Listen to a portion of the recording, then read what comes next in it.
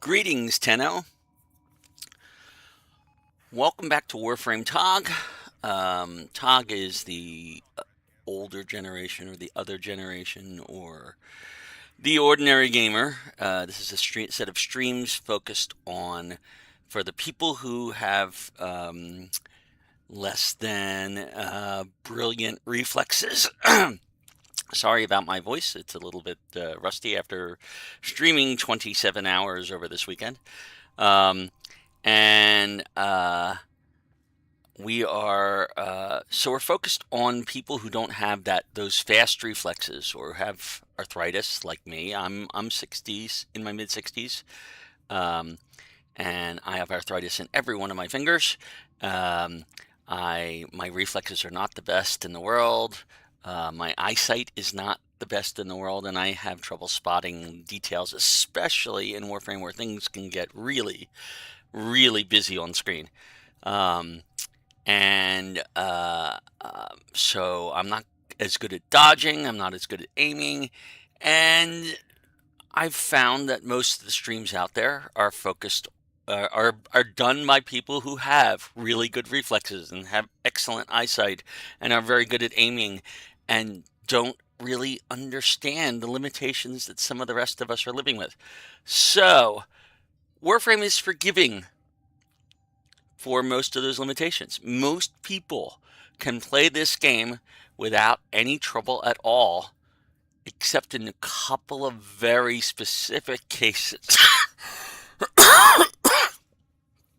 My apologies. As I said, I've been talking a lot. So, I decided I needed to make this stream after doing the new war. Because whereas most of the people giving stuff were great on strategy. I loved the strategy and tips that they gave me. They helped immensely, but they didn't give me the information I needed to know to actually implement that strategy given my limitations. And I think a lot of people who either left the game after they couldn't complete the new war or who are really hesitant to get into the game because it looks like a very twitchy action game that you require incredibly fast reflexes for. That's not true. You do need to have a few things that you need to know, and I'm going to be helping people do that. Now, this is broken into multiple acts. We started a new account on Friday night. This is October, I don't even know what the date is, the 20th. On the 15th, on last Wednesday, they dropped the Valis Undermine, which was the latest update. It added a number of new things, including some minor changes to the new player experience. So I thought it'd be really good to start over with a new account and bring everybody all the way through from the beginning into the new war and beyond, maybe. Okay. Act 1 was spoiler free. It covered everything up to the Nata quest. Did not cover all of the side content that you could do. And in particular, one thing I avoided like the plague was the Duviri paradox. The Duviri paradox is actually, I was shocked to find out as I was playing through this, available at the same time that Nta becomes available. And I'm looking at that and I'm saying, wait a minute, that's a huge, huge spoiler for a lot of things.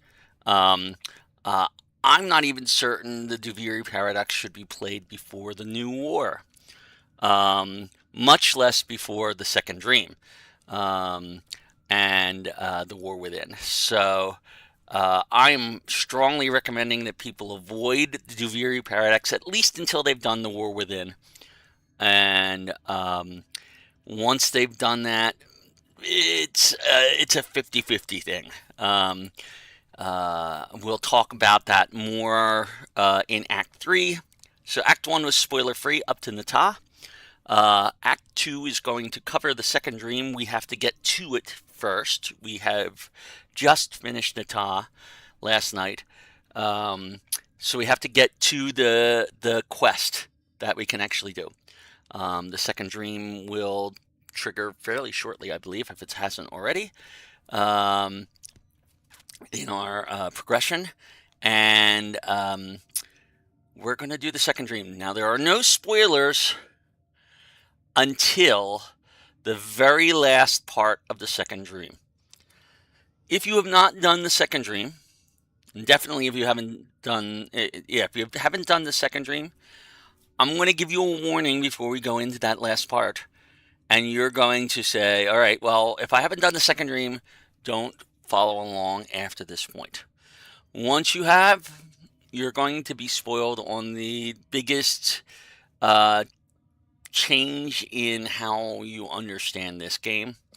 The War Within has even more spoilers for that.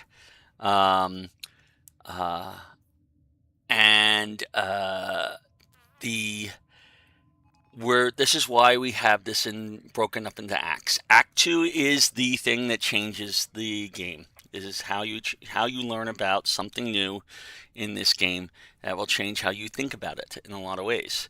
I remember I used to stream this years ago, and I'm sorry for the long introduction because this is kind of necessary in a lot of ways. I was very active in streaming 6 to 8 years ago in that time frame. I did a lot of beginner streams. I did a stream focused on Gara from the very beginning, and even playing it a second time, the reveal in the second dream was profound, especially if you didn't know what was coming. The very first time I did it, my friends were extremely careful not to spoil the second dream for me, and I've tried to continue doing that.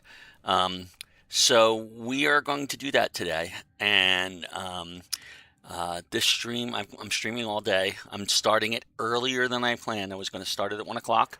Now I'm starting it at 11:40 something. This is Eastern time. And we are going to go at least all the way through the second dream.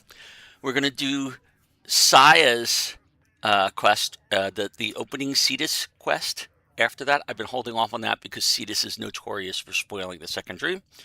And then we are going to work our way to the War Within and do that. That may happen this evening. Now, some bookkeeping that needs to happen. I am Mastery Rank 3, and I cannot rank up to Mastery Rank 4 until sometime this evening, 8 hours from now, to be exact. I have some stuff working in the Foundry. I think it's probably just ciphers and energy supplies. Let's see what we got going on here. Yeah, I'll claim another cipher and another squad health restore, and I'll build another squad health restore. I used some ciphers last night, so I'm going to build them. I like to keep at least 10 around. I don't have the 10x build because I don't have enough money to purchase the blueprint. Otherwise, I would. When I have enough money, I will definitely do that. Let's see. Currently, our loadout is Rhino. I'm leveling up the Thornback. I've got my kunai. I really do need to get another secondary weapon, and maybe we'll start building that. So we're going to come over here. I'm going to look at my secondaries, and I happen to have the Kraken blueprint here, and I have everything I need to build it, so I'm going to start that.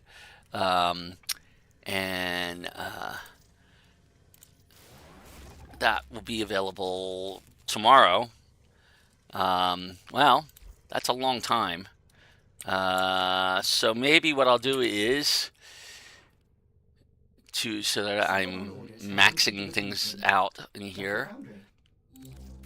Maybe I will buy a weapon. Now there are a couple weapons that are available just for cash, like this Lex and the Mark 1 Furus and the Mark 1 Kanai and the Sikaris.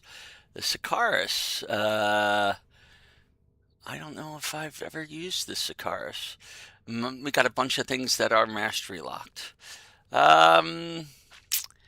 You know, let's take that Sikaris. We have the money. I'm going to buy it. You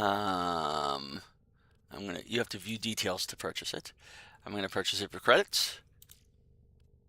And now we have a secondary weapon that I can use to continue leveling things up. I do have another Warframe. Because of the Valis Undermine released, everybody who logged in the first week of that got a free Oberon. I could start using Oberon if I really wanted to, but I'm going to stick with Rhino for the second dream, and I'm also going to stick with the Fragor. The Fragor as a weapon here is you get it for free as part of unlocking the map, and it comes with an Oricon Catalyst. So as you can see, I have a 70 capacity on it, and I've maxed it out, which makes it a pretty good weapon. I could put a Oricon Catalyst on another weapon, but we're about to do the second dream, and we're going to get another melee weapon as part of this. So I'm going to not even bother. All right, so that covers our maintenance for the day. If you look at our Nightwave, we did actually get some Nightwave rank up there. It gave us an Oricon Catalyst, 2 of them. Behind you. Even better. All that remains is what is necessary. We did finish our 500 enemies and our 15 missions and our Eximuses and a defense mission reaching at least wave 12, and we killed a bunch of enemies with corrosive damage. I'm looking at this one and saying, why is this one saying you don't need to unlock something?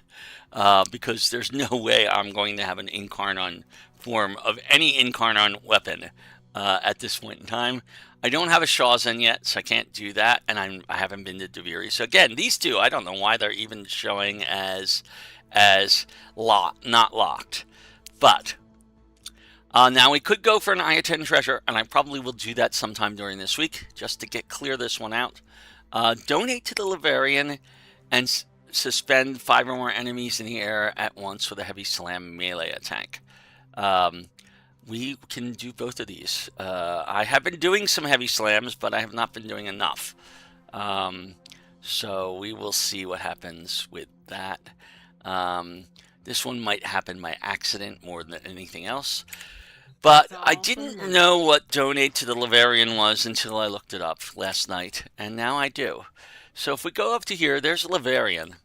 Laverian is basically a museum of Warframes.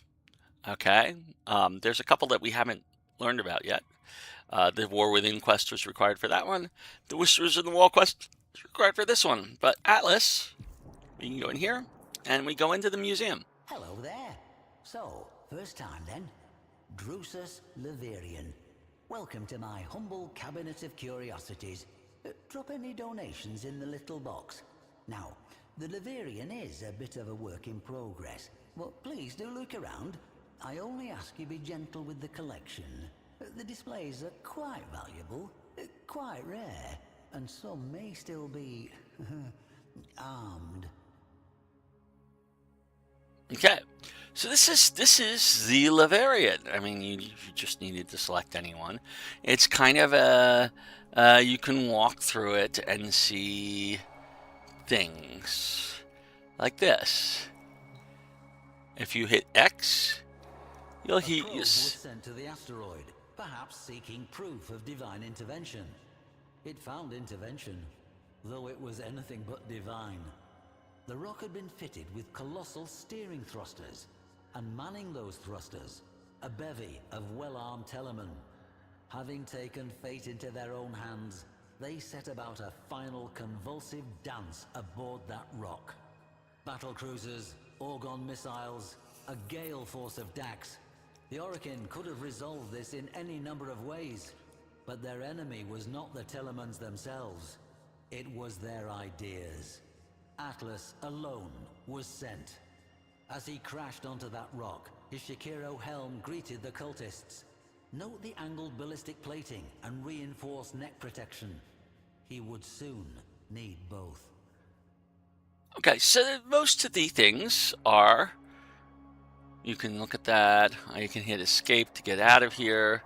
All of these things, now somewhere around here, Okay, this is a This is Atlas, right, hard as stone.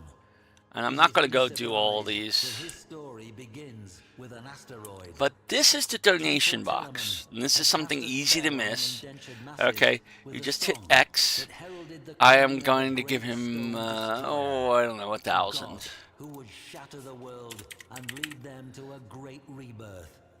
The Orokin mocked the cult's off-key singing, their spasmodic dancing, but the spell only grew stronger.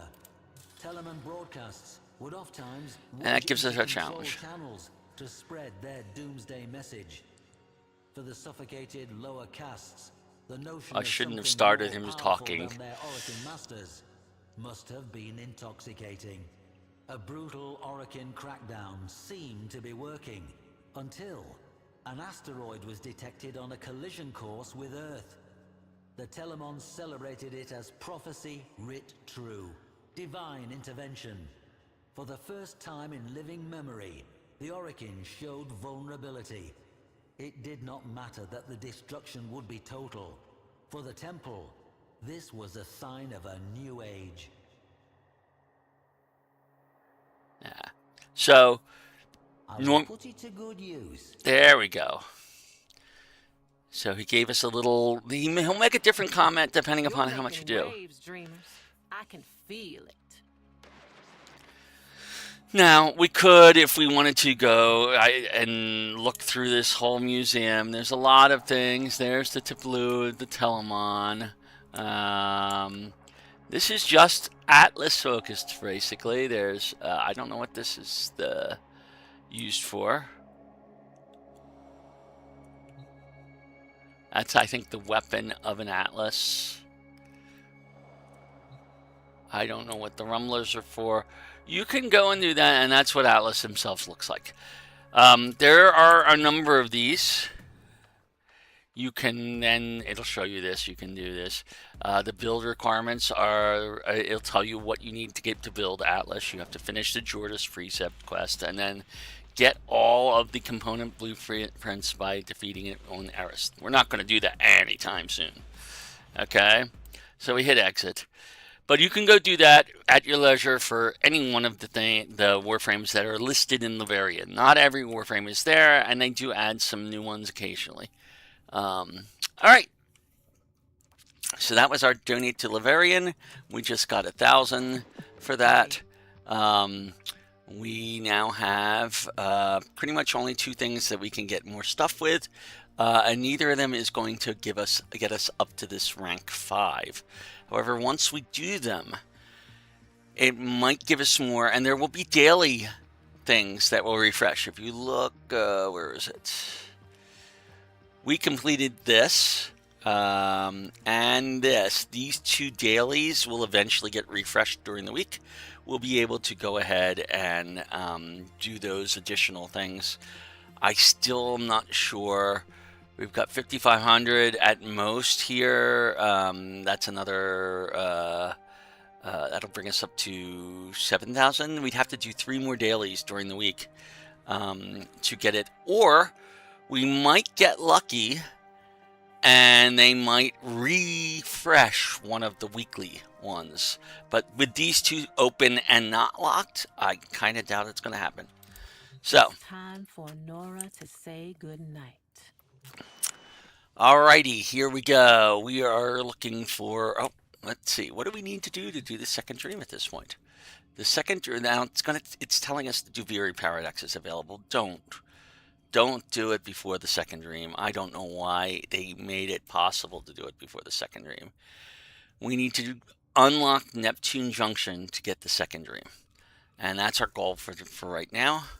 So we're going to come in here. I'm going to do that, and then I might take a break for a bit. Unlocking Neptune Junction means we have to reach it. We'll have to defeat Talrega at Titania, and we have to do a rescue mission at Caliban. Those are the only 2 things we've done. We've done Nata. We did a mission last night on Uranus with only my melee weapon equipped, and then completely forgot to equip on my primary and secondary for the next 2 missions, so don't do that. Make sure you re-equip after you do this particular goal. So we're gonna do Caliban. There's 3 nodes involved: Caliban, Puck, and Titania, or Caliban, Rosalind, and Titania. Either way we go, we'll end up on Titania. But we have to do Caliban. It's a requirement. And I find that I need to stop for 5 minutes. I'm gonna leave it running, and put the "Be Right Back" sign up instead of starting a new stream. But I will be back shortly. That is a promise. Okay, so.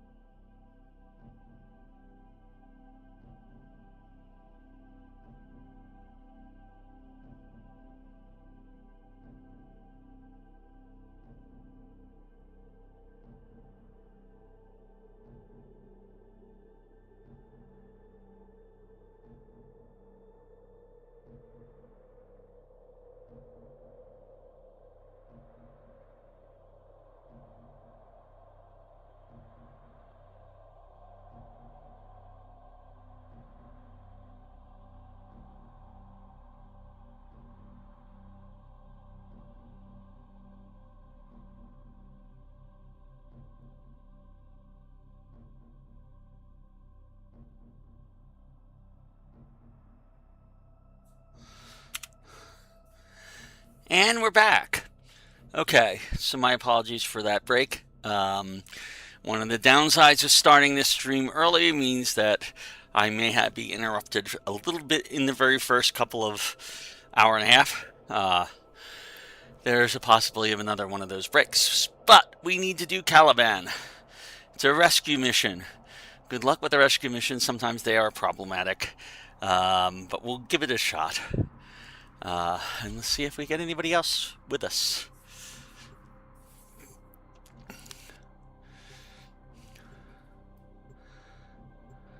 Probably not.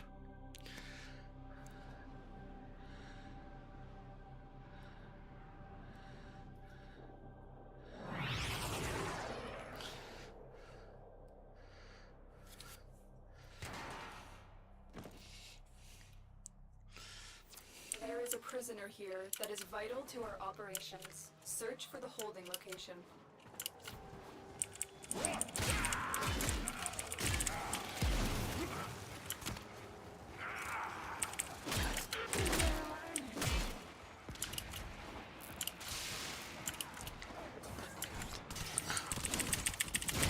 Oh, it helps if I have my iron skin up.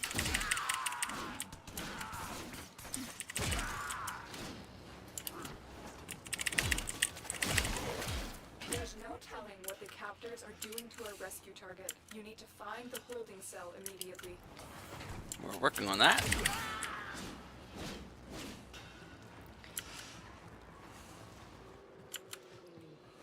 Stay focused. There's a heavy unit approaching.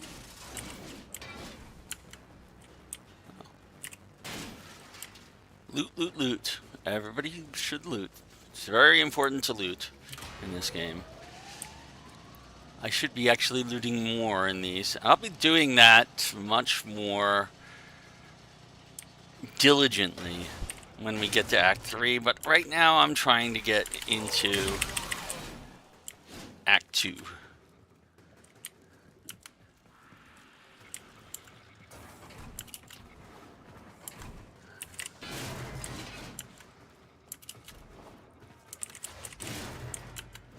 Plastids are always good. We need them for a lot of things. Let's see, where are we going? Anyway, we're going...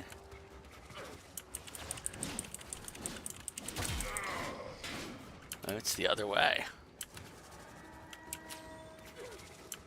There we go.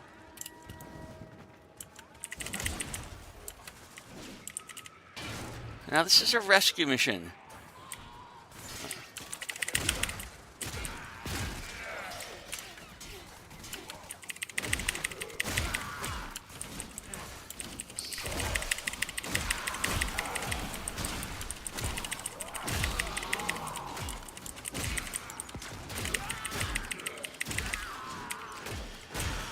You can see why I'm using my fragor.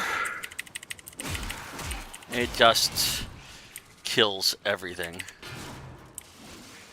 And modded the way I've done it, it is actually pretty good at it, at doing it quickly.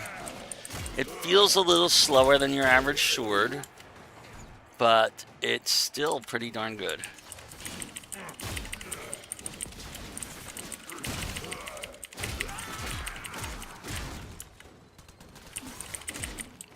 I don't know why I'm killing all these guys. I don't need to.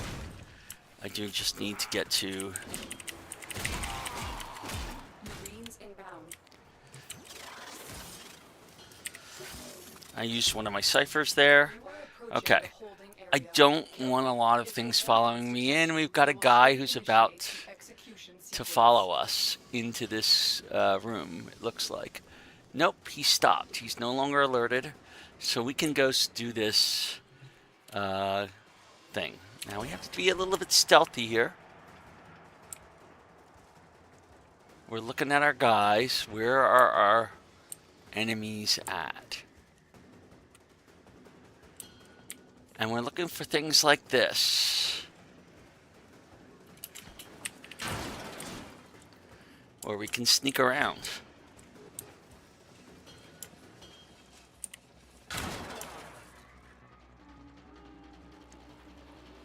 There's a lot of guys to our right. You notice there's another tunnel over there that I can get through.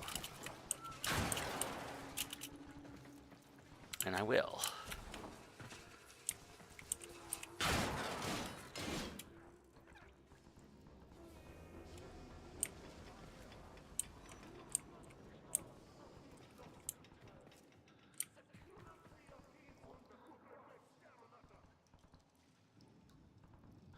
You can see people down there. You can see alarms. You can see a lot of things. There is an entry down there. If you notice that goes under. If I can get behind the guy without setting off the alarm, that will help. But oh my goodness, there's a lot of these guys out here.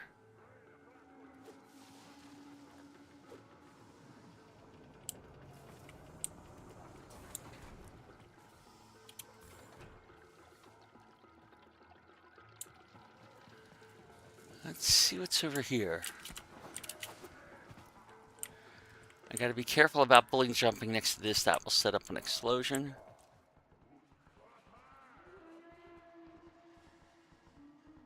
Where there are a lot of enemies around.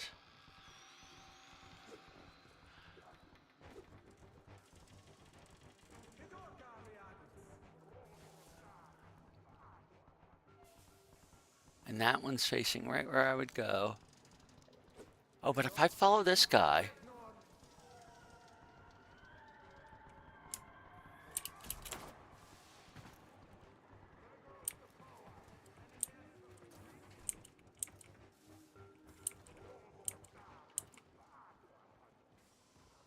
See, are there any... Oh, there's another grate down there.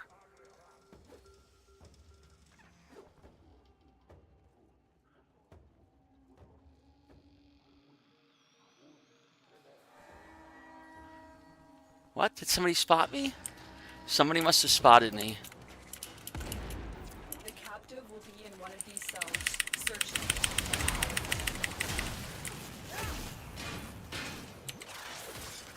And another cipher to drain it out really quick. Focused. There's a heavy unit approaching. Hurry up. You are running out of time.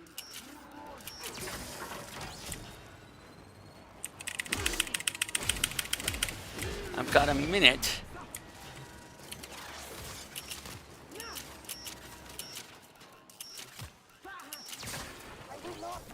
Okay, so we're good. You've located the hostage. Now all we have to do is get out of here. To the extraction point, and I'll take care of the rest.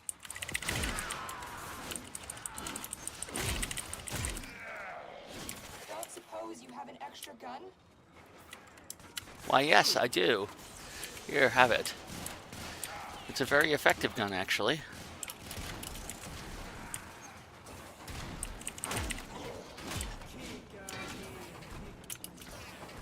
Alright, all we have to do is get out of here now. We're done. And we can do that. We don't even have to really kill most of these guys. Going this way.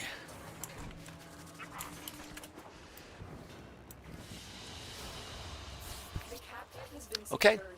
You've done your part, Tenno. We'll take it from here. We got a Phase Spectre ×5 blueprint. Well, I mean, that could be of use at some point, maybe. Oh, actually, our secondary weapon isn't as effective because it's the scar. So I didn't even mod it. Oh my goodness, I didn't even mod it. Let me go and mod that weapon just so that I have something. Okay, so modding the Sikaris. This is a burst weapon with a slow reload and a fairly low magazine. Has a decent critical chance base. Not a lot of stuff. So Matarai is its one polarity. We'll stick Hornet Strike on there because that's the primary weapon thing. Everything else is unpolarized. we can throw, we have Razor Shot, which is slash now. We have Sure Shot, which is status chance. This doesn't have any status. Critical damage increases. I think we're going to stick with just some basic elemental damage. So we have electricity and toxin, I think. That'll be corrosive. Corrosive is excellent against Grenier, which is what we're fighting. So, and that pretty much covers it. Alrighty, let's look at our Thornback. Our Thornback is our primary weapon. I have already modded it to where I want it to be, and it's going to be corrosive as well, for the same reason. And our Fragor is, as I said, already significantly modded. It's doing gas and magnetic, but let's swap that around because we're fighting Grenier now. We were fighting Corpus the last time I looked at this. I believe the way to do that would be to change it like so. And now I've got Blast and Corrosive, both of which are effective in this situation. So, alrighty. Exit. And look at our star map. We have to clear another node, one more node, before we can fight Til Regor. Or Tile Regor. I don't know how he's pronounced. We have a choice between Rosalind, which is a spy mission, and Puck, which is an exterminate mission. I'll let you guess which one we're going to try. Exterminate is always preferable over spy for me because they can be done quickly and easily and is pretty much impossible to fail. Spies are very easy to fail, especially at this level of planet. So here we go. Let's go kill everything in sight. There is a large platoon of Grenier Marines stationed here. Leave no one standing.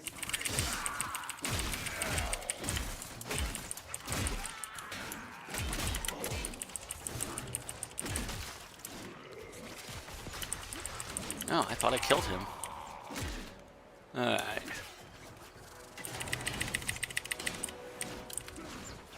Oh, we got more people. Not exactly a mission where you needed more people, but that's fine. I can live with it. Just means we get through it faster. Here we go. Stay focused. There's a heavy unit approaching.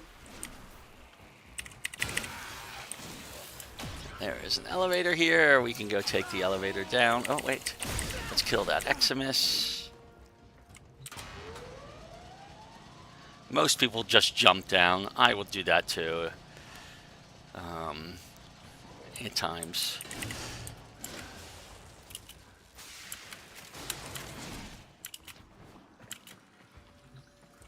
Oh, I need to unlock this.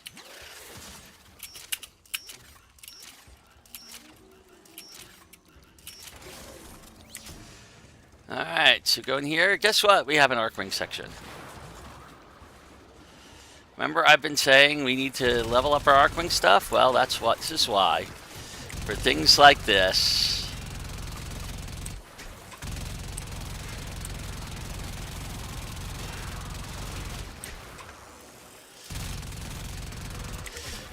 Put up a shield just so that I'm not taking a lot of damage.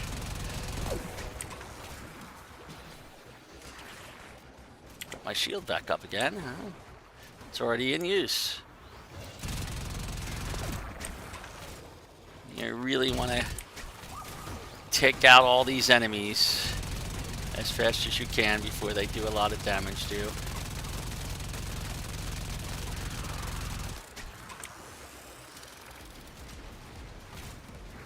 There are more enemies around the corner somewhere.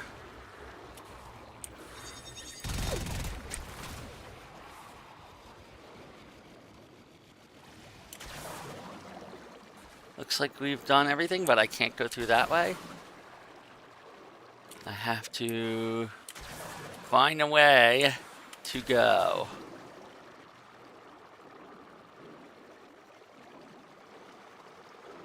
Which is easier said than done.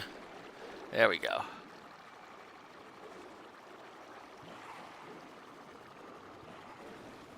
Stay Stay focused. There's a heavy unit approaching.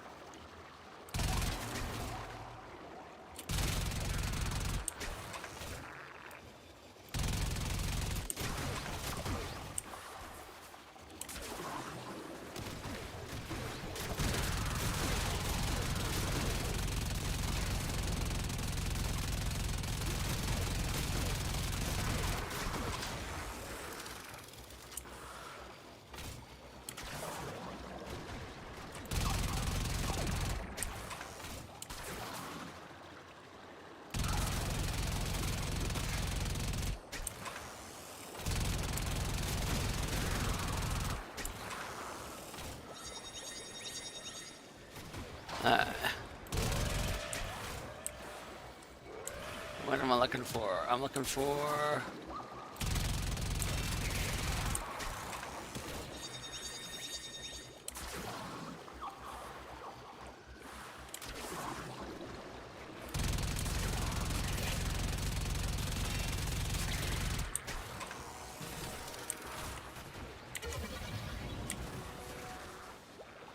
Oh, I'm taking damage from something. I don't know what. Oh, probably those things. Where is... I don't see a marker. Ah, that way.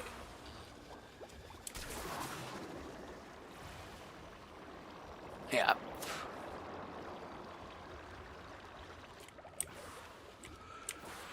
And we're out of the submersible section, but we're going to be doing a lot more of these, so be aware. Approaching.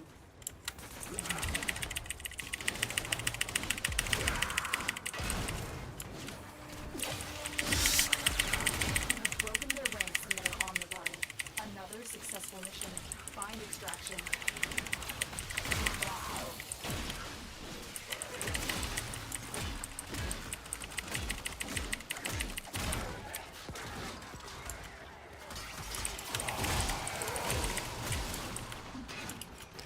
And let's just go get extraction and we're done. This mission.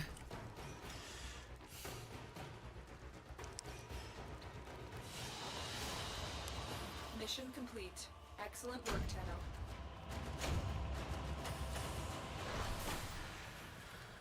And we have ranked up our Odonata. What is Patagium? That's a new one. That's a Warframe thing. That's not one we're going to use very often. We desperately need more Arcwing mods, but we're in okay shape compared to where we were. Okay, we can in fact level up the rest of our Arcwing mods. We're going to need to do so because we're going to be doing some more of those missions. And I'm going to look at what we've got right now. So our Odonata could definitely... Oh, we're maxed out, except for almost maxed out on our enhanced durability. We're going to max that out. We have enough endo right now to do so. Okay, so that gives us a little bit more survivability. Our Imperator, which is our primary weapon, could use more. So I'm going to put another pip into each of these.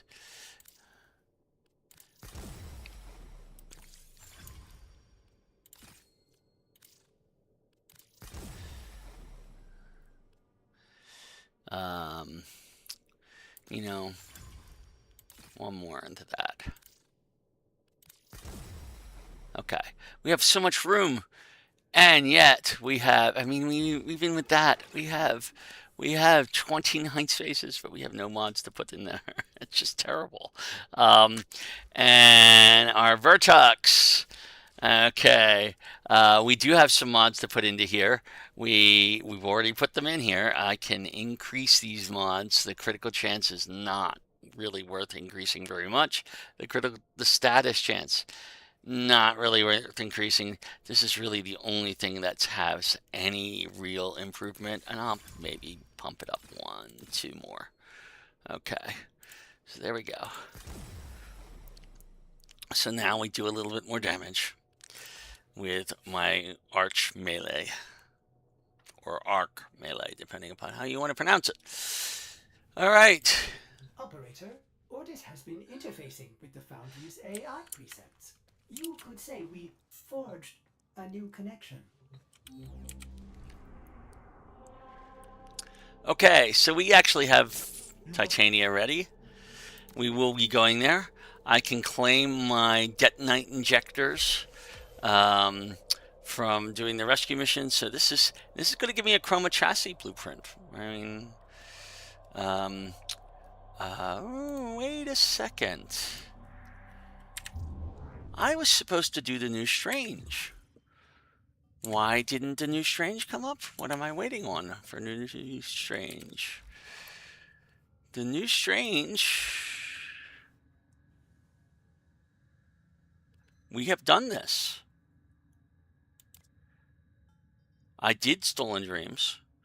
I did Jupiter Europa. Oh, Europa Junction. All right, let me take a look here. I might take a brief side trip, or we might not. If not, it'll go into Act 3. This is Europa. This is Europa Junction here.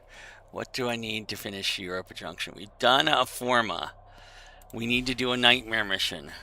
I'm not going to spend time doing a Nightmare mission and then doing the 2 nodes required for me to do Europa Junction right now.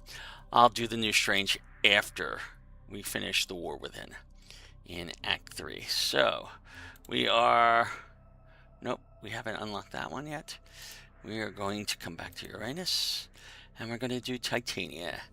Now, Tilregor is not as quick a fight as the previous 2. Mostly because it goes in a couple of different stages. But it's still not a complicated fight. The key thing is if you'll end up submersible because he's going to flood areas. And you have to keep killing his ads. It's the main thing. So we'll probably have people assisting us with this. All the assassination missions almost always come up with extra people. And so we're going to do that.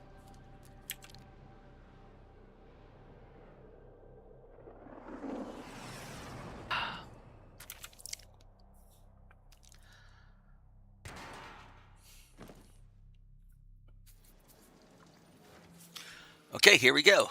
We already have somebody else. We may add more.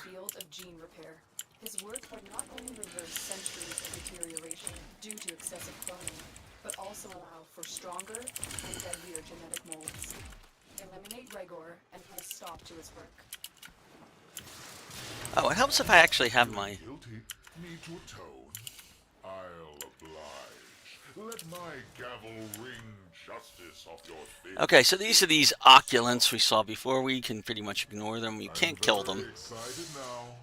The anticipation. Ooh, I always learn so much from a live dissection. And there's another one of them. But we already know what they were. Oh, wait a minute. Where? I missed the turn. Dissection? No. That sounds too humane. Your death will be painful.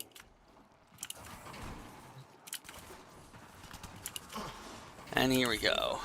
There's a heavy unit approaching. Welcome to Tilregor's fight. Where did he go? Already.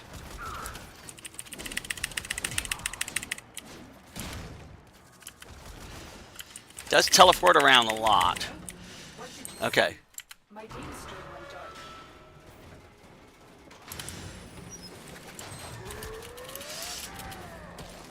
I am sensing some signal masking. It will take some time to decipher. Concentrate on your mission for now. Time for a fight. Oh, should have dressed for a funeral. Okay, so you have to kill these marked up guys. I'm detecting They're a large little security tricky because force they on the move highway. very It's to the fast. near. Where is he?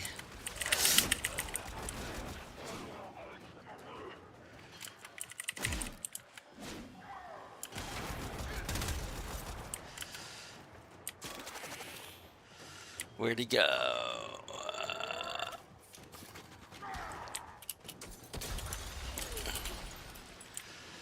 Nowhere left to hide. Okay, so now the area down there is flooded, but we still have access to this.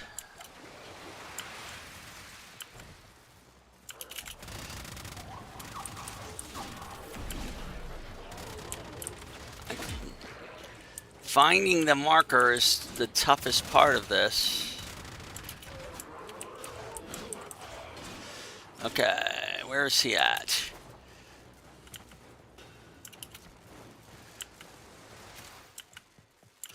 There?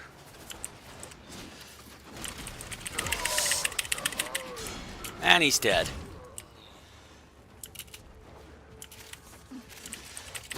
See, not a complicated fight, just a little bit trickier because you have to take out those ads. And the ads move very quickly.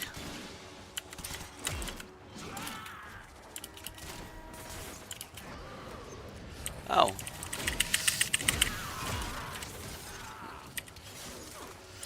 Ciphers! We like our ciphers.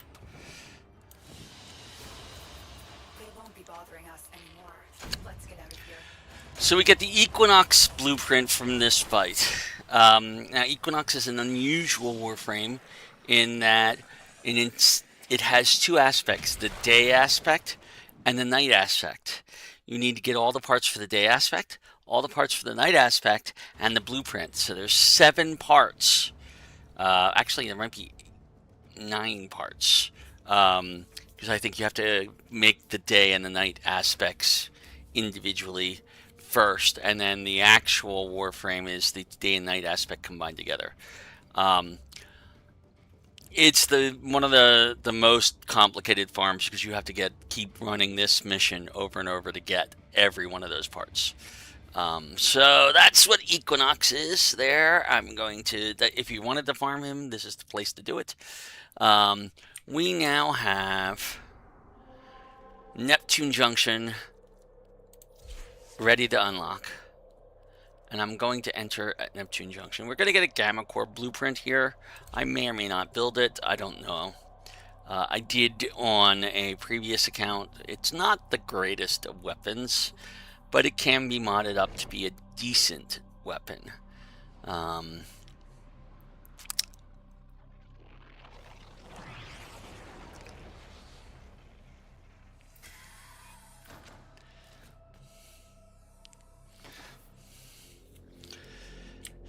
So this is Neptune Junction. Just like everything else, we confront a Spectre. In this case, it's a Frost Spectre. We like Frost. Okay, so don't get me wrong here. Frost is a nice Warframe. We're going to do our 2. He's already slowed us down because of his thing, and he's got this protective bubble. But it's still not going to save him from Fragor.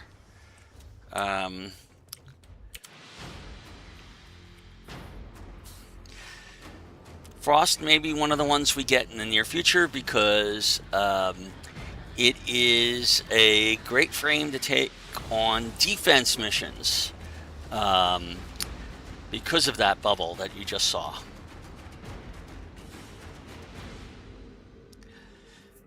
So you're going to want to have a lot of different frames. So each one purposed for a different purpose. There's some that are better for that purpose, but I like to have one for defense. I like to have one for massive offense, destruction, particularly Sanctuary Onslaught, which we're going to be doing at some point. Look at this. We have the second dream. We're about to start that quest. There is nothing else I'm going to do before we start that quest, in fact. Alright, but I will look at Pluto Junction. So, we already have the Arcwing Launcher and the gear wheel. That was easy. We're going to have to defeat the boss here, the hyena pack, which we will. Eventually. The second dream is our goal right now. And then we're going to have to do an invasion mission before we finish this. Now, we are going to have to unlock Pluto Junction in order to get to the War Within. So once we finish the second dream, that's our second goal. Well, actually, that's our third goal, because right after that, we're going to go to Cetus for the first time and do its main quest to introductory quest. So here we go. We are going to do the second dream. We're going to exit out of here. I'm going to come over to the codex. You see it is now the primary quest on our thing. It is, you really, I can't emphasize this enough, you really want to do it, the second dream and the War Within, before you do the Deviri Paradox, in my opinion. Now, maybe some other players who've done the Deviri Paradox before they did the second dream and the War Within will write to me at some point and tell me, hey, you know, it's not that bad.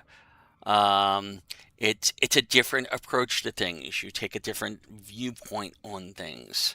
And maybe that's true. That might well be true.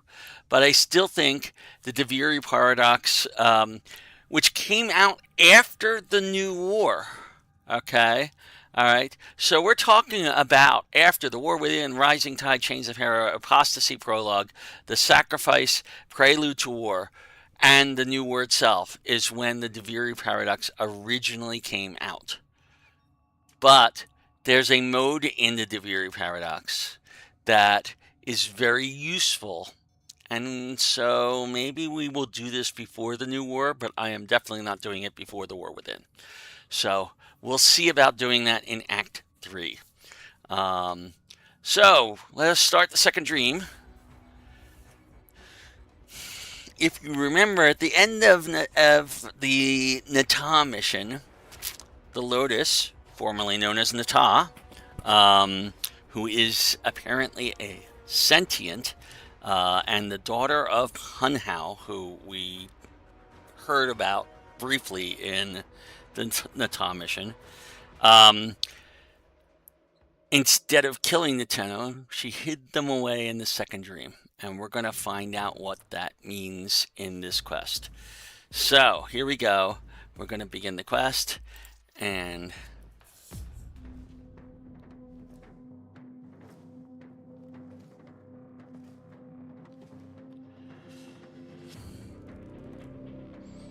Who destroyed the Organ?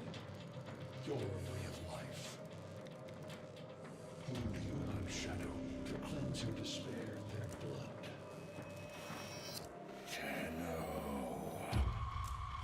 Sever their heads, yet they rise again. Someone has hidden the Tenno essence, their truth from you. Lotus.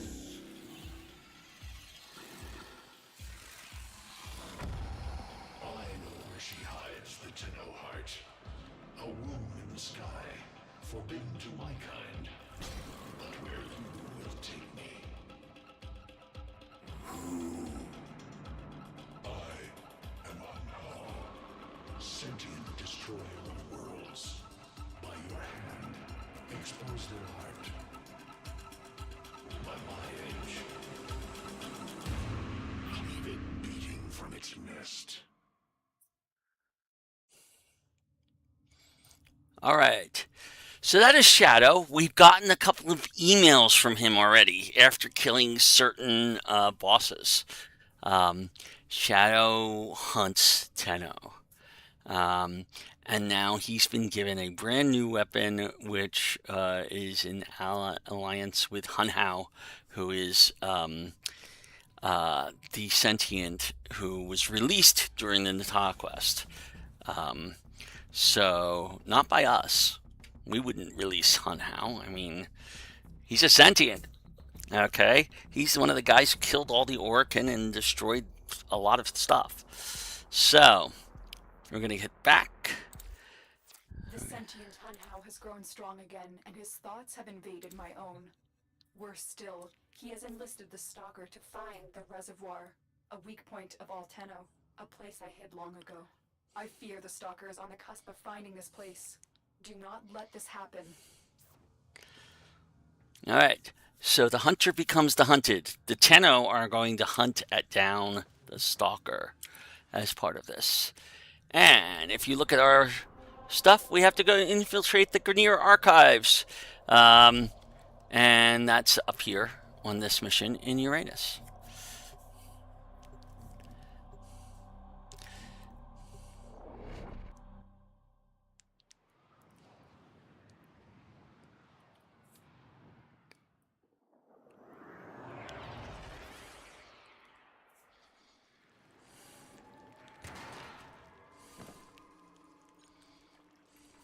The Grineer's excavations have disturbed Hunhow's tomb. They've awakened something evil, bent on Tenno destruction. Infiltrate the Grineer systems to find out what they know. It may lead us to the Stalker. All right. The Grineer expedition has uncovered pieces of Hunhow, fragments of his body. For Hunhow, every part of him is connected to his singular mind. Is this how he's invading my mind? Okay, so yeah, this is a spy mission.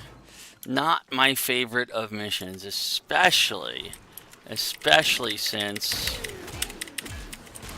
this is on a map that I really never managed to master the spy vaults on. So there's a good chance we're going to be setting up the alarms when we are doing these spy vaults.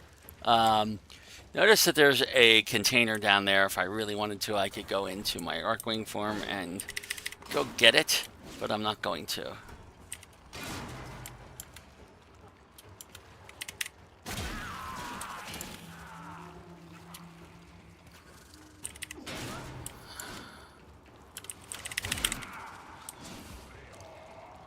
Alright. There's a container around this corner that I didn't grab.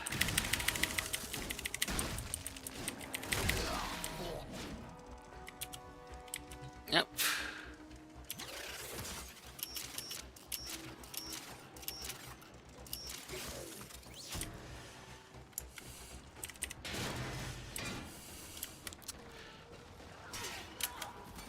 You know, had I thought about it before I started this mission, I might have gone to my clan dojo and gotten the air support segment for my orbiter and a blueprint to let me build some air support charges, but I didn't.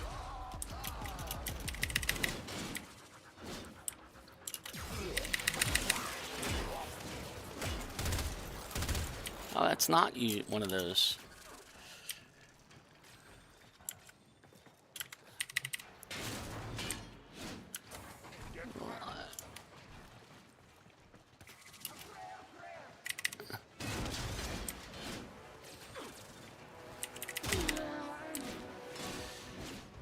I am indulging my looting. I shouldn't, because I want to do this quickly, but I did. Alright.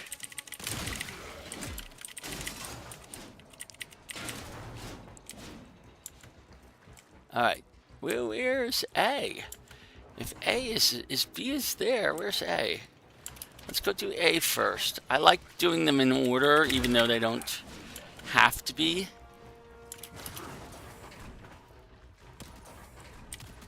What am I being shot by? Oh, this guy.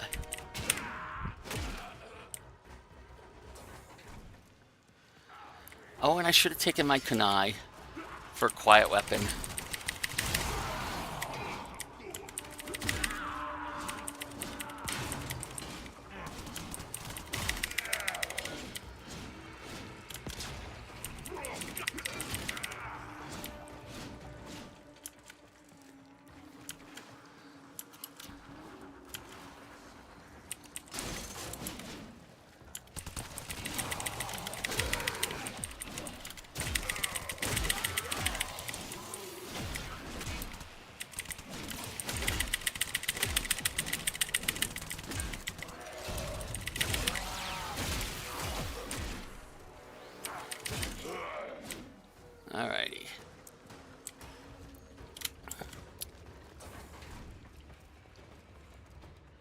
This is Vault A. We're nearing the console. Trigger the alarms now. And This they is will not start one of my supplying the data. favorite vaults.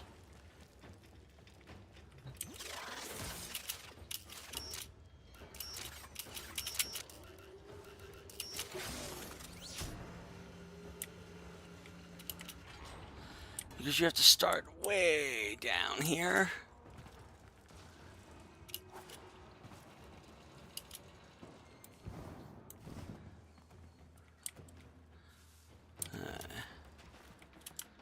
And we sneak around. This is going to take a little bit of time to get right.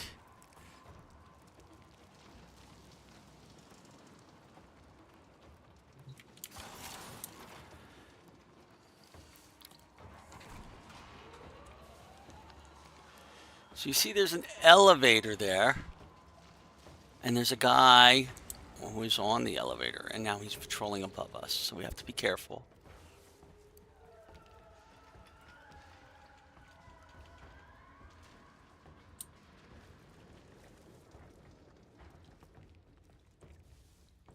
And there's something up there that is looking in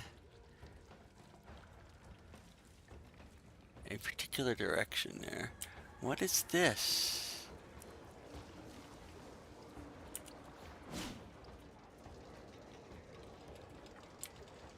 Reinforced glass.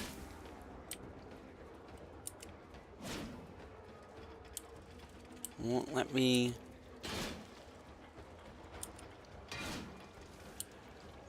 deal with the reinforced glass.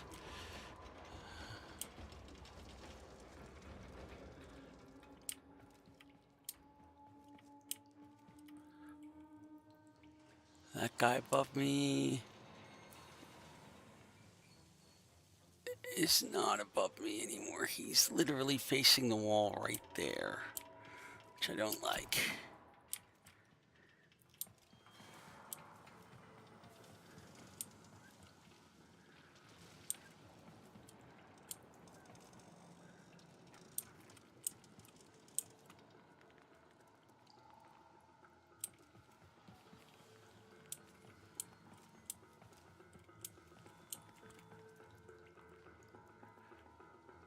Yeah, there's a drone facing the wall right there. You see him up in the corner there? Okay. And I don't want to trigger that drone in any way, shape, or form.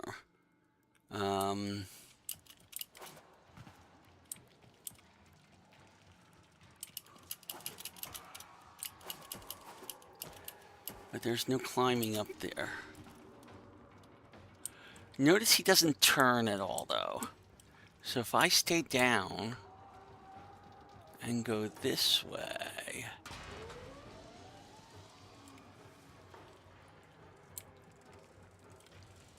there is a ledge there.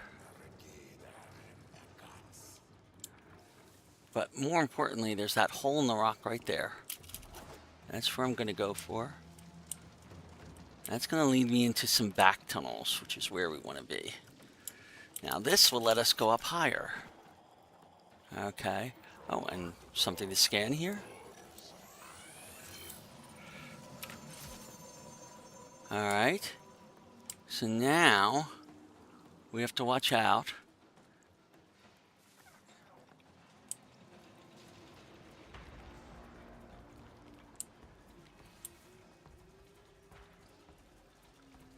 Okay, you see that thing waving around? We cannot bullet jump up there because of that. Okay, that is a problem. We have to somehow get over here to this level. Now, that's blocked off. Okay.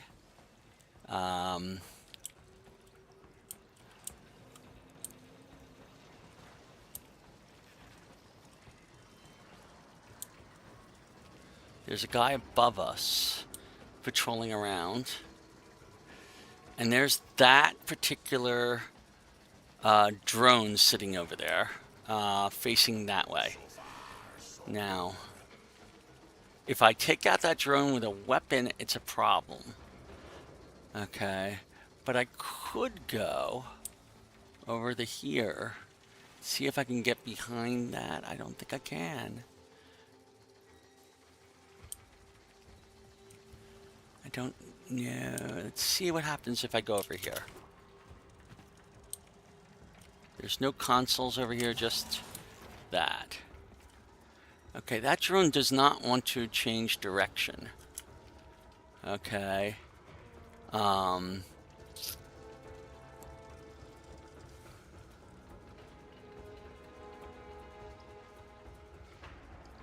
There really is no easy way over here. No easy way over there. No easy entrance over here.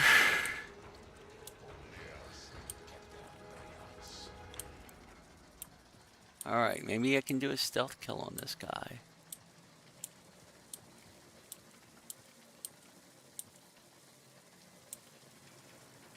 Nope. Won't let me do a stealth kill. And the taxon is not attacking it like it has the other ones. Now that's interesting. This has lights pointing there.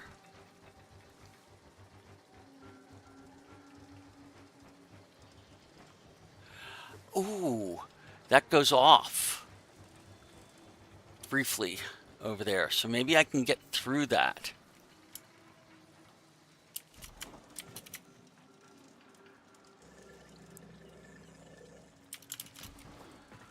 Ah, there we go. That lets you go up one more level, which is where I want to be.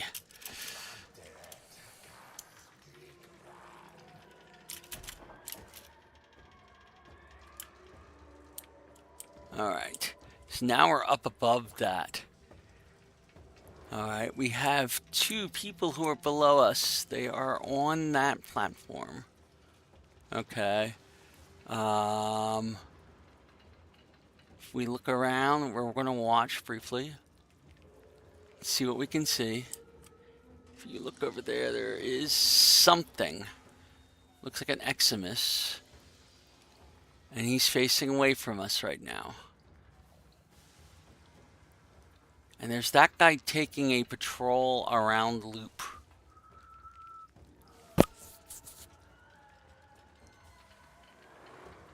And he's coming back.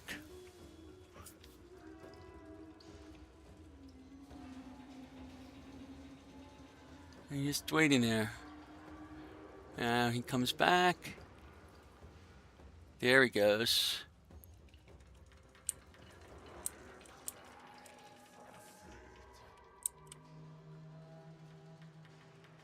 He's facing that way now.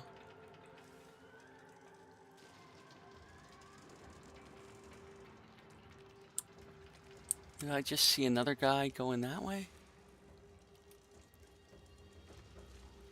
Alright, so we're waiting for that Eximus to go the other direction. Oh yeah, there is something moving around, but that is not a enemy. Alright, so we're waiting for that drone to move away from the,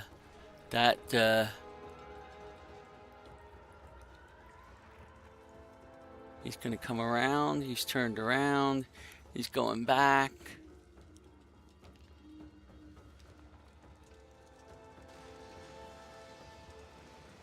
And he's made that little side thing there.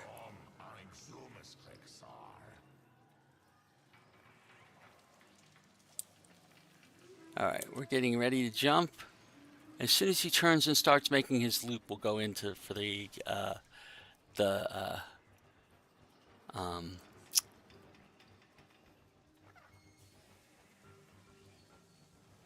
turn around, start making that loop. Because right now he's facing me. Which is not a great thing. Up, there he goes that way. He's turning there.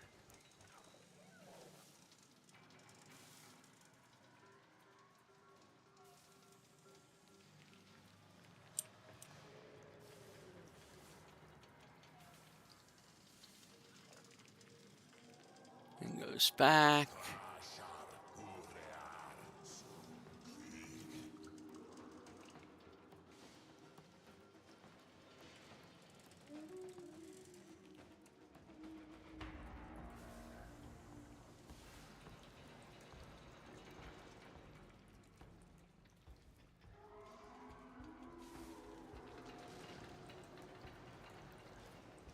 facing directly away from us, but he could turn at any second. I want him to go around that loop again that he did before. Maybe he'll do that this time.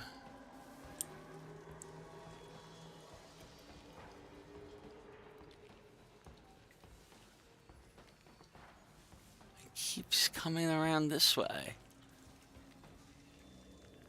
He must not have a fixed patrol schedule.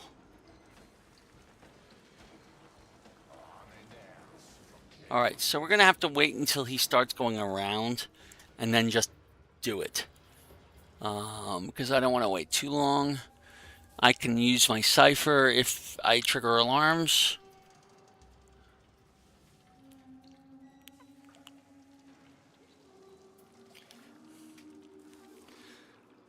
I do need to remember to make new ciphers as soon as I get back.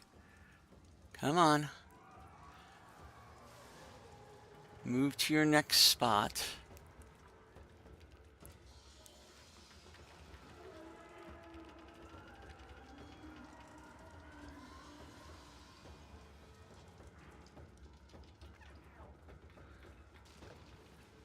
Oh wow. He is definitely not on a fixed pattern.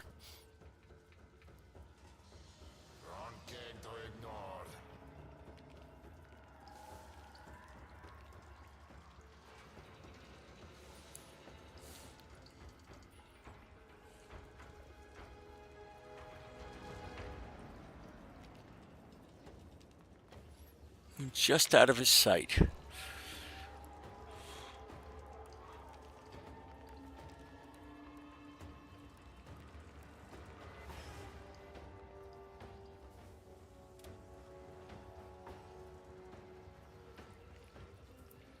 All right, he's going that way and that way.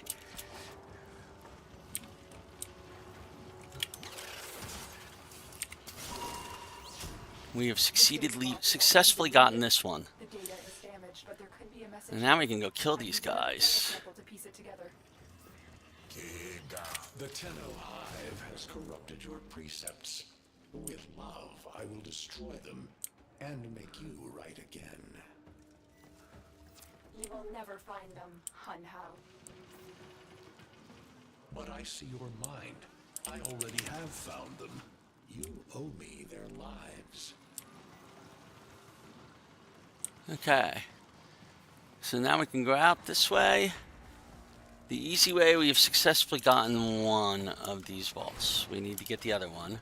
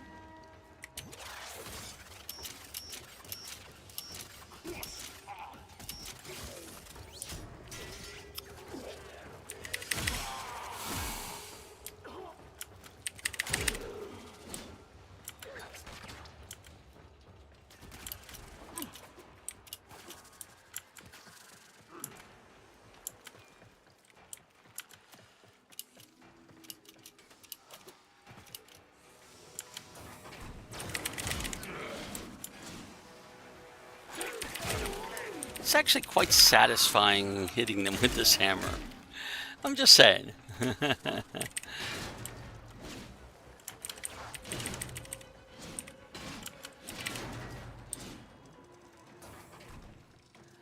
Alright, here we go. Here's another vault. I don't recall this one. Nearby. If you trigger the alarms now, the enemy will start destroying data. Oh, this has got people right there. But we can kill the people.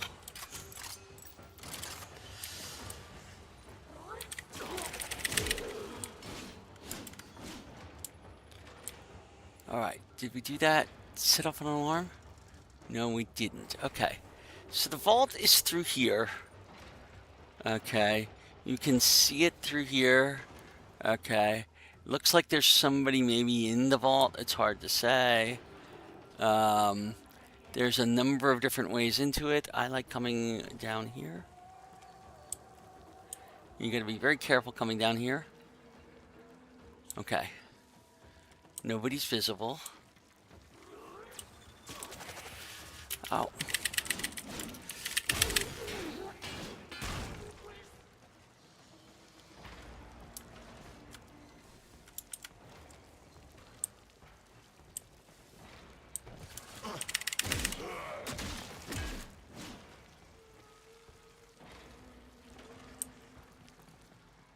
But we might have set off the alarm in the process of doing this. The easy way in, or the relatively easy way in, you should go and you do this.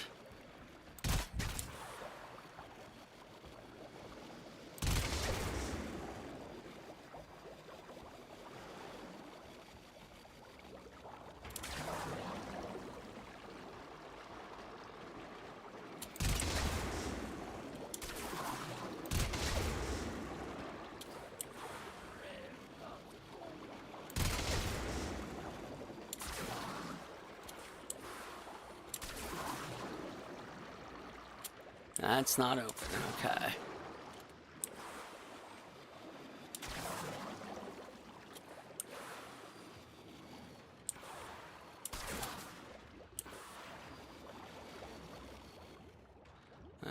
Not gonna happen there.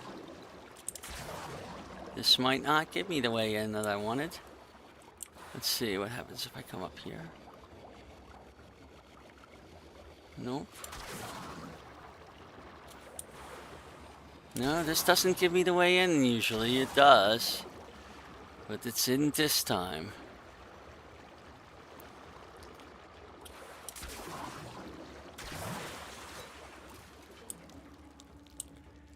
So that made me a little sad. Okay. Oh, this isn't even the exit. This is just an empty room. I don't think I can get through here to anything else. So how did I get in? I got in through somehow. Probably through another one of these.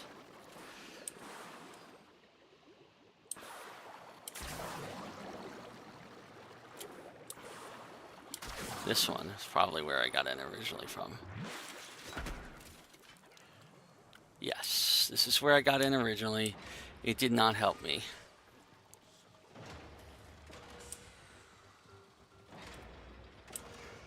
So now the question is, there's a guy on this other side of this door in the chamber itself. So we're gonna have to go through this. I hate this one. I'm not even sure I can go through this one. Let's see if I can shut it off. No.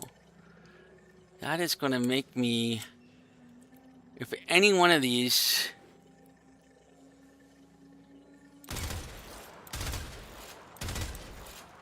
I can't get rid of those. The grate is there. Okay. That I need. Let's see if there's a way up from the upper level. I would much rather not do that one. Usually there's two ways in, but maybe there's only one this time. But sometimes we have... Nope. Nothing up there.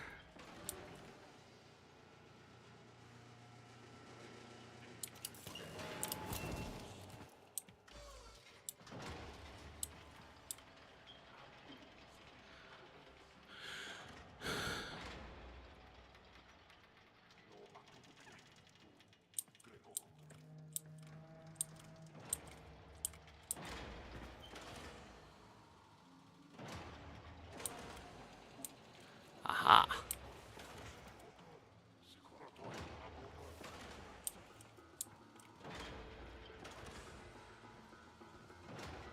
Yep. There's a guy in here. Nope, he's not where I want him to be. There's no way to get in there. Alright. So we are... Come on. Ugh.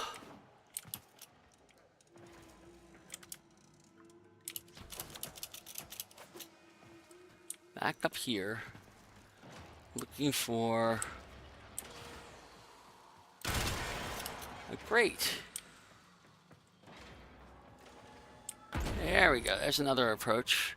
Oh, that just takes us downstairs. Really, it's forcing us to go that way. That makes me sad. I'm surprised it doesn't let me go this way, though, at all. Alright, so we have to go this way. And we are probably going to set up the alarms as soon as I do this, because there's just no easy way to do it.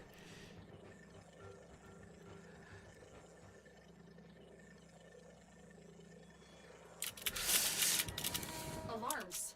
Data destruction is imminent. You need Yeah, to we hurry. got to get through this.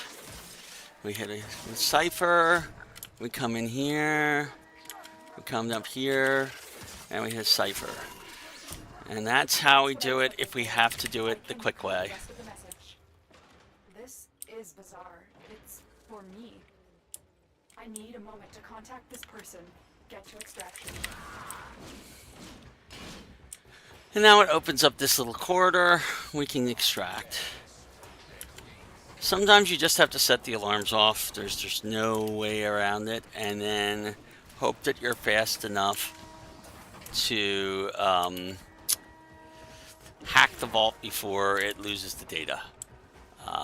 Where is extraction? This way.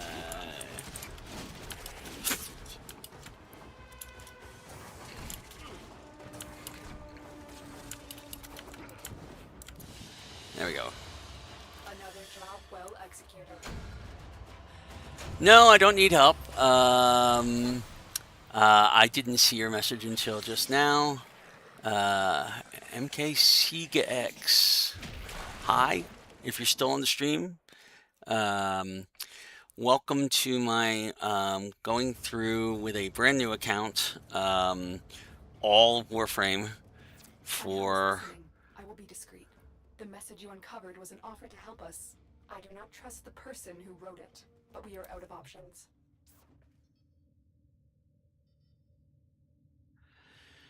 Yes, we're doing this for all the gamers like me who are a little bit slower and have trouble with things. I did the new war on my main account for the first time recently, and found myself really stuck because I was not fast enough to do a lot of things, and I needed to figure out alternate ways of handling stuff. So I'm making a beginner stream going all the way up through the new war aimed at people like that. And that's what this is. Hello, Mr. Sharpshooter 11 too. I didn't see you either. But now I see you. So hopefully if you're still watching, we're doing interesting stuff. We're in the middle of doing the second dream, which is a big spoiler if you haven't done that. But we haven't gotten to the spoiler section yet. We're getting there. We're just on the second stage. I think we've got 5 stages in this quest. Hard to say. It's been a while since I've done this. I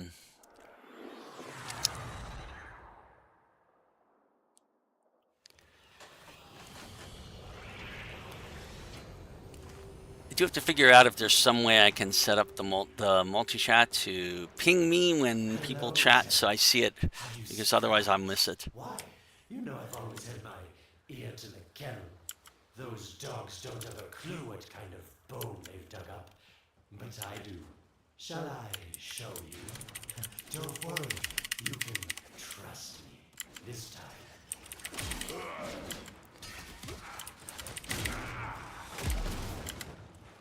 We take this elevator down. very slowly. Good lord, that is slow to start.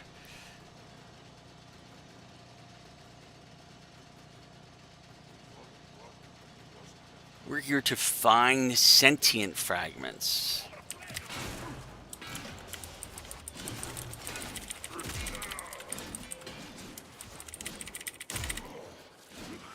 Oh, I haven't even turned on my iron skin.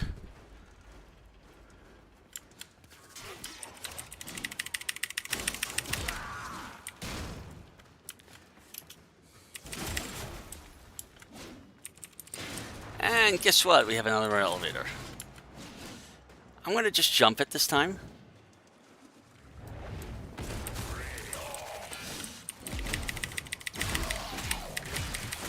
You don't have to take the elevator down if you don't want to.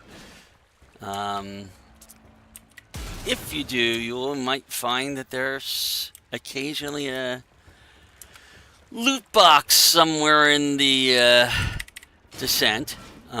But generally they're basic loot boxes. You can never tell what you're going to get.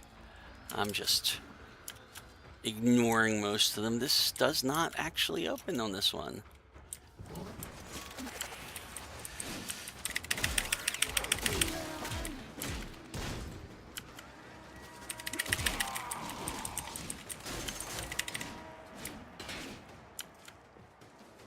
And we have alarms.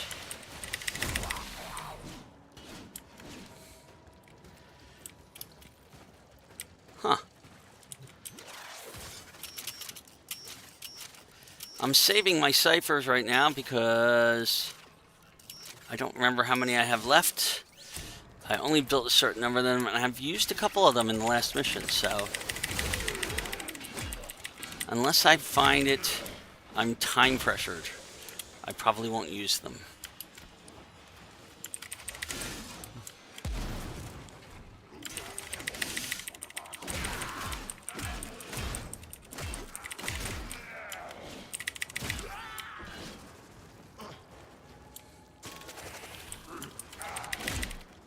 Again, I'm not sure why I keep ignoring my resolve to not loot everything on these missions, but I am, because, hey, this is a looter shooter. You want to loot as much as you can.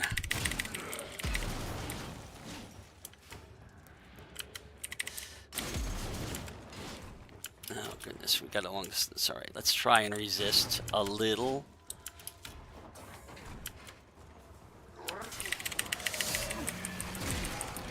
Oh, I hit the wrong button there.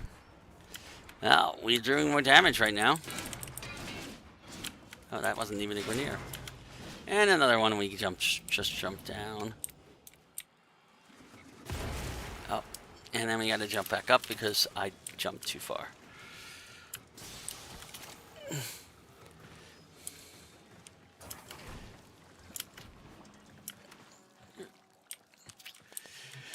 And the inevitable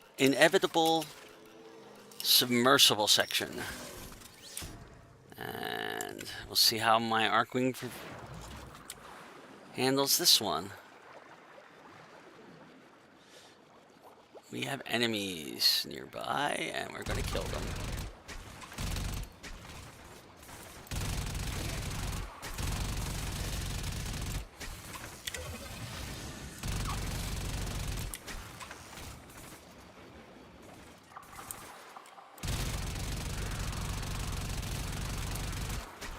Little better than we were before.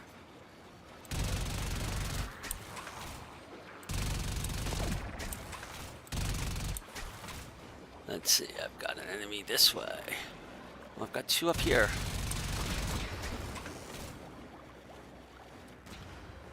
I got two more up there.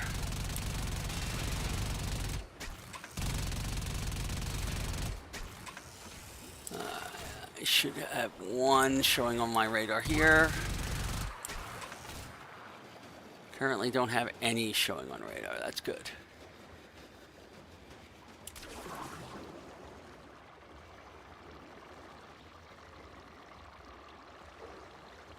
Alright, so here's where we go. And we're out of the submersible section.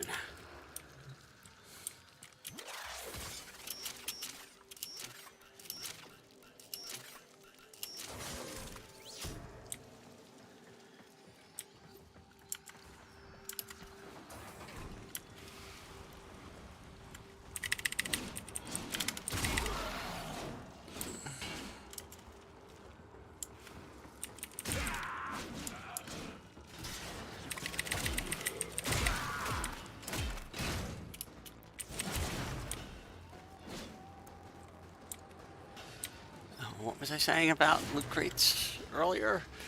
I don't want to do them, but it's an addiction. And we're almost where we're going, but I'm going to scan this because I do need to get as much Cephalon Samaris standing as I can. Oh, no. Hit F3 again, so I have my weapons. Alright, somewhere in here are some sentient fragments. Tell him. You're near the dig site. Of course I could just tell you where it is, but what fun would that be? So keep your eyes peeled. If you have eyes, that is. Warmer. Getting colder. Alright, so this is definitely, we have to go through this whole thing. I remember this being a pain in the neck the last time I did it.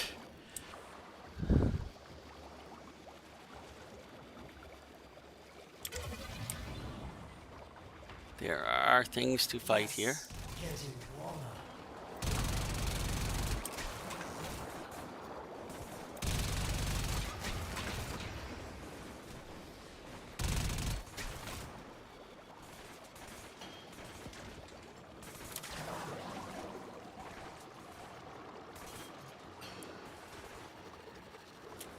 Oh, no, I got too high.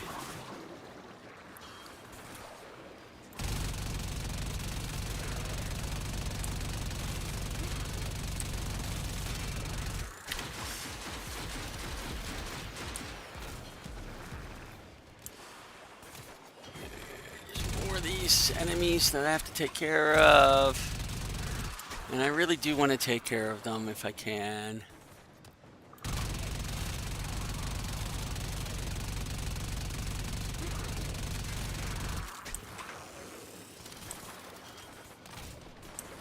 I'm being attacked by something.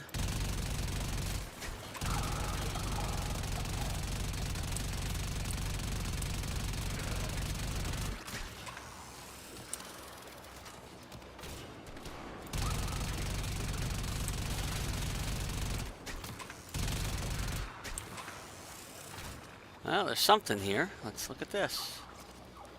That's it. You must smell the prize. Because I know you can't see it. Colder. That's it. You must smell the prize. Because I know you can't see it. You were warm, but now you're not. Doesn't really help there.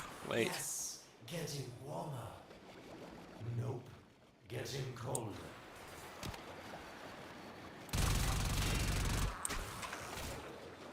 Warmer, colder.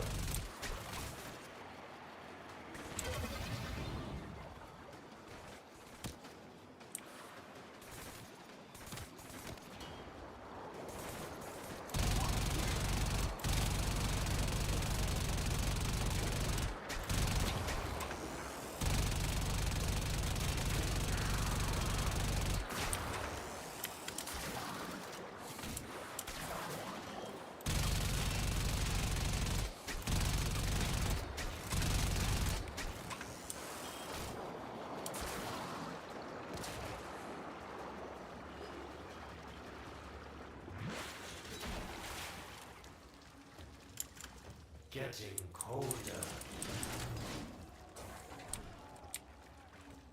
We'll come back to this later, apparently.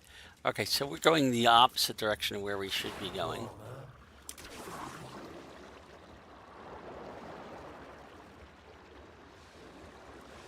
We should be somewhere else in here.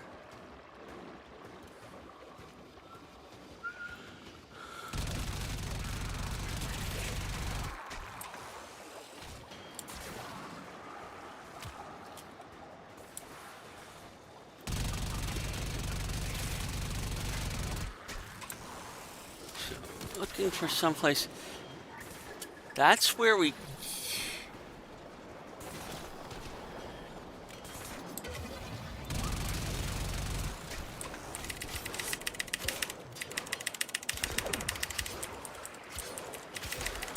That's it. You must smell the prize. Because I know you can't see it.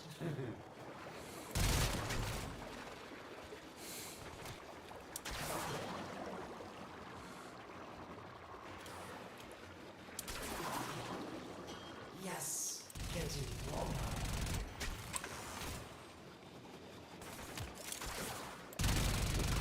You see it? It's right there.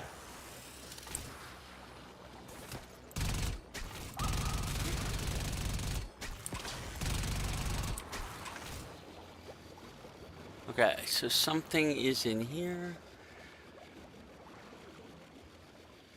I believe it is this way. Nope. Maybe it's I have to go up.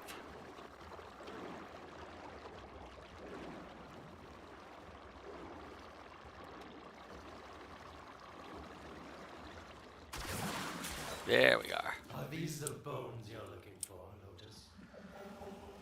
Yes, this is it. A fragment of my father, destroyed in the old war. I can use it to see him.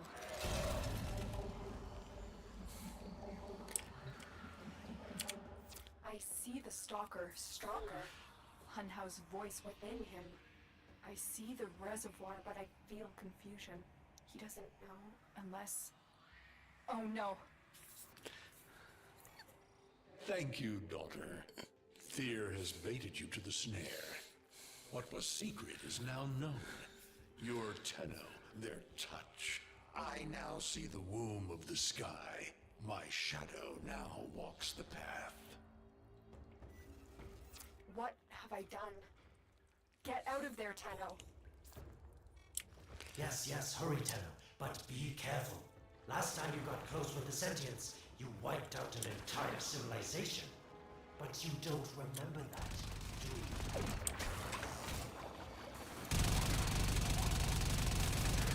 Okay, so this is so much easier if you've got a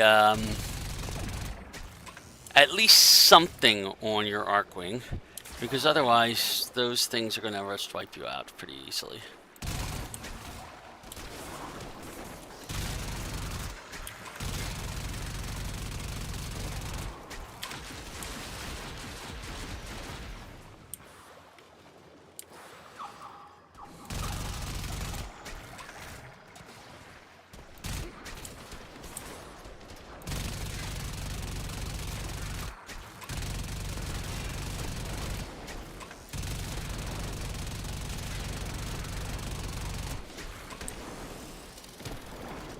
And if you make sure you do your iron skin on your rhino, you have that to start with here.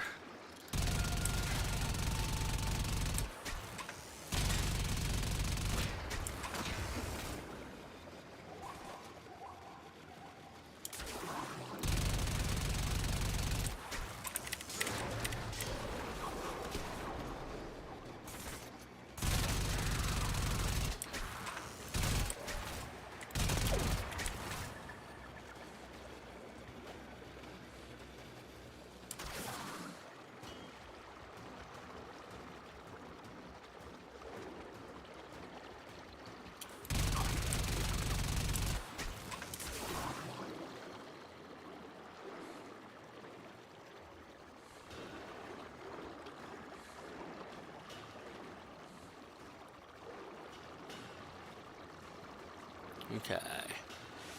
We're through the hard part of that. Mostly.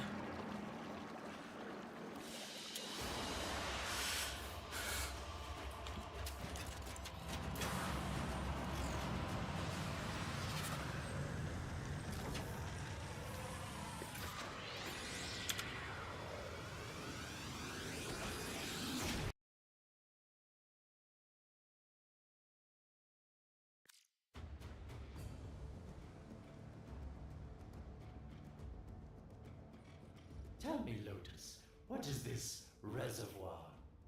Some hidden Tenno weakness? Goodbye, Alid. You've earned your favor. We'll take it from here. Don't think so. I'm here to protect my investment. If that thing manages to destroy the Tenno, then where does my investment go? Now then, where is he?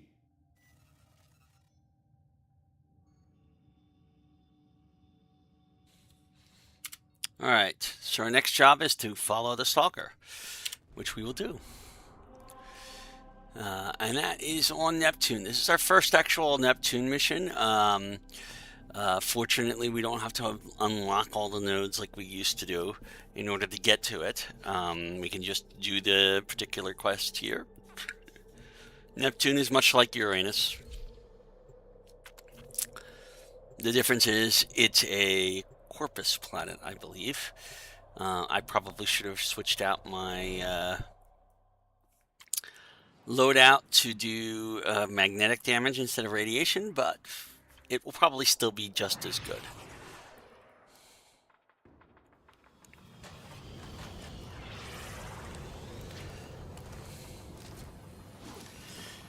So here we might have our first fight against the Stalker. When you connected to Hunhouse Fragment, Hunhouse saw a path to the reservoir that led through here. He cannot reach it alone. He needs the Stalker to do it for him.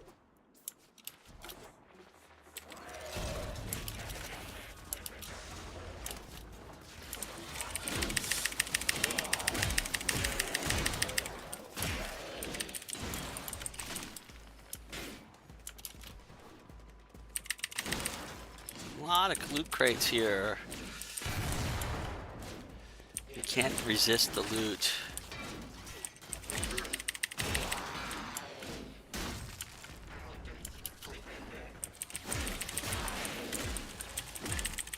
Look at all these loot crates. I mean, who could resist that much loot? Okay, seriously. And even in here, it's like this place is filled with loot crates.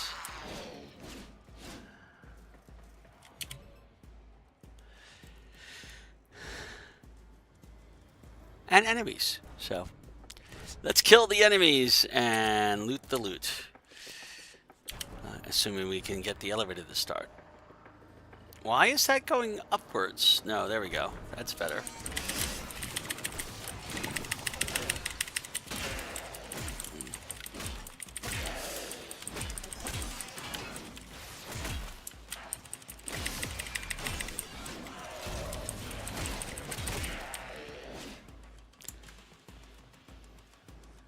Occurs to me I haven't done that aerial slam attack that I want to do.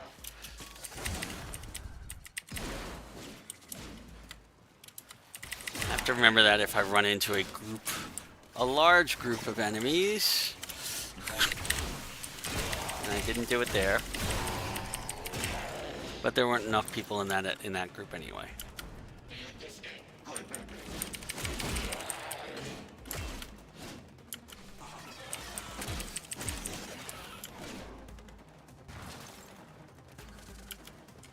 Loot. Must have all the loot.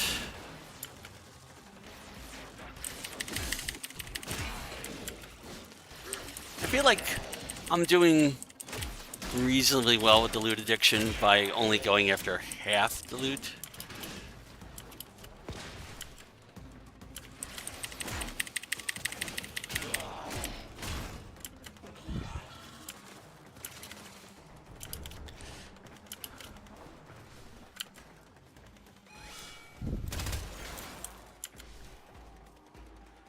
What the...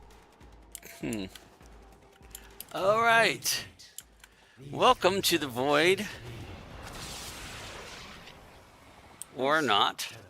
You'll figure out how to open it again, won't you? This needle pierces the sky. Not will we find the Tenno heart within? These puppets will not stop me. I will attack in many forms. Oh, there we go. Impressive. These sentient fighters appear to adapt to damage. I'd love to crack one open and see what makes it tick. I don't have a void key. But Incredible. there it The is. Stalker has built void keys. Use this one to reopen the portal before more sentient fighters come. The void is poison to them. Cross the threshold. Go now. The sentients cannot follow. All right, so now we are in the void. Oh, don't you just hate that feeling? Makes my stomach flip. Let's see where you've landed. Find a nav console.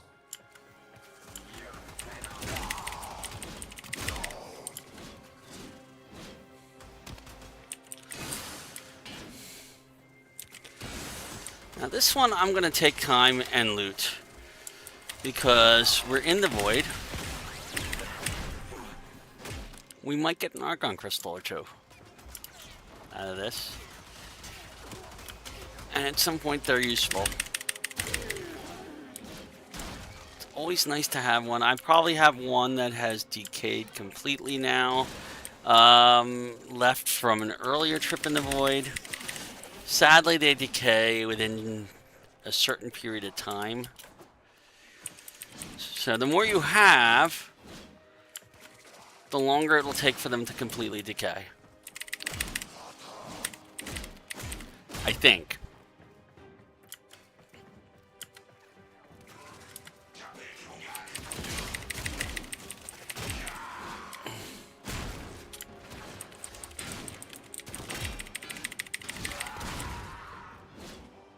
Okay.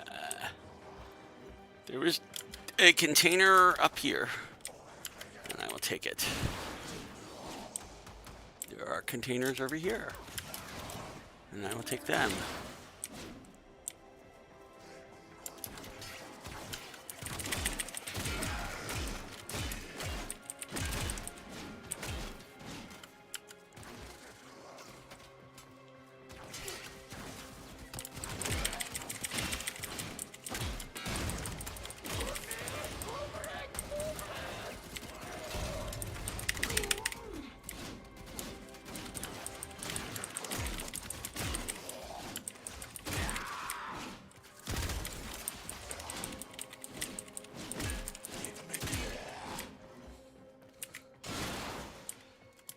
Let's grab these containers. They're sitting over here. There's probably a couple of containers in here. Oh, actually, this may be the way out, so I'm going to come back to this.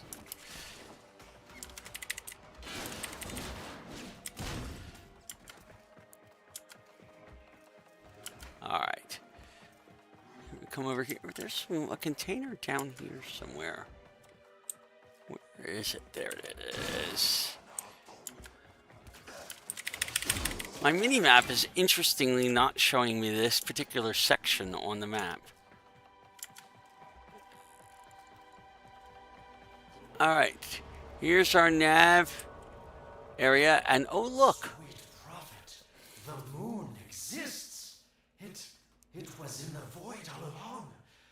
I knew the Lotus was powerful, but this, she erased history. We thought it was destroyed all this time. Huh. My, Lotus, you make a fine villain. And the reservoir with it. Very clever, Nata. Shadow, your path is clear. Okay, we have to hit this nav console. Funhouse found it. The reservoir, hidden in the void. A place sentients can never reach. We must do everything to keep it there. It's the only way to keep the Tenno's power alive. Found the reservoir. As unpleasant as our past is, I have to ask. I've seen inside a Tenno, yes. And what I found didn't make sense. Does this reservoir conceal some great deception? Everything I have done was done to protect them. The void is forbidden to the sentients. It's our only protection against them destroying the Tenno. Do not let Alad distract you from your mission. Oh, they don't know the truth either, do they? How sweet. The betrayers get what they deserve. Lies from their omnipotent mother. I have detected a ship leaving the tower. It's the Stalker. He's on his way to the moon. You need to find a way to get off this tower and onto the moon.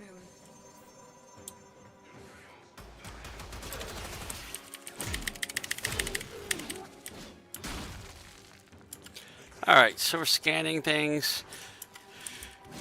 The moon has been hidden in the void. This is an important plot point, but it's not the big spoiler. We're going to get there. Not in this mission, however. The next mission, probably. Or the mission after that. I'm not sure which one.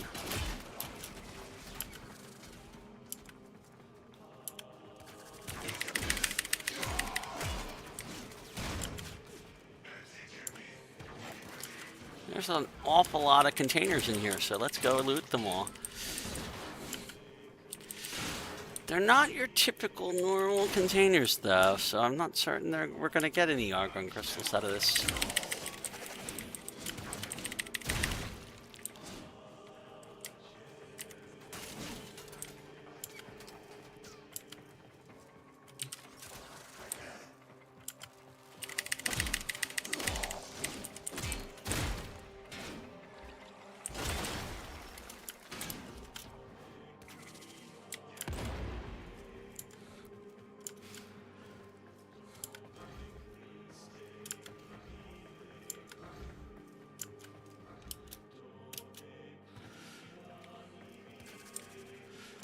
So there's this little side thing over here where you can go, and there's often some containers on this particular tile.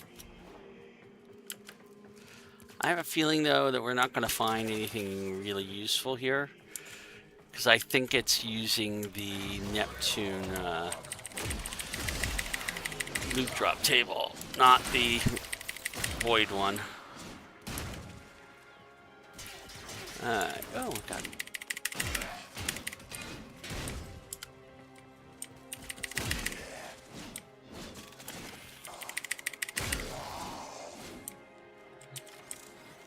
Alright.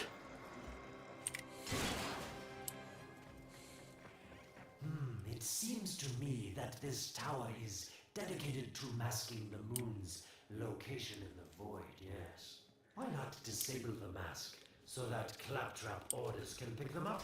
Or is that too complicated for you? Alright, so this is a little mini puzzle area. It's not really much of a puzzle. You just have to not get through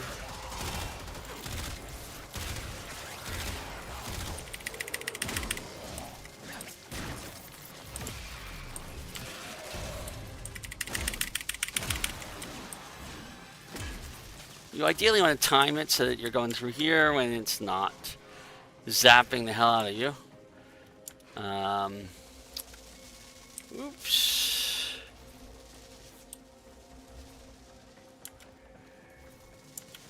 Now, one of these four corners here, if I approach it, and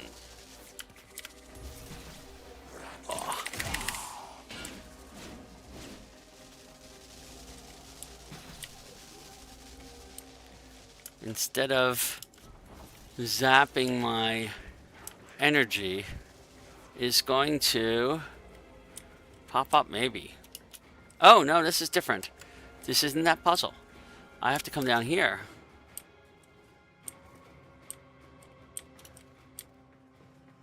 All right.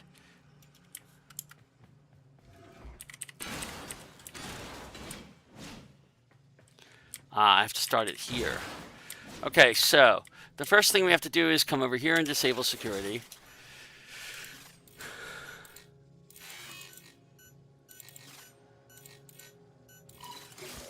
That's it, Tenor.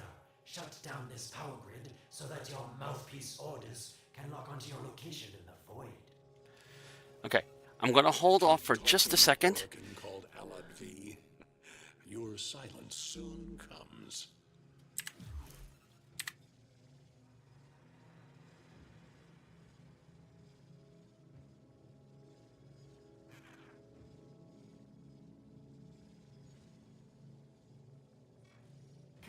Tenno. Even a child could figure this system out.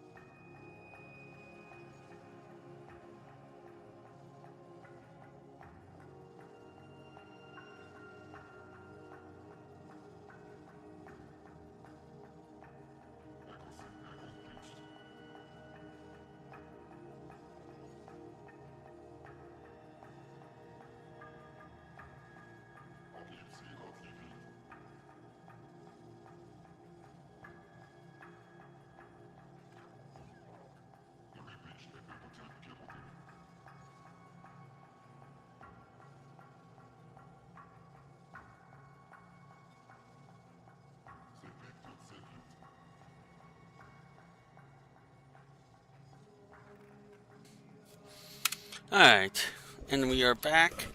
Alright, so I was about to start with, we have this console here that we had to use and hack the security up. We have 5 more now. They are all marked. However, only one of them is going to pop up at a given time. So when we come back up here, and we wall latch over there, come back down here and kill all these guys. Notice this one is not popping up. Okay. Alright. There are a couple others.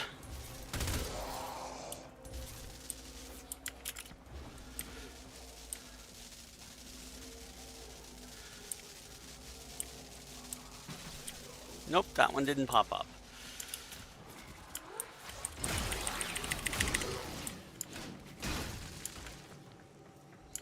One of these will. Ah, and it's usually the one with the out the electrical field. So it pops up, you shoot it. That one pops up, you shoot it. Really simple. Come back over here.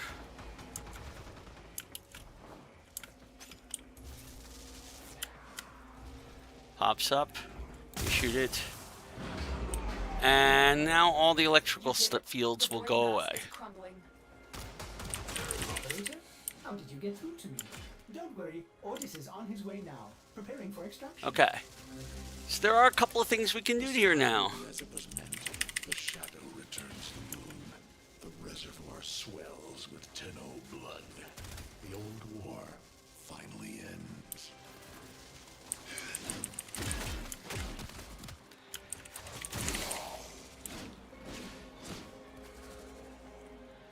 Alright, so it does want us to go that way through the awful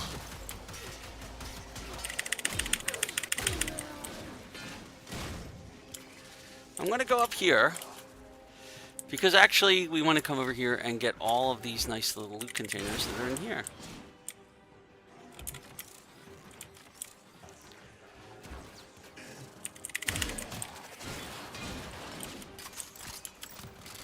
We've got all the loot containers that are in there. If you notice, you can do the same thing down here. There's, I thought there was a loot container, but I guess there wasn't. Alright.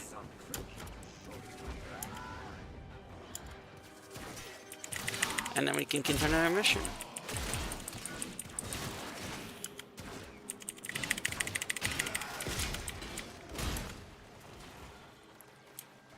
There is some loot. Make sure we grab it. We go on. And there's extraction waiting for us, but there's plenty of loot containers down here to loot. Like under here, and right over here, there's one. There's a room full of loot containers here.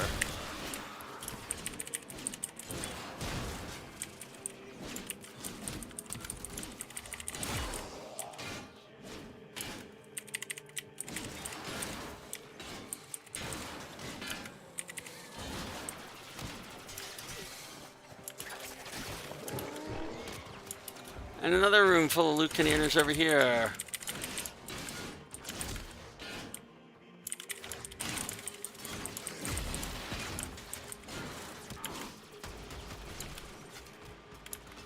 And there's even some loot containers over here. Oh, and I missed one down here. That's a terrible thing. How did that happen? Where is it?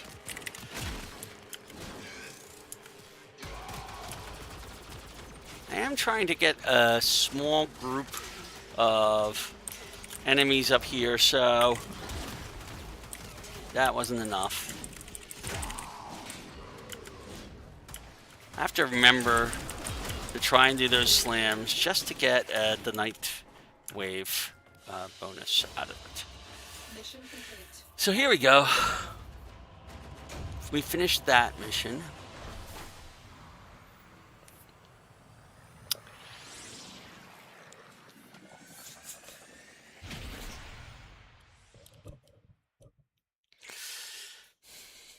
Now, from this point on, Lua is available to us, which is Luna, our moon. We've gotten our first intact sentient core. We're going to get more of these, okay? We want a lot of these. Concern for the operator is at critical levels. But we're not really farming them yet. Suspense is killing me. Lotus, you have to tell us your secret. Hey, don't cut me off. Within the moon lies the reservoir, the secret to your Tenno power. But the secret is dangerous. It drove the Stalker to madness. Forgive my deception. I was only trying to protect you from the same fate. Now, it is time to protect yourselves by ensuring the moon remains within the safety of the void. Okay, so the moon is still in the void. We have to protect it in order to stop the Stalker from taking it out of the void. So this is the first mission we're going to do on the moon. Okay. And it's pretty straightforward. We basically come in here. There is a little bit of trickiness at one point in this mission, but we still aren't at the spoiler point.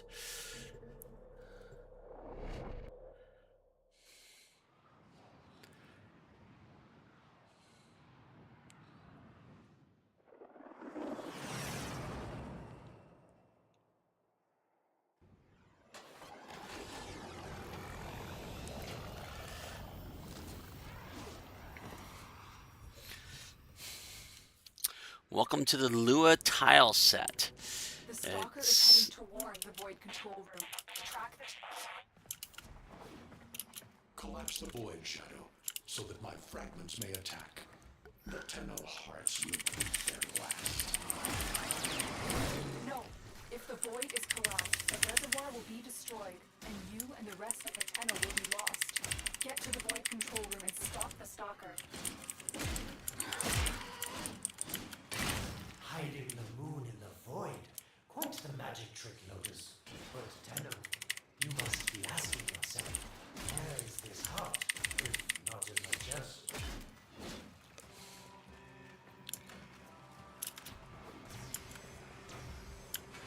And there's plenty of treasure here, just like there is elsewhere. The moon will be crushed by the weight of the void. The sky will be as it should be.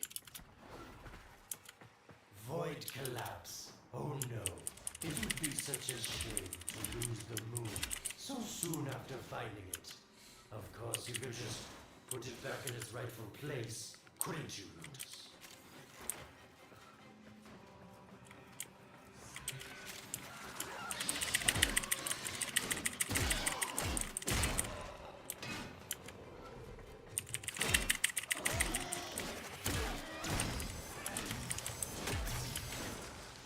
Alright, so we've looted around there. I don't know why the infested are coming up black, or whatever color that is, but they're coming up shadowed. Maybe because we're going after Shadow Stalker. Maybe these are all shadows of infested being created by the Shadow Stalker. It's hard to say.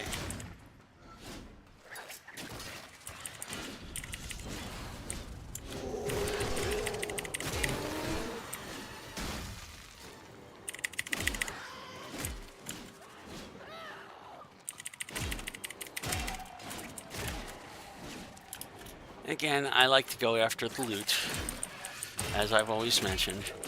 Especially when you get on into a new planet, because you want to see what they can have.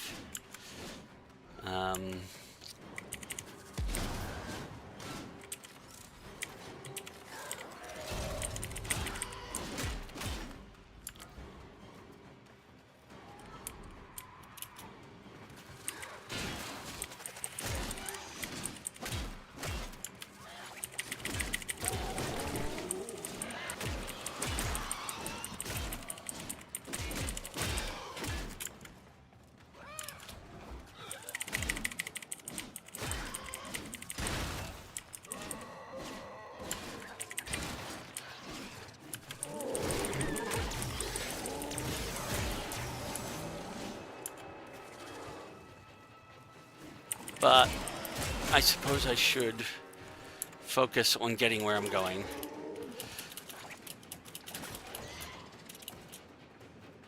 Which is up through here and through there. We come up here. Ooh, I will scan that though. This is our first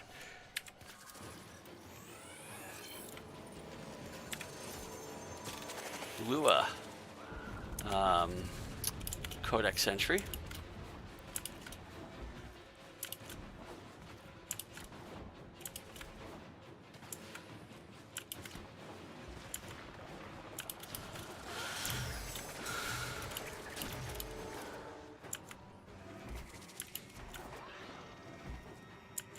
Where is, that's not even a thing. Where is the marker? There it is.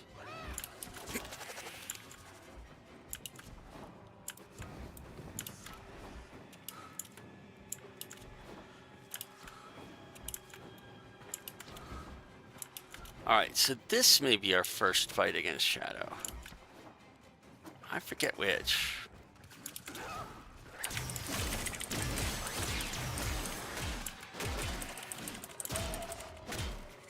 I didn't want to have to do this, but the collapse is imminent. If the reservoir is to survive, we need to pull the moon out of the void. Here, help me disrupt the void compasses to reorient the moon.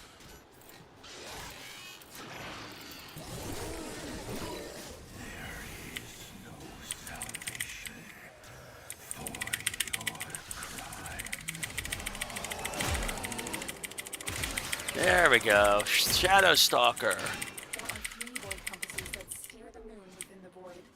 I will disconnect them from the central system to gain control. Supply them with power from their shields while I finish my task. Nata, you trust this Oregon blood who would chisel weapons from our bones? This way. Not stop the inevitable. We have to give it power by being close. This is actually pretty easy to do. All you do is approach it and let it steal your shields. The next compass needs power.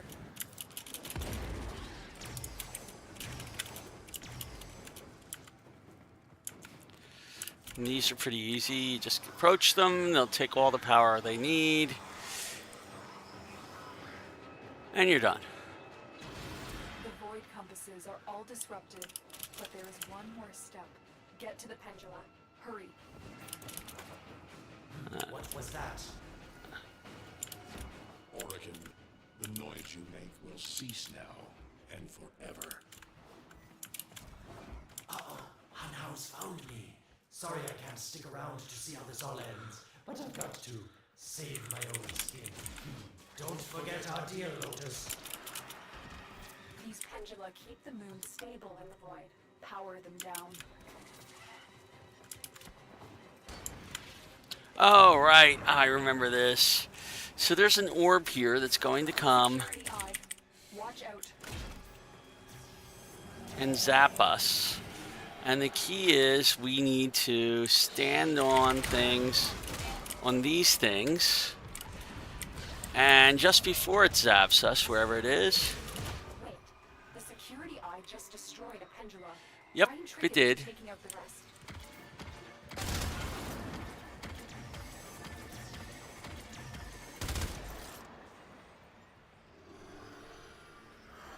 And now. That's it. The eye is taking out the pendula. You just have to basically do these on opposite sides. Ooh. And I'm going to be drawn to the center. You have to jump away while that's happening.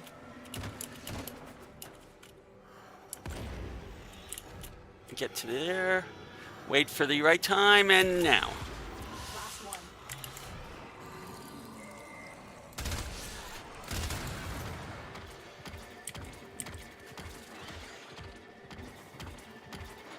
Where is the eye? We wait for the right time, and now. Didn't do it.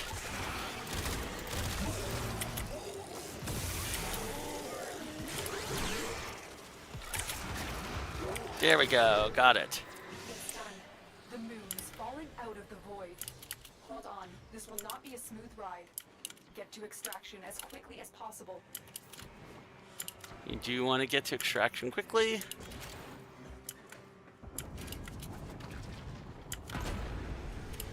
What they need, Margulis, is to be destroyed. They're devils from that hell, not human anymore. Oh, right. Extraction in this case is climb onto one of those things. More destruction. We could heal them.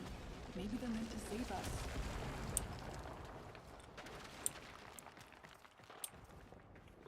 How can you defend these devils, Margulis, after what they've done to you?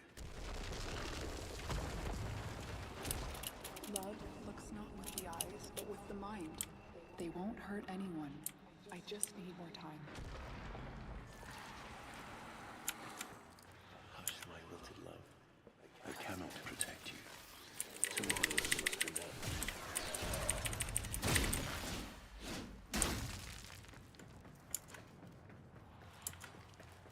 So we just heard some voices from the past. We'll find out more about them later. Another job well executed.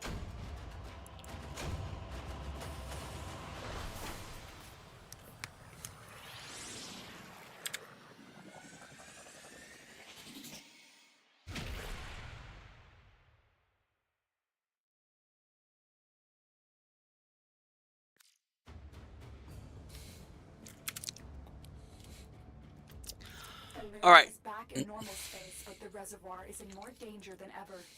Hunhao will send his fighters, and the stalker is still coming for you. Move now. Our job now is to save the reservoir. This is the quest. This is the segment that is a spoiler. If you have not done the second dream and you are watching this stream right now, do the second dream. Do this segment of the quest. If you really want to see how you get past certain things, the first part of this will show you some stuff that's about how to deal with sentience. But generally speaking, if you've modded up your weapons the way I have modded up mine, and we'll actually make a few changes real quick. So you notice my Fragor is currently producing corrosive and blast. Corrosive and blast is not bad. Let us switch things around. We're now doing radiation and viral. Radiation does extra damage to Orkin. Viral does even more damage to Orkin. So we're wanting to do that. I'm going to do that on my Fragor. I might do that on my Thornback as well, because sometimes you do need a ranged weapon for this. Okay. Can I get at least one of those. Let's see. I have Hellfire, Inflected Cliff, and Stormbringer. I think I need to switch in.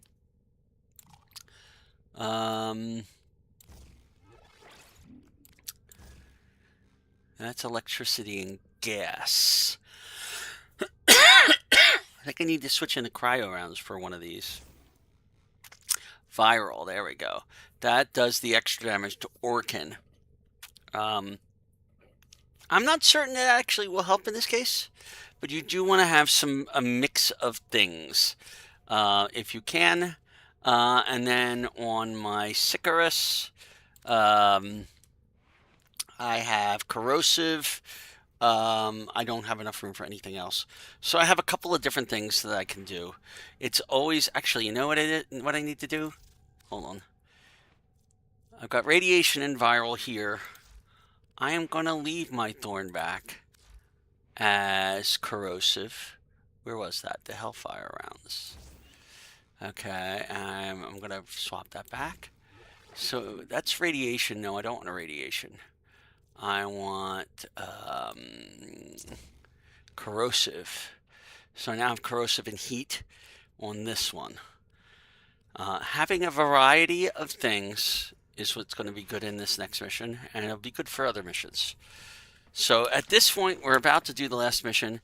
I will let you know when we get really close to the spoilers part, but again, be careful. Oh, look at that. We have Gift from the Lotuses on Earth for Universal Medallions. I've got 6 days to get them, though, so I'll be happy to get that.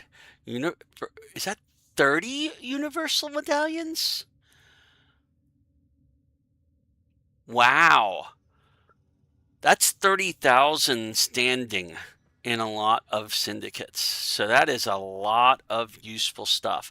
Definitely worth getting. We'll do that after we're done at the beginning of Act 3. So, hey, Gifts from the Lotus we are happy to have. And they happen occasionally. You always want to get them if you can. So here we're going. We're going to save the reservoir and finish off the second dream. So here we go. Like I said, the beginning part of this isn't spoilerish too much, but the end of it is very spoilerish. So if you have not done this mission, don't watch to the end, and I'll warn you when we get to that point.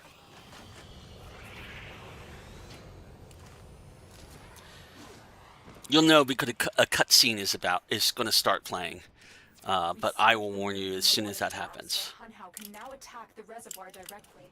He must not reach this sacred place. Shadow, bleed the reservoir until it is desert dry. Alright, so we're going to run through this pretty quickly.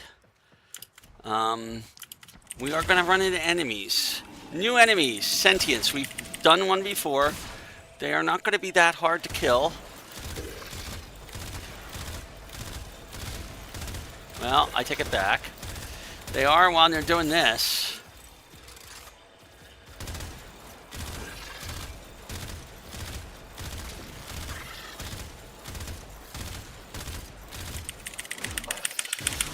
There we go. Can adapt to your attacks. Hit them with something else. Yeah, you want to hit them with different weapons with different types of damage. Is the key. Oops.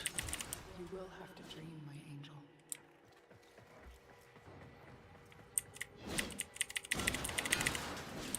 I am going to be looting a bit as far as this because there is actually no rush to get to the destination.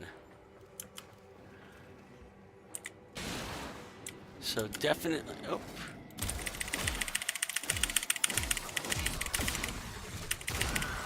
If you're fast enough, you can kill them before they start that flying mode. And while we're here, we'll get some lunar pictures. We will want to collect loot.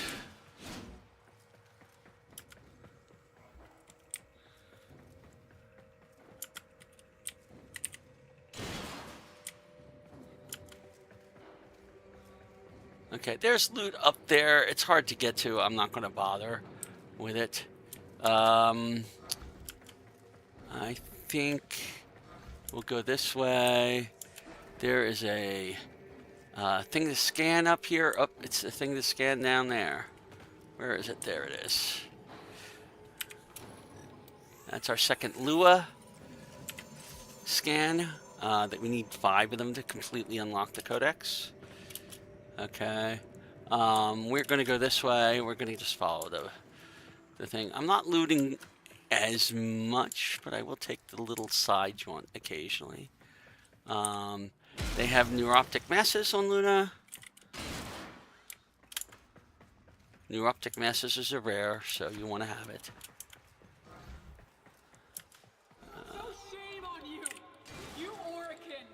So perfect on the outside, but you're rotted through and through! So again, you're hearing voices from the past. For your apostasy, the judgment is death. Margulis, why?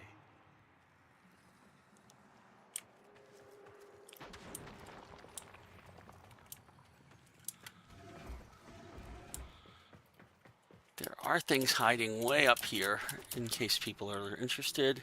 Since we've got a relatively quiet space here, thought maybe we might... Well, maybe not. Maybe I can't get to it. Alright, well, I'll at least get these.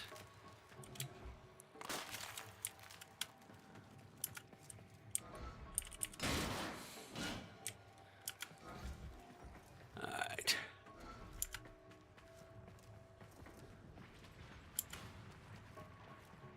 There's a lot of hidden nooks and crannies in this tile set. So, by all means, expect things to be a little hard to track down. We are going to have to get up there somehow. The way to do that is we're going to climb... I don't know actually how to do that. I'll do it up here.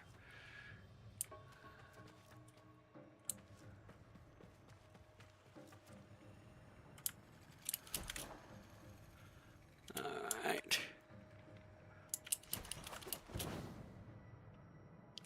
We'll all climb up. We do need to get up.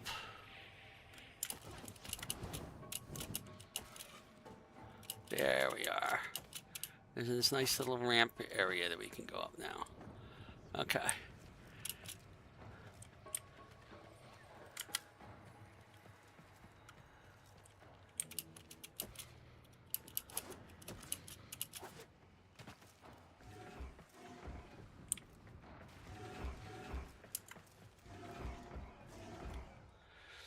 We've got an interesting little room here that I have never figured out some of the reasoning behind. But there are these little like ghost-like things that go around from those pads. Like you can see one down there. They don't do anything, but I feel like they should in some bit of lore, but maybe they just never haven't. We consigned to Lua a few years ago. They're calling it transference.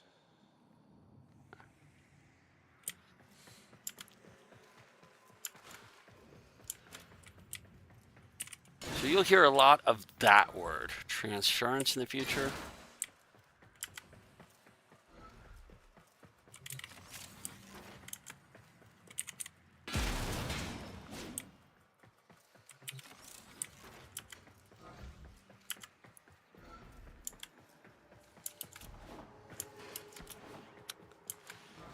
And again, I'm taking these little... That was very weird. It's like that area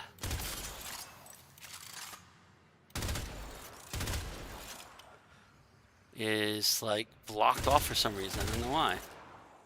Okay, I'm not going to go that way. Warning taken. Sometimes little glitches in the...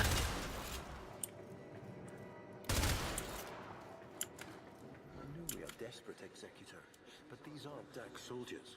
These are golems possessed by devil minds.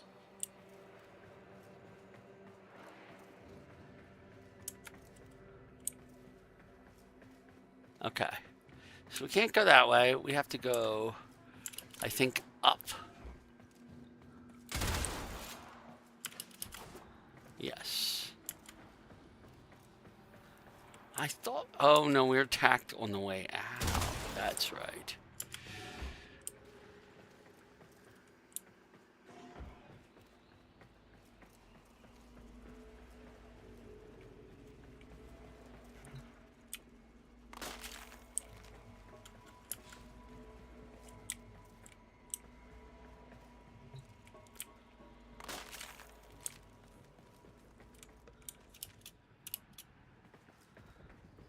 The way here is down below. You have to go downwards.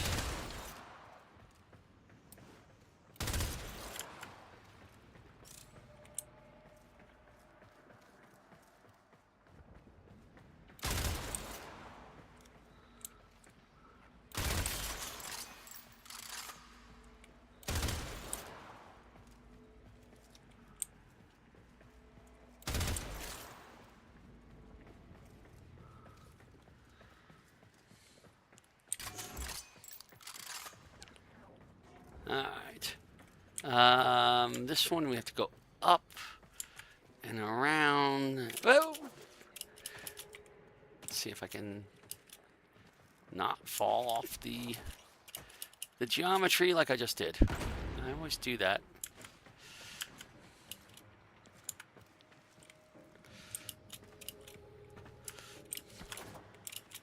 There we go. Alright. We are getting close.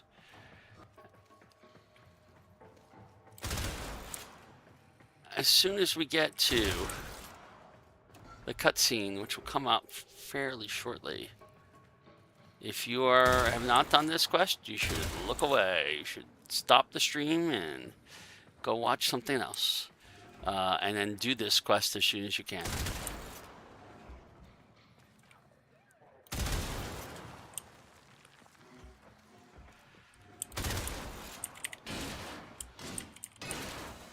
Because I think we're about to encounter the reservoir. Yep, this is it. So this is where you would want to stop. I'm going to repeat this one more time. This is a spoiler for a significant part of the game. If you have not done the second dream and you have not done this mission, this is the mission where you want to do this and stop watching here. Do this mission instead. And then if you find you have trouble in the latter part of this, you can come back to the stream and watch how I did it, and it'll help you. But right now, this is the spoiler. You don't want to spoil it any other way. And I'm going to be quiet for the rest of this.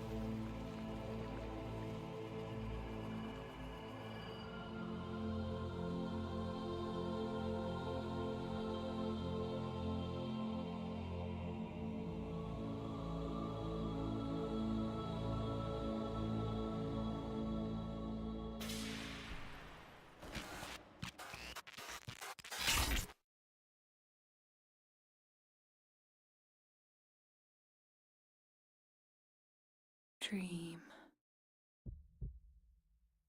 Not of what you are, but of what you want to be.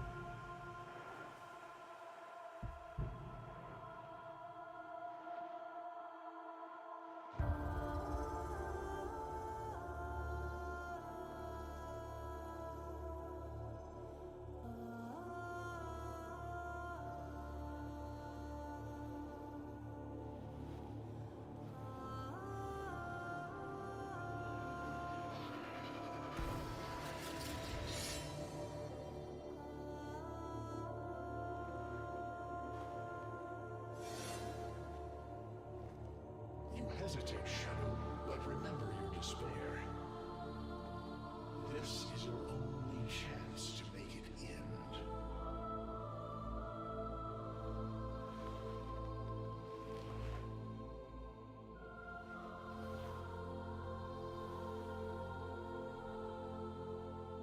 Your hatred is too weak, Shadow. Mine is strong. My fragments will finish this.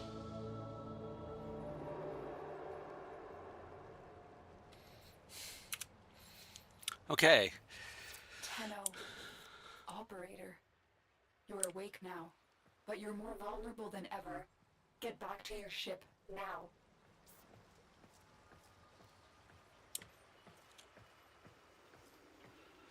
And we can't Focus move your very mind well. to unleash your true power.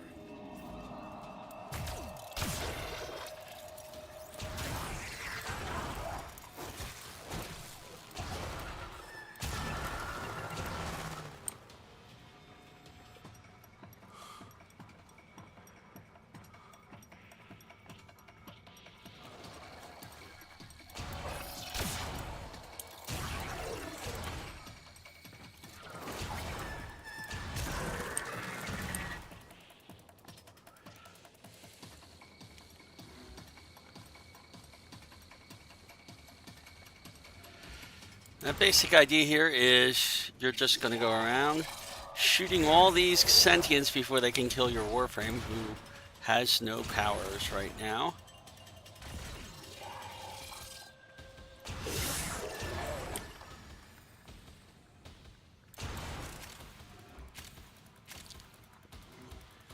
It's pretty simple.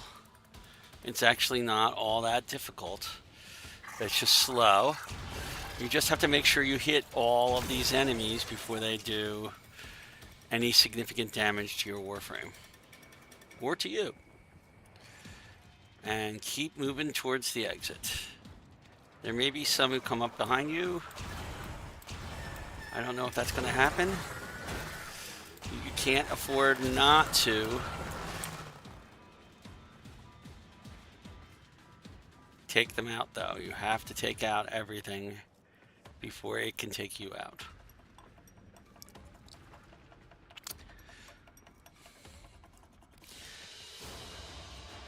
But wait, we are not over yet.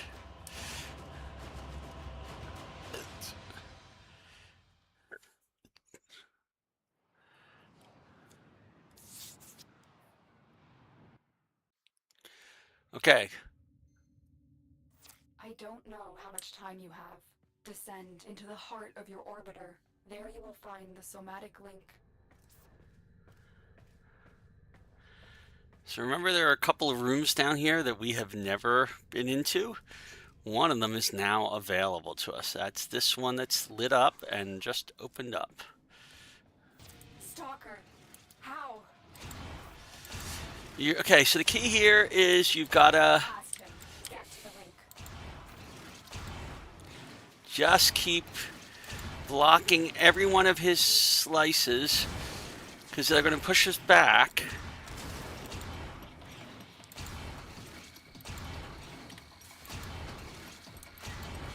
It's easier actually if you don't aim, because you don't need to. Shadow, protect me. And then you aim at that thing up there. Use your energy to breathe life into the somatic link. I am your reckoning. And you approach and do it again. Again. And he'll... Needs more power. You shall not leave this place. You go up a third time.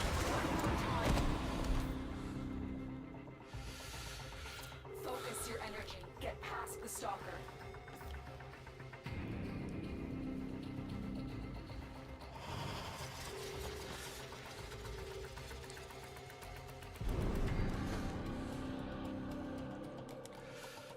No self, no sense, no death. Just a metal puppet dangling on Tenno strings. Only the Tenno's death will end your despair.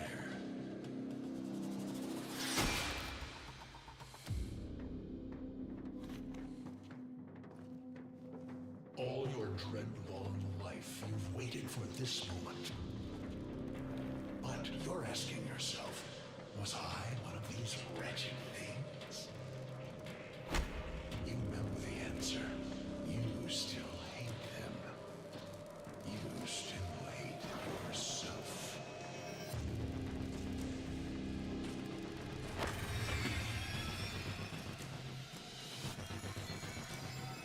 What is this?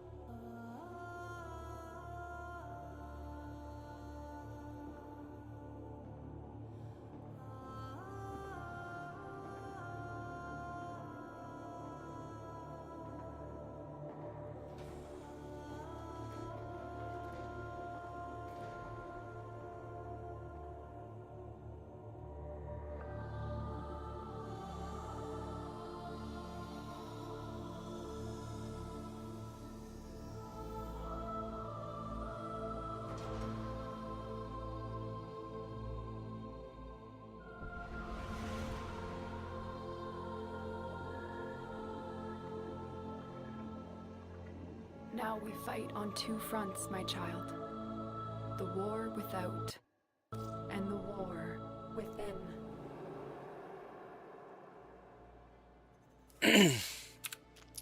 Okay, we now understand who we really are. We are the operator. And you are now seeing the operator for the very first time.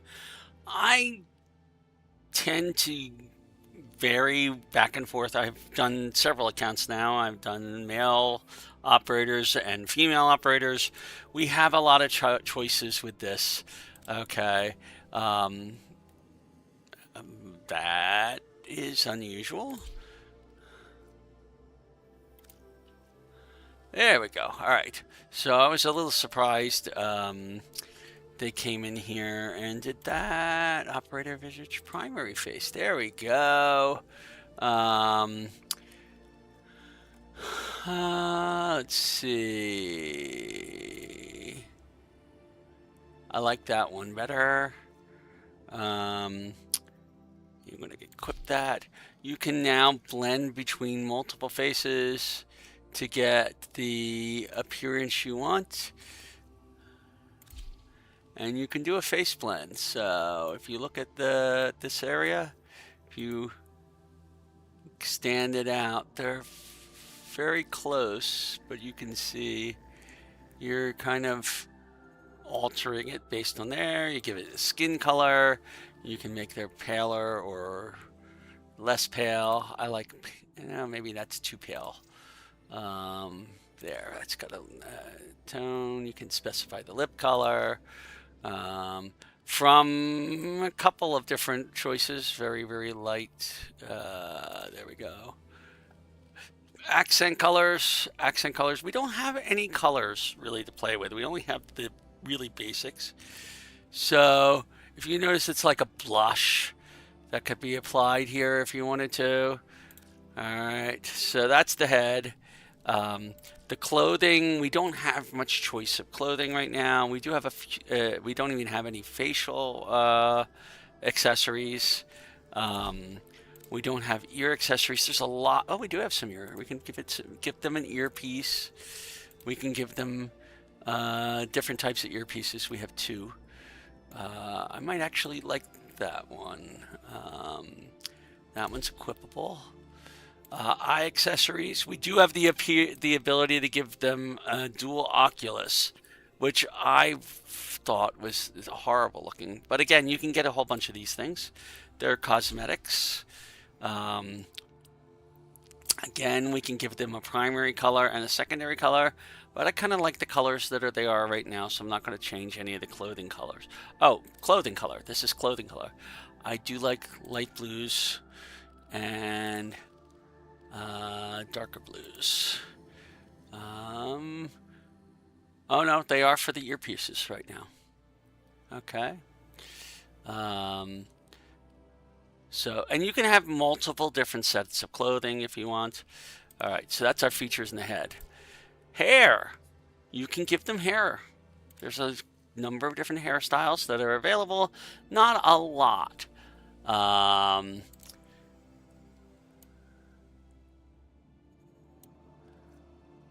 Most of them are not the best in there, and there aren't many that you have available. Okay, I kind of like this one for a female character. For a male character, I would do this. They are kind of not specific, but working out what you want is fine. I'll do a female on this one, this account. Hair color, it doesn't again really matter too much. Maybe a bright red. No, I like blues. Orange, pink. We don't have a lot of color choices. Later on, we're going to use some of the night wave stuff to probably get more color choices. But I'll go with that. That works fine. You can give a hair highlight of a brighter color if you want. I'm not seeing much difference in the highlights. And hair tips, if you really wanted to, if you wanted to change the hair tips, you could. Maybe make that this red. Okay, so I've got a very, I don't know how good that looks, to be honest. And again, there's clothing things you can, transference. Okay, so facial accessories, transference suit. That's this suit. Okay, you can have the hood open or the hood closed. Honestly, I don't know anybody who'd use the hood closed. You can change the lining color. The lining color, I like blues, so we'll do a little bit of blue on that. We'll do the suit as a. We only have one suit right now, but there's so many, and there's lots of ways of getting them. The suit. Oops, no, back. The suit color, we can give it a primary color. I want the darker blue. For that, I'm going to use a secondary color of a medium blue or lighter. No, medium blue. Okay, and a tertiary color, the light blue. I like the combinations. Suit energy. Energy can be something, you're not going to see a lot of that unless you're doing certain things. Secondary suit energy will make it even a slightly brighter color. There's just a lot of different colors that you could use. There is no waistband unless you get a thing. So this is what I'm going to use as my main clothing. We've done the hair. We're not doing a beard. Markings. We could put a marking on here if we wanted to. These are somatic links. Okay, so there are lots of ways of customizing it, but I'm not going to bother doing anything with that. If we go back to features, eyes, I kind of like the inner color to be a darker, a bluish, and the outer color to be a lighter bluish. Okay, and the right inner color, because you can set them separately, they'll be the same. And then eye glow, I don't know if I've ever done any, that's the color of the reflection on the eye. So I'll use the light thing. All right, so we go back to features, clothing. It's easier to do it that way. And then the voice. The voice determines your gender in a lot of ways. When I think of the things I used to be afraid of, I almost feel sorry for them. Whatever the answer is, it's not what we're expecting. A normal kid with a normal life. Too old to cry and too young to die. When I'm I gonna think of give. the things I used to be afraid of, I almost feel sorry for them. So there we go. We've got our voices. We've got our features. We go back. We go continue. And now the quest continues. My child, so beautiful to behold. How do you feel? I'm confused. I thought I was... I know. Forgive me. This is who you really are, a Tenno. More than human, but once a child like any other. What do you remember? Okay, so you're going to have a couple of choices here.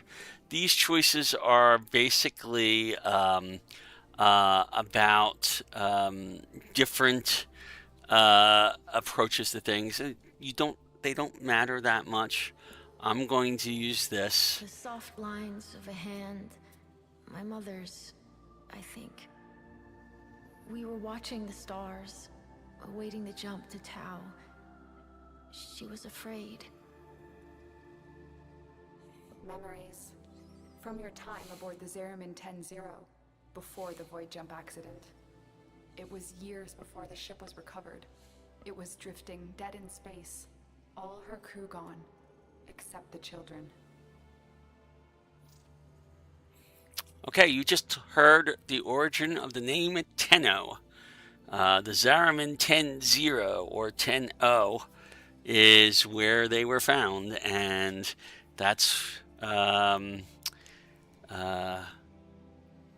what happened. You could, again, these don't really do things. I'm going to say they tried to help us here. Dangerous, broken. Every time they tried to fix us, someone always got hurt. I wish I could have saved them. I wish I could have taken their fear away. You were so brave, but the Orokin were afraid of you. The void had changed you, and you couldn't control it. No one could. They were about to destroy the orphans of 10-0, but Margulis, she loved you. She found a way.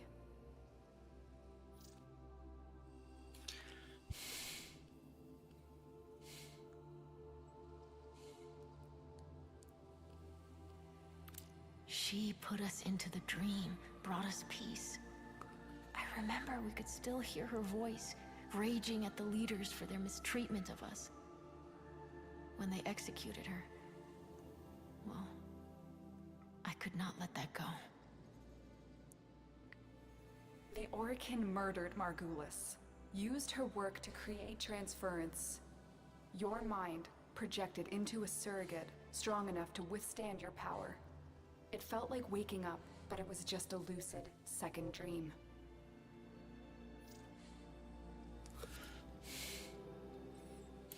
It was a shadow underneath what we did, and sensation of being a victim, of being helpless. I took up the sword to protect those in need. And so you became Tenno, serving the Orokin, but bound by honor. As the Tenno grew, they founded great schools, the Tenno ways. Do you see yours?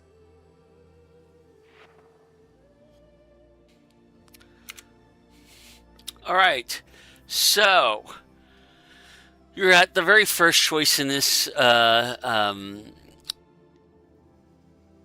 thing that suggests which of these schools to pick. They all have their uses. I have picked Naramon a lot of times at the very beginning, and have played that through this multiple accounts in the past because I streamed a lot of beginner streams back 6 years ago. I am now thinking that Vazarin may be the best starting one. you will eventually go with all of them. So Vazarin is where I think I'm going to go on this one. It doesn't matter if you picked something else because you can get what's called focus for all of the schools eventually. You just have to work at it a bit. So here we go. We're going to get Vazarin. I see a cresting wave, wide in the ocean. The Vazarin way. We were trained to counter the enemy and move with an opponent's attacks in order to nullify them. Vazarin will be your focus. But we have so much more to do. Here in the Orbiter, transference will be even stronger. Command the Warframes. Make whole the shattered world you've been given. Are you ready, Tenno? And you say done Yes, to finish it. Otherwise, you go through the whole conversation again.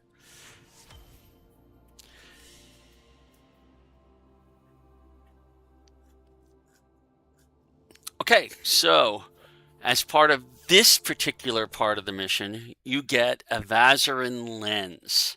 And we'll talk about lenses in a minute. And this is why we're going to take a slight detour before we go ahead and do the War Within. We're at 2:35 p.m., so we have plenty of time. We're going to hit exit. Unread inbox messages make me ill. Now, the most important thing that you get out of this quest is the Broken War. The Broken War as a melee weapon, even though it says 10 mastery rank, you can use it right now.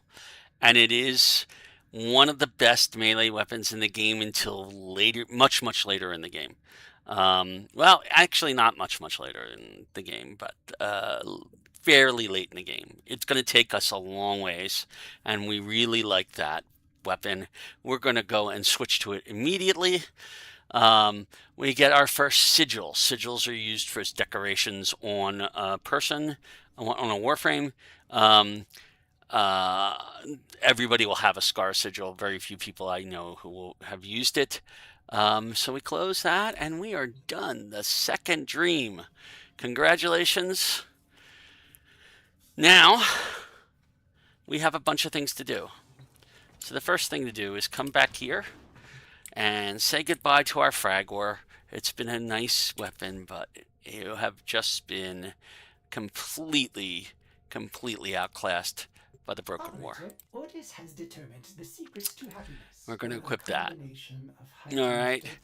And we're going to upgrade that. Now, immediately, the first thing we notice is we need a stance, and it has Swooping Falcon. It's our sword stance.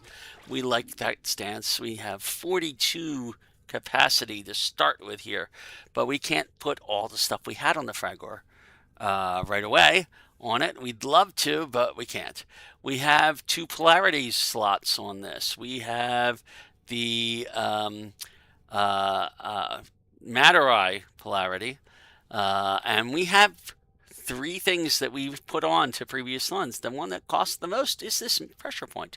Melee damage, you're going to put it on anything that you're going to, anything anyway. It's already maxed out, so we're happy about that. We also have a Naramon polarity, and that's one of these 3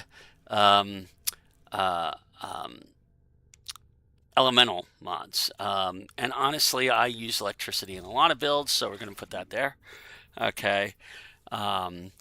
Then we go back and we are looking at other things that we would put onto one of these. So Fury would be speed.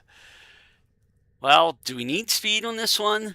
It's normal speed compared to the Fragor. If you look at the Fragor and I go back, I'm going to say back. We come back over here and we do swap. Okay, so right now you can see that the speed of the Broken War is 1. The Fragor speed is 0.833. Okay, all right. And that is with all of the advances in speed. So the Broken War is faster no matter what you do.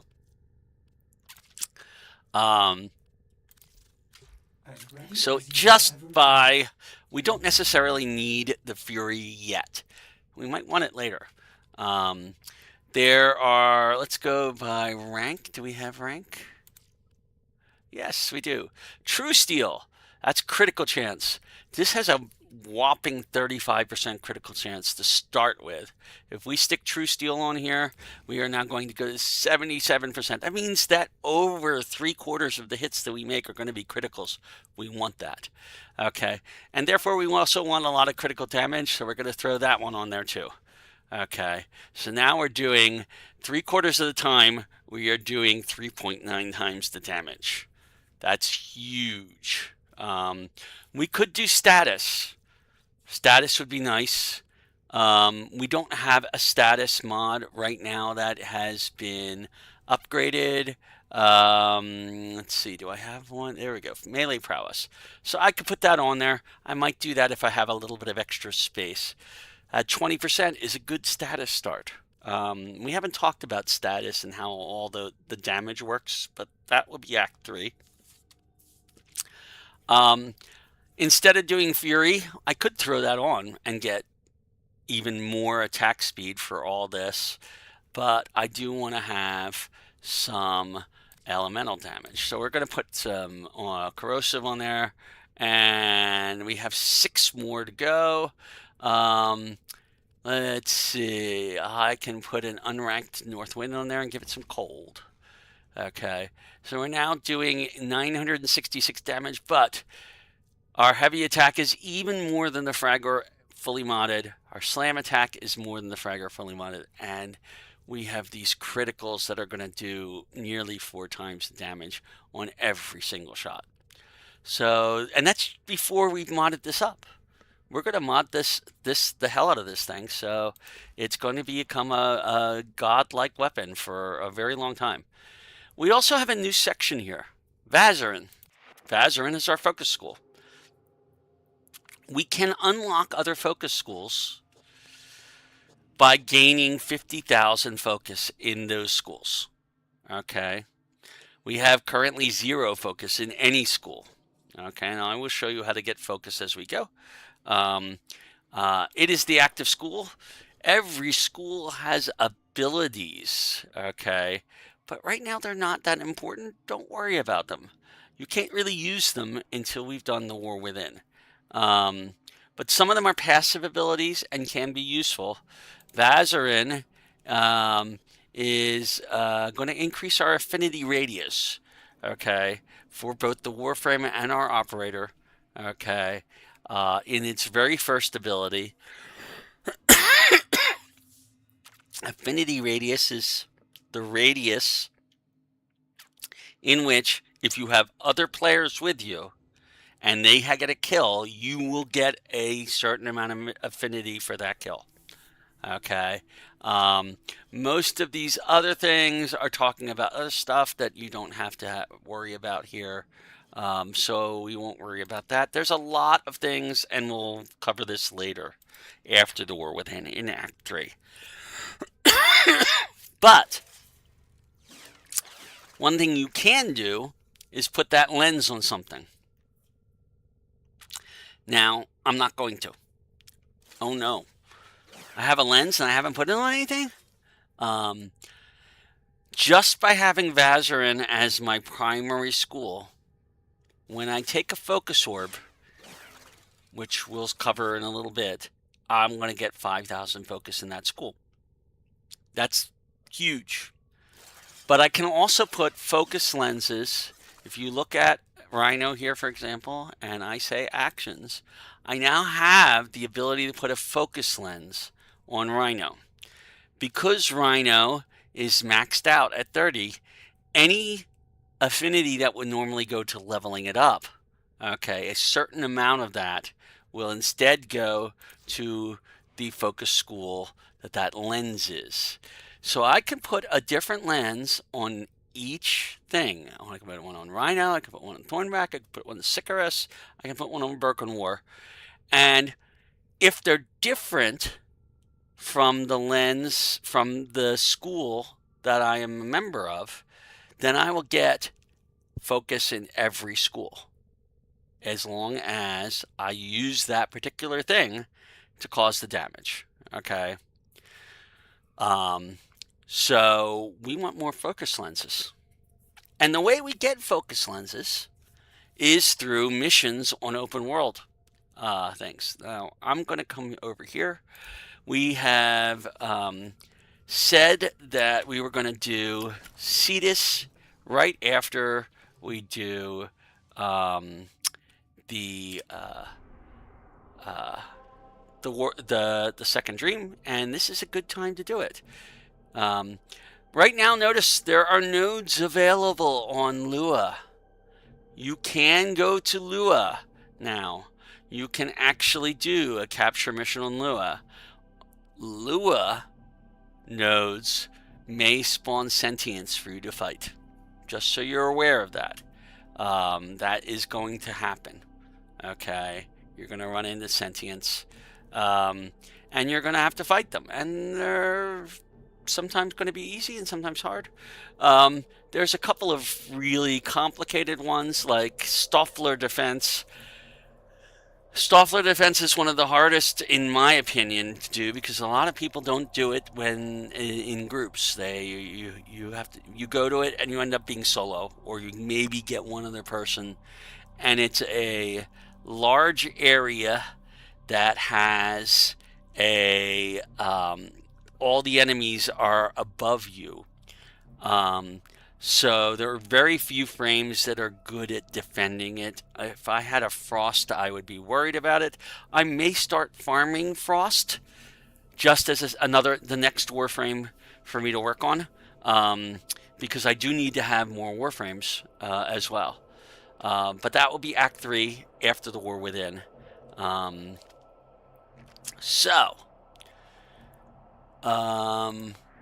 If we look at Neptune, we've finished another thing to do in Pluto Junction.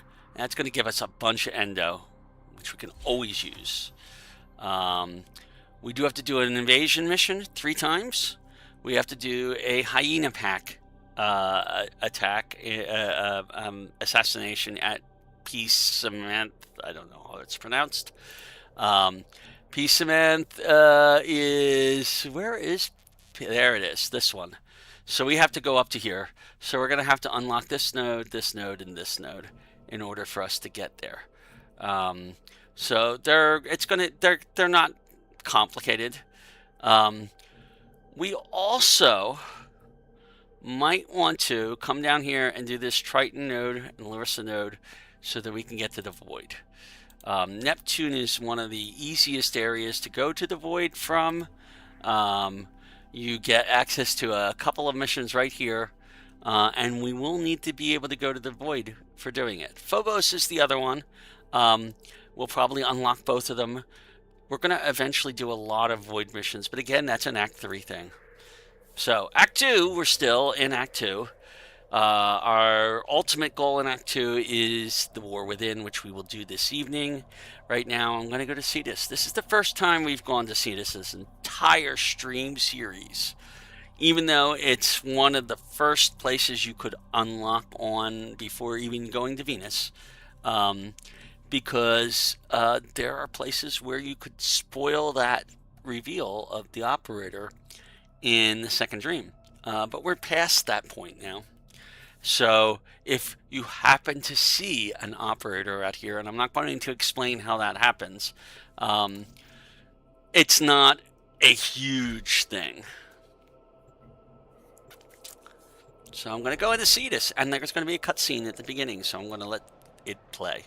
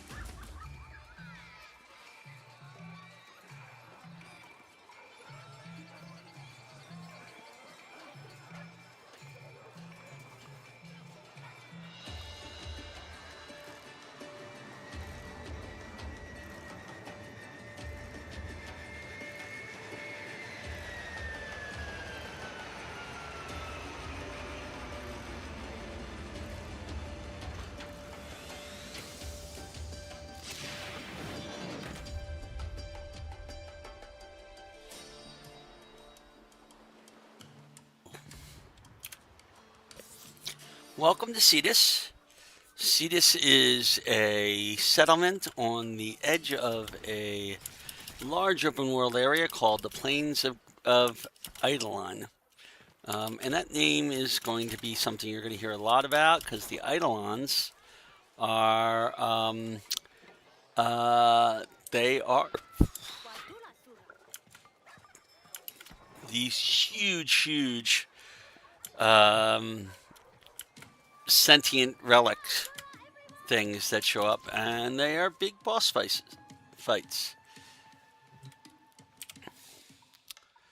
Okay, so Kanzu is normally our guy that's going to tell us about missions, but we need to start the Saya's Vigil quest first. So he's going to point us to this and start that quest. And you accept it. Wazdula, Offworlder. Interested in working for me? Gotta prove yourself first. Head out on the plains and show me what you can do. Okay, so we have to come in here and prove ourselves. We're going to get 200 standing for that. We may get some rewards. Okay, and it's a pretty simple mission. One more off the docket. Hop to. Luke Rainier Bossman's been giving us no end of trouble. You're my go-to Tenno. Make him go away, yeah? So just like the elevator and the gate in the elevator in Fortuna and the gate in the Necrolist, here we are. Can never be allowed to live comfortably on the plains. Let's make this place as inhospitable as possible for them. Okay, guess what? Take out as many Grenier as you can.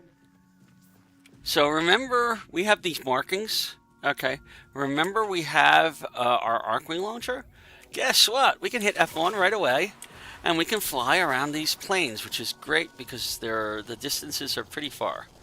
Okay, so you do that, and all you need to do to get out of your Arcwing is hit E, and then you'll get a whole lot of things to fight.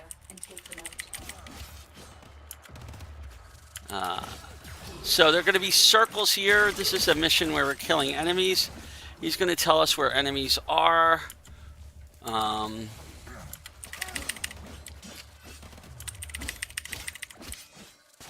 there'll be another circle. But as long as there are enemies in the area, go ahead and kill them.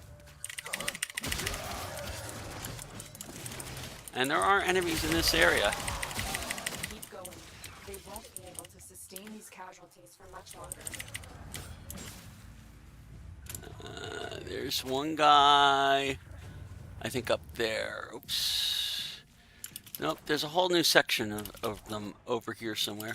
Now you can run around here. You can also use your K drive in the plains. I've located another mass of enemies. Take the fight to them.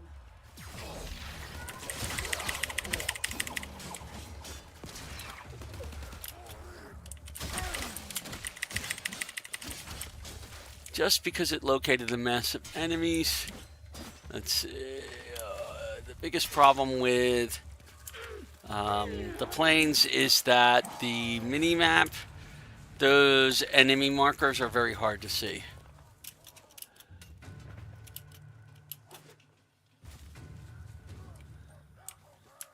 There's somebody this way, supposedly. Up in the air, maybe? Let's go find another group. There's one.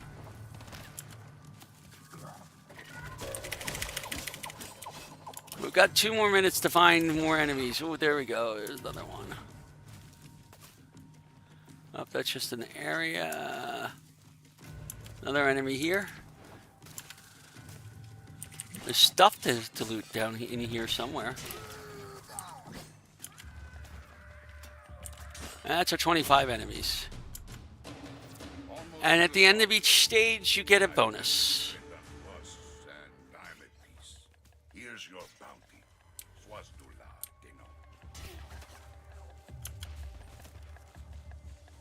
Tenno. Alright. And our last thing is to return to Cetus.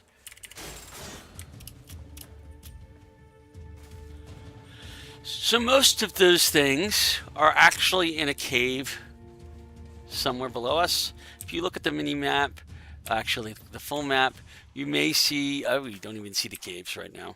Okay, so I'm going to go back to Cetus. I'm going to set a waypoint there on the map so if I can find the entry, and I'm going to hit F1.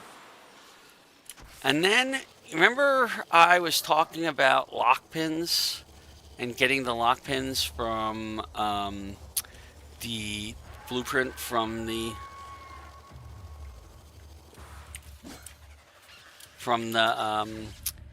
uh, the clan dojo? Well, I did make some lock pins, and I'm going to show you how to use one of them right now. I'm going to put one right here at the entrance, because sometimes whenever you're in the middle of the plains, long distance away from the entrance, it's not easy to spot. You could set a waypoint with the map, but this is faster. So what I'm going to do here is I'm going to go to my gear wheel. I'm going to go down to a lock pin. I'm going to select it. I'm going to say Cetus entrance. I'm going to put an icon. We will put the that icon on there. We will show it in the heads-up display because I do want it to be visible at all times. And I want to set a color for it. And it needs to be a different color than some of the other colors that might be used for map locations or enemies or things like that. So I'm going to set it to be this color way down here. Okay, and I'm going to confirm it. So now, wherever I am in the plains, if I go up here, you notice there's that marker up there with that symbol looking there. If I look around, it's visible wherever I am in the plains. So I'll always be able to find the entrance to Cetus that way. So that's what a lock pin is used for, and we're going to continue doing it. It will remember that across missions. At least I hope so, because normally it will remember that across missions. I just realized that was a special mission, though. And look, our Broken War is now rank 4 already. Isn't that wonderful? It's going to go up a lot faster. Okay. So we proved ourselves to Kanzu. We come back to Kanzu and say hi. Have you met Saya? Lives on the outskirts of Cetus. See? Here's the three of us. Me, Anko, and headstrong Saya. We were inseparable Oots. The two of them even got married. They were happy. Until he disappeared. That was 5 years ago. Saya never moved on. Never accepted it. Now I'm hearing quill whispers. The Granier found some trace of Anko. And just like old times, Saya's about to do something rash. Talk to her, eh? For Kanzu. Ayo, we have not spoken in a long time. Alright, so we have to go talk to Saya. Saya's marked with our quest marker, so she's easy to find in this village. Just come on over here. There she is, and we talk to her. No time to talk. There's word of my husband. I have to go. Mining goes for refinement. Word travels fast. Konzu and I haven't spoken in 5 years.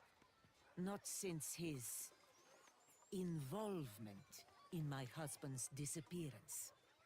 And now he sends you by the Unum. I'll accept help if you bring Onko back to me. But miss a trick, and I'll take care of business myself. Understood? Doga.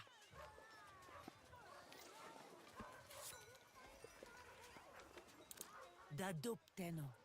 I'll signal you when you're out on the plains. As crazy as this sounds, you're looking for glass. Wealth from the plains. Okay, so we are searching for Saya's lost husband, Unko. Um,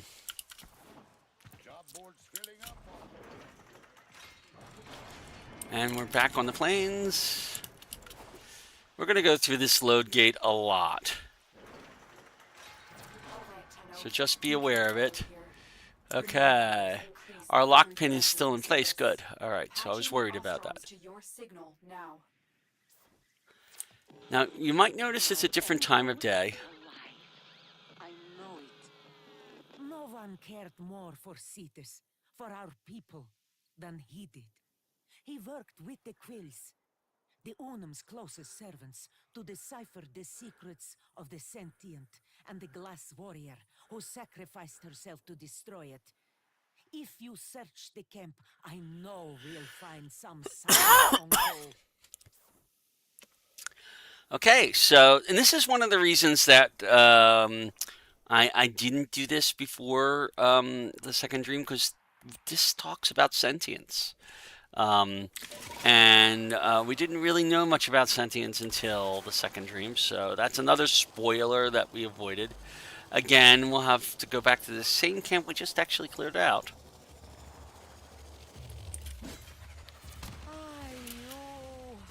This is it. This is where the Grenier found some of Uncle's work. Has he been hiding here?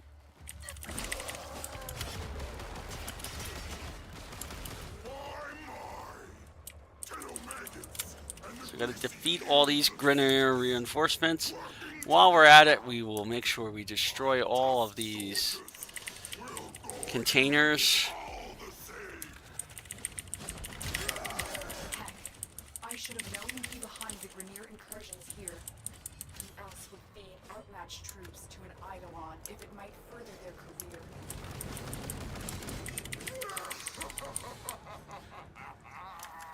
And I'd feed it a million more for a chance to wrap my metal claws around your sweet, putrid neck. Scanning the area. I'm getting strange readings from the cave at my waypoint. Smash that drill and go inside. Ah, I remember that cave. You do want to loot, just like every other place. Rock slide sealed it off years ago. I hope he's not.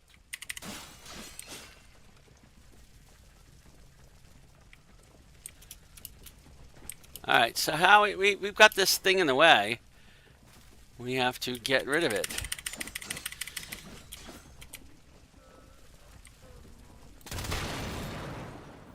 There we go. Uncle, he should be here. Okay, if we go in here, all the way down, this is the first cave. There is something to find. So we're going to find that. By the Unum, is that coffer his? It bears Uncle's mark. It must be important. If it's here and he is not, oh, please, Uncle, no. Saya. Kanum. I won't say a thing to him, Tenno. I'm guessing he didn't tell you he was with my uncle the day he disappeared. This coffer is strange. I don't understand the locking mechanism. Tenno, return to your orbiter so we can get it open. There is somebody in that tower up there, so we need to go back to our orbiter to open it. And this is one of those rare situations where it'll actually take us out of the planes directly. Normally you'll have to go back to Cetus.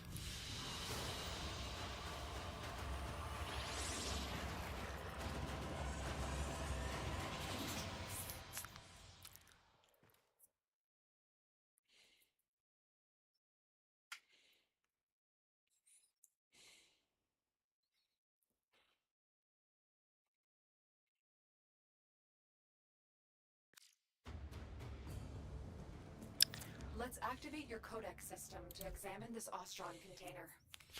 Okay, so we go.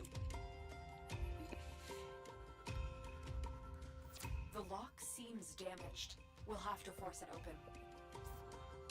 No, wait. Oh, Uncle was a genius, Utz. He's protected whatever is inside with the shutter lock. The key, molded from glass, has been broken. Forcing it would only destroy everything inside. We need to rebuild the glass. If he was dying, he would have wanted this found. But he looked it. Uncle is alive. A new strategy then, Tenno. Sending codex scanners to your inbox. These will be essential in locating the Shatterlock pieces out there on the plains.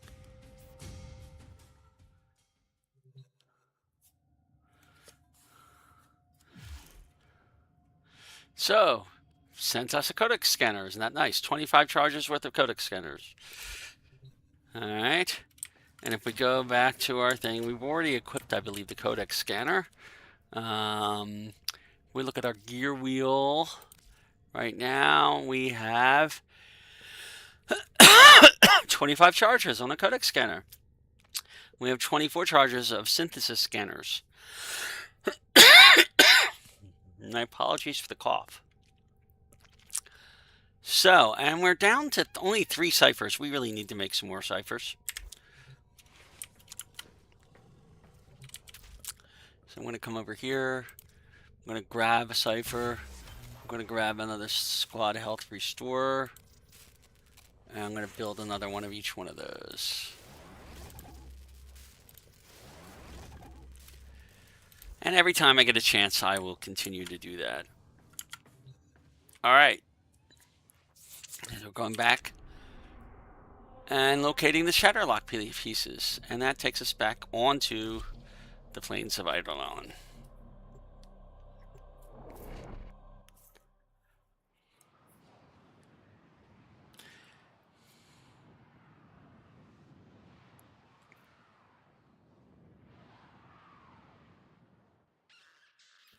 Sire, Krunameta, let me help.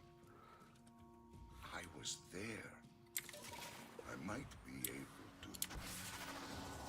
Oh, you are there all right, Konzu. You both went out on the plains that day, but only you returned. You expect me to believe this had nothing to do with what happened in our early summers? When I rejected your iron flower, your proposal? Iron flower? Okay. I can't hear this. You know I had nothing to do with his... I miss him too, sire. Equip your codex scanner and search the area for the glass shards we need. There it is. Excellent. Scan it. There should be more in this area.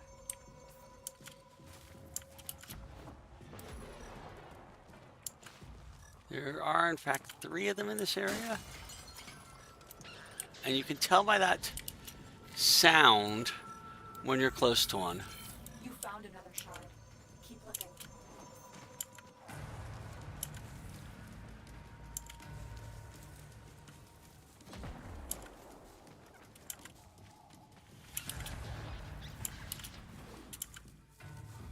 There it is. That's it. There's no more shards here.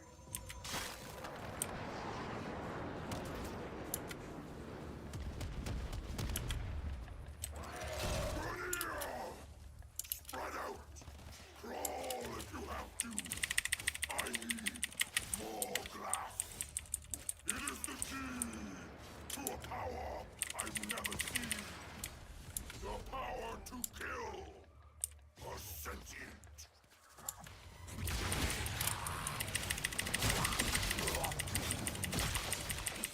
Premier air support incoming.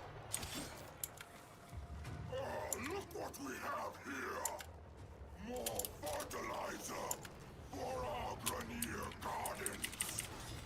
Your worm-bloated corpse will blend nicely with the excrement on my crops! I can't extract you until you reinforcements.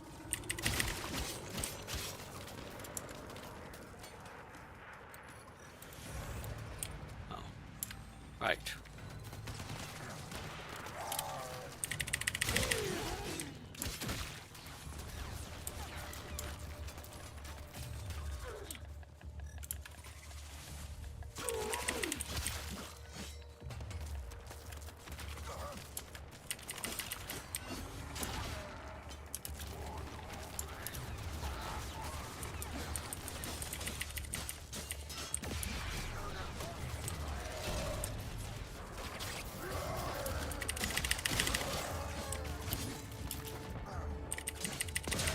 We have everything we came for.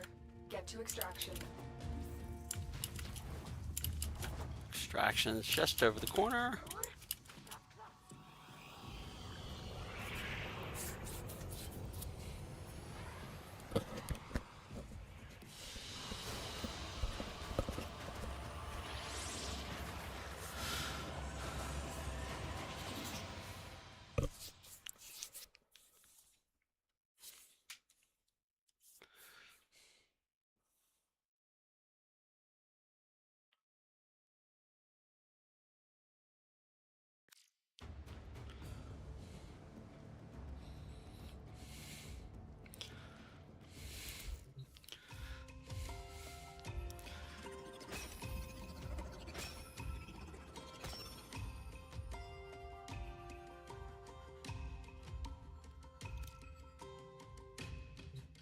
What was Vahek talking about back there?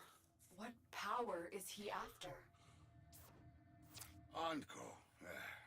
He found the remains of the Unum's champion, a woman of glass. He studied her, obsessed about her ancient secrets. The Quills of Cetus swore us to secrecy, and the secret held until the Granier captured one. Can't imagine what they did to get one of them to talk. But Vahek's been after that relic ever since. Aye, oh, this way heck. Could he have taken Uncle prisoner too? Do you think he'd make a trade? This coffer for my uncle? No. That would go against everything Uncle believed in. The sanctity of our people's home, of Cetus. Tenno, you'll need to find the remaining shards. I've tracked some off-world shipments to a galleon in orbit. Heck may be guarding any key shards he's found up there. Okay.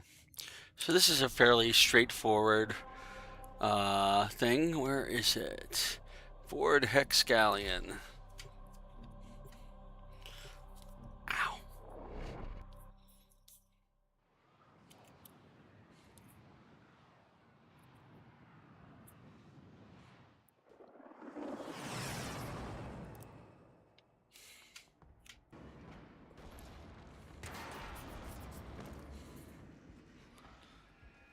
Something's wrong. My scans are being blocked. I can't detect any shards. What does that mean? This galleon is huge. Think. Anko would have known what to do. Each fragment responds to a unique harmonic. We discovered that during my initial work on Cetus's transceiver system. It's too bad we can't walk a wideband harmonic through the ship. Who says we can't? I'll perform a broad frequency sweep.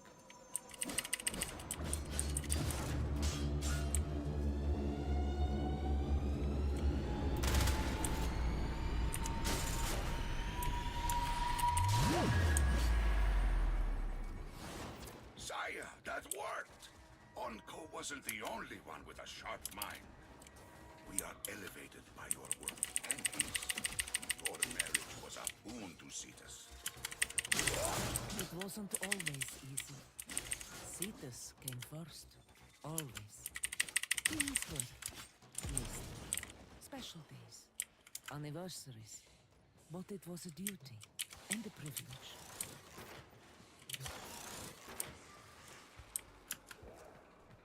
Alright, so we're just looting a few things while we're doing this. Is it my birth interval? Such a gift. But I have a surprise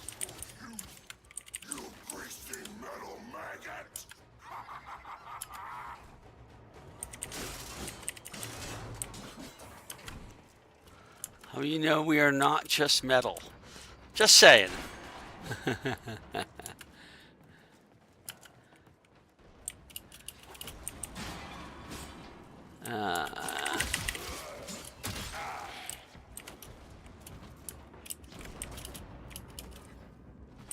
Alright, so we're going to come back here.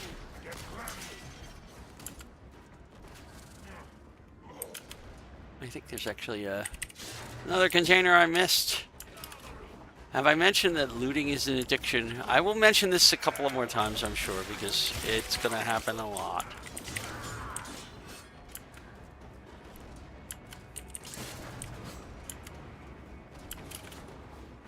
Alright, let's go up this way. Across. Over this way. Down.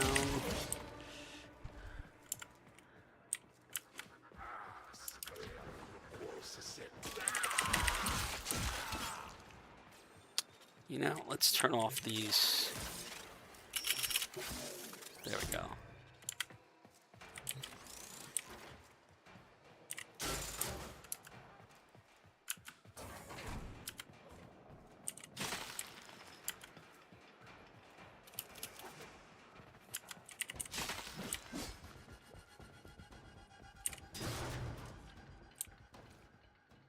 Huh. Down here. There we go.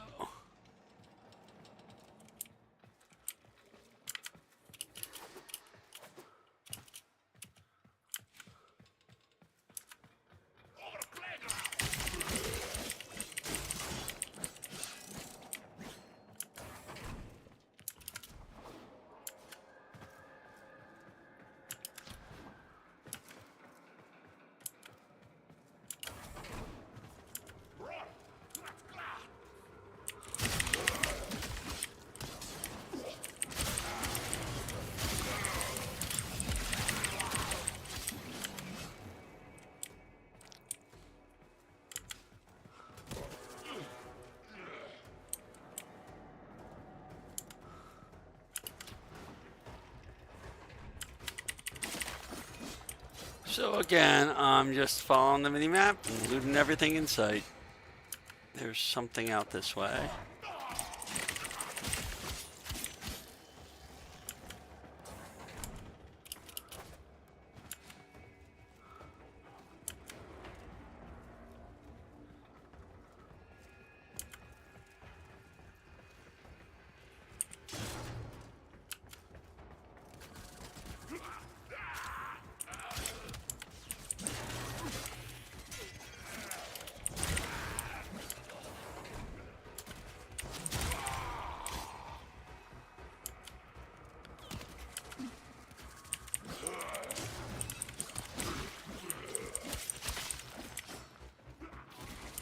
Oh, I missed some containers.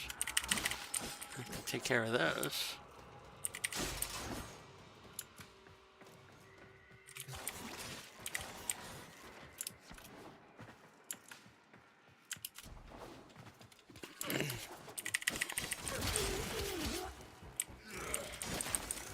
Surprise, surprise!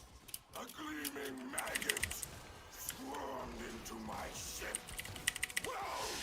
Took me one stroke with Broken War to kill him. You pathetic meat piles! Can't you stop one puny maggot? No, no, you can't. Ooh, there's stuff to scan here.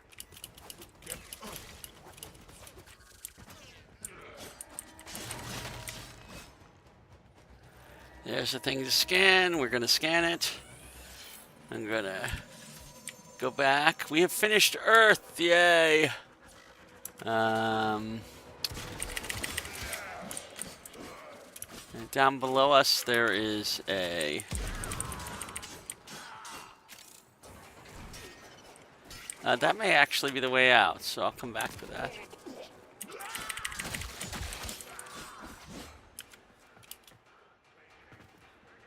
Let's see. Nothing that way. We've already gotten all those containers.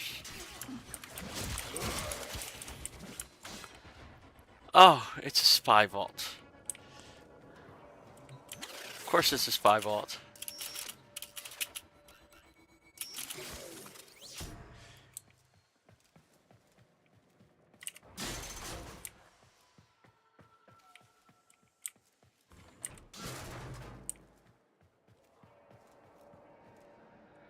But it's not one I have to worry too much about, because it's not the usual data mass vault.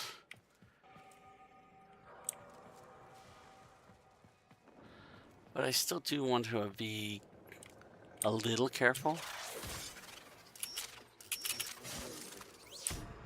Let's see if that takes care of the field. Nope, not on that side. Nothing on this side. What about this is also like that. What about down here?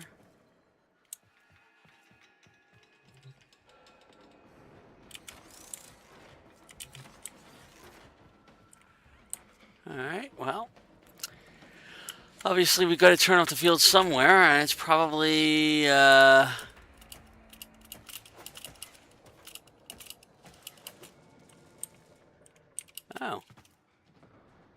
You know, I don't know if I've ever been on top of this.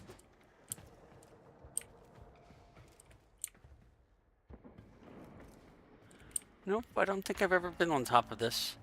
Where is my...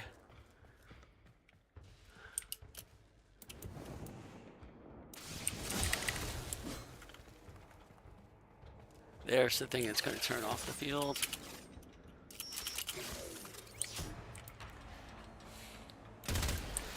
Turn off the sensor bar, come in here, go around there, and scan this. Oh, I need to have my codec scanner on. I'm going to use the codec scanner rather than the this synthesis scanner. Tenno, we've recovered all of the shards Vahek discovered. Get to extraction. All right, so that was F10. So now all we do is extract in this. That's pretty easy. We'll just come back down here. Get out.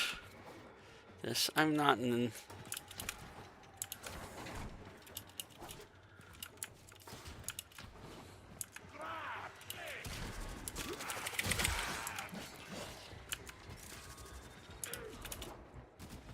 Yep, this is the way out, as I figured. Where are we going? All the way over here.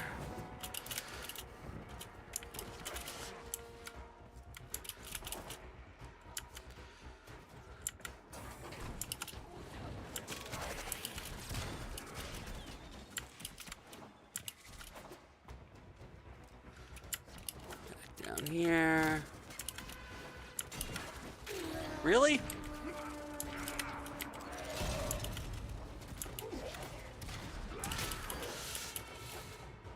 And there we go.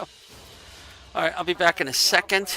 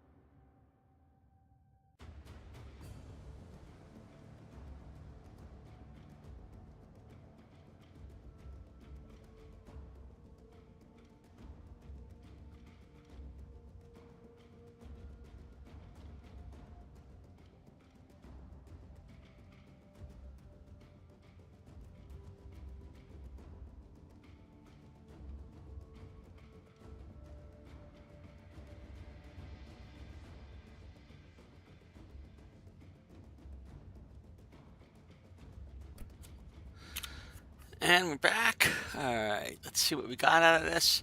We didn't get much, but that's okay. We did get another piece of this puzzle.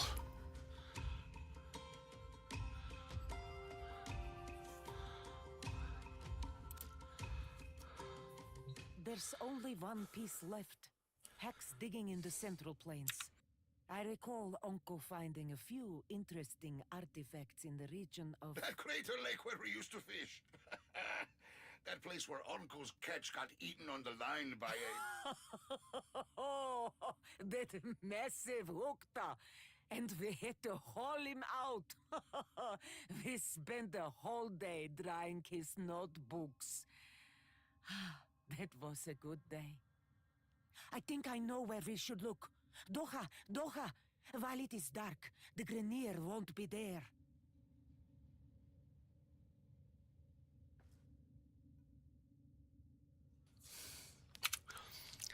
Alright, so we're going to do a mission on the plains of Eidolon when it is dark.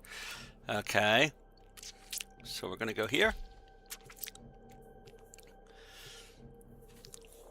Now you may notice every time we've gone into the plains of Eidolon, it's been adjusting the time for us.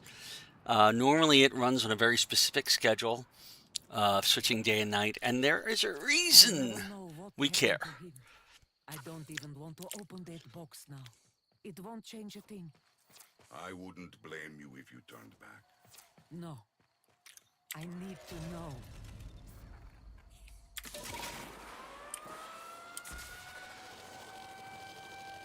Evacuation flights have been rescinded. You'll stay out here all night, if that's what it takes. Find that piece before an Eidolon finds you! Brunameta. The Eidolons are all that remains of the great sentient destroyed here. At night, its spirit rises and haunts, a mindless beast trying to rebuild itself. Watch out. If you see one, don't fight it. You can only run. Tenno, take cover. Your Warframe is no match for that thing. It's beautiful. It's so beautiful. Kill it! The beast is drawn to the Grenier. Can you get to the excavation site? It has to be in there. Why, yes. Yes, we can.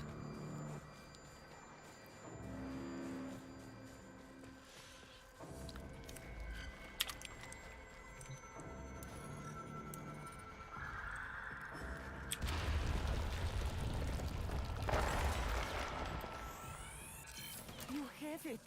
Uncle's final piece to the shutter lock. There's another way out of that cave. Away from the terrorist. Tenno, I'm having orders pull you out. Get to the extraction point. You think it would be that easy? Tusks! My tusks! New orders! Ignore the monster! Stop that Tenno maggot! Yeah, it's not likely going to happen.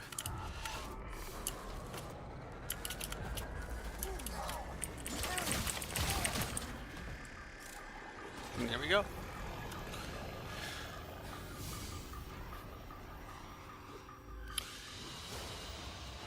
I like that you can see the moon in the sky now. On the plains of Eidolon, if you did the plains of Eidolon before you did the second dream, you would not see the moon in the sky. So I like the fact that the sky changes one in relationship to your game.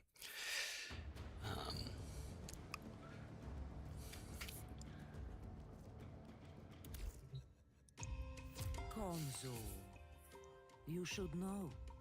You were the best friend he ever had. I'm ready. Open the box.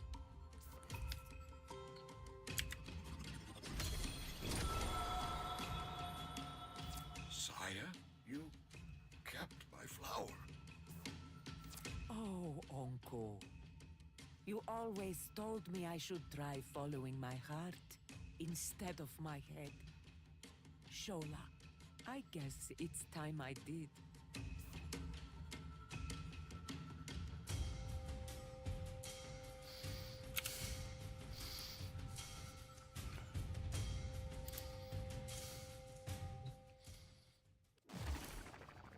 A second frequency sweep on Anko's glass revealed blueprints for Gara, the legendary glass warrior who sacrificed herself to protect Cetus.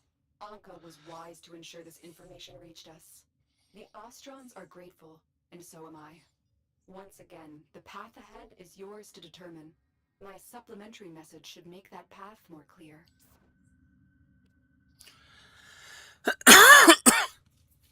All right, so we have gotten the Gara blueprint as part of finishing that particular quest.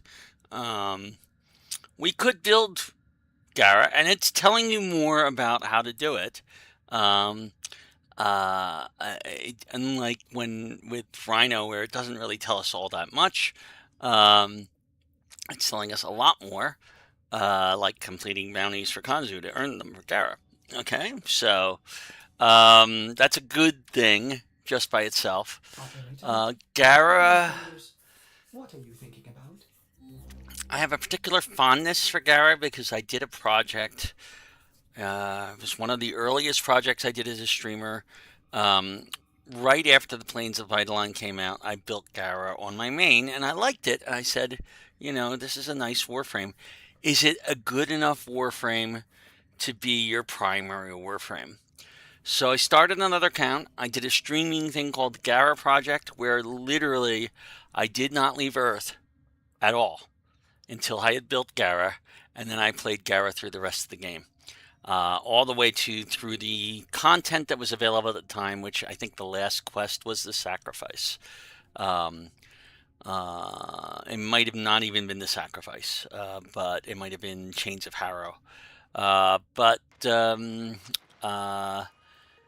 Gara turned out to be an incredible Warframe. It's great at defense. It's great at offense. It's a really useful Warframe, but it's not the one I would go with for certain things. I tried bringing Gara recently on that Stoffler defense mission, for example, and it was not very useful because Gara has a defensive wall made of glass that keeps things out and keeps weapons out and is great for defense, except when you are being shot down from a high point where they can shoot over the wall. And that was what I was running into with Gara. You can make the wall higher by jumping up before you do it, but it wasn't enough in this case.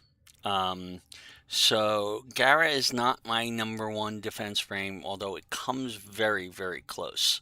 And for almost every other situation, it is an excellent defense frame. So if you want to build Gara, go ahead and do it. It's easy to do. All you need to do is you go to the... Recently, I have been plagued by strange visions of the infestation. They're warnings from Kome herself. I'm sure of it. Kruna Meta. Come see me in Cetus. Together, we can overcome a terrible fate. Be well. So Saya has given us a kind of invite. It's an extension to the quest that we were just using. That teaches us the Sanctuary Defense mission. Sanctuary Defense? Shrine Defense mission.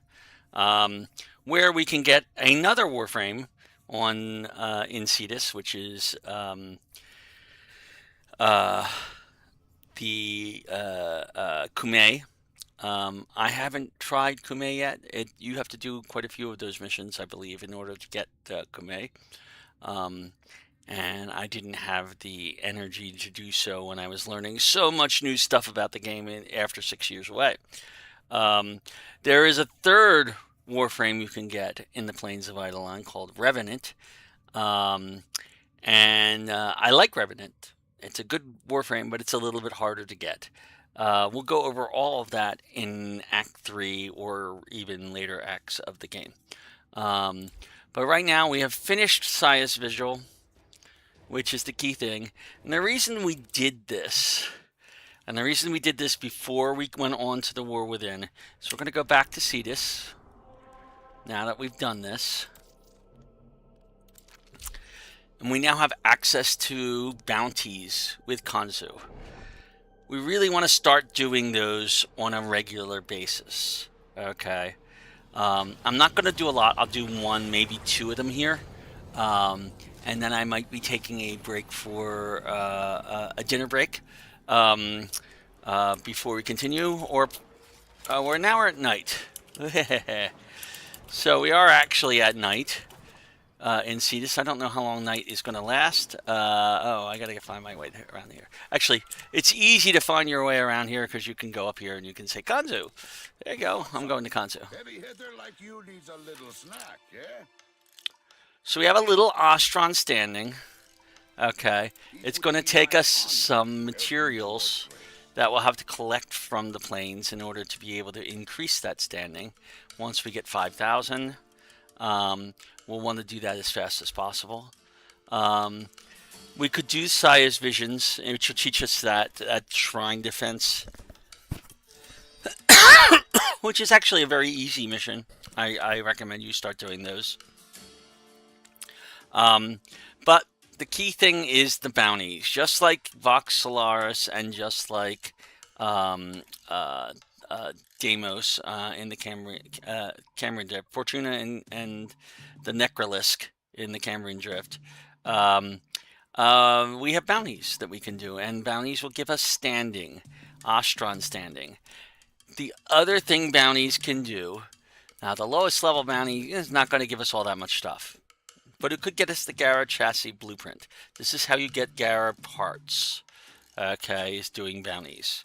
The second level one, okay, can get us the Gara Systems blueprint. But starting with the third one, you notice that there are lenses. We really need lenses, okay? Lenses are very important to this game, all right? You want to have as many of them as you can get because you're going to be putting them on all your equipment before you do this. There's also a thing to capture the Grenier agent, a higher level one which gets you different lenses, and the highest level one which will not get you the chance of an Eidolon lens blueprint. Now, you can take a set of lenses and turn them into a greater lens, which will get you more affinity for that particular school. Okay, you can take a greater lens and an Eidolon lens blueprint, and that will get you more affinity, even more affinity for that school. Okay, and there is another type of blueprint that will give you an even higher level lens called a Lua lens. You have to get the blueprint for that from, I think, disruption missions on Lua, but those are high level. The other thing that these bounties give you are mods. Now, Pressure Point, Hornet Strike, we have those. It can give us stuff like Cryonic and Grok Drool. And the first level, not going to get us much, but we do need to do them kind of in order to have done each level. Actually, it doesn't require us anymore to do. It used to be that when you first did missions for the Ostron, you had to do the first one, then the second one, then the third one, then the fourth one. Once you unlocked each level, you could do the rest. Now I think it's based on Master Rank. This one requires Master Rank 5. We aren't there yet. We aren't even at 4 yet. Okay, although we have all the mastery we need for it. But as you go higher, we start getting some mods that are really more important. Okay, not so much the energy inversion, the Reaping Spiral, the Speed Trigger. Those are useful. But the Vigilante mods, the Vigilante Armament and Vigilante Vigor and doesn't even have the other one there, but there's a set of mods called the Vigilante mods. Each one of those that you have slotted on a weapon increases the values of the other Vigilante mods on that weapon. So they are really useful. Gladiator is much the same. It's a different thing. Augur is much the same. These are all mods that if you have multiple types of those mods, they are worth more than just the individual mod by itself. You can also get Cetus Swifts from this level 4 mission. And those are useful in a lot of things. There are ways to collect them by just going around and looking for them to spawn at night. But I find them very difficult to spot personally. That's one of those I say things. Some people are like, oh, well, there's a city switch. So I like doing the high level missions instead. The highest level one, when we get to this one, will give us things called Breath of the Eidolon. We will need that for some stuff. It could give us Aya, it could give us Kuba, it could give us some blueprints for other things. This is a very useful level of stuff, but they're hard missions for a beginner. Now we will want to build up our Ostron standing because that's how we buy stuff. Just like before, I'm going to go around real quick to the different sellers. We have Hawk, who lets us do Zaws. Zaws are component-based melee weapons. You can get a whole bunch of things there. I'm not going to go into too much detail in each of these. We're going to go into the... That's Hawk. That's Fisher High Look. Teaches us fishing. And she sells the various fishing spears that are useful for fishing on the plains of Eidolon. You really want to get one of each of these spears because different fish require different spears. The other thing that she sells is luminous dye. Luminous dye make the fish much more visible, especially at nighttime. And you will not. You will thank yourself for spending the standing to get luminous dye. And there are baits for different types of fish. Nork bait. There's also Ferroma, which is used that relaxes the fish if they happen to be excited and running away from you all the time. So there's a lot of things along that line. And she can cut fish when you have fish into component parts like you do in the other ones. Old Man Sambat is our mining specialist here. He has a Nosum cutter. Don't get it. You don't need it.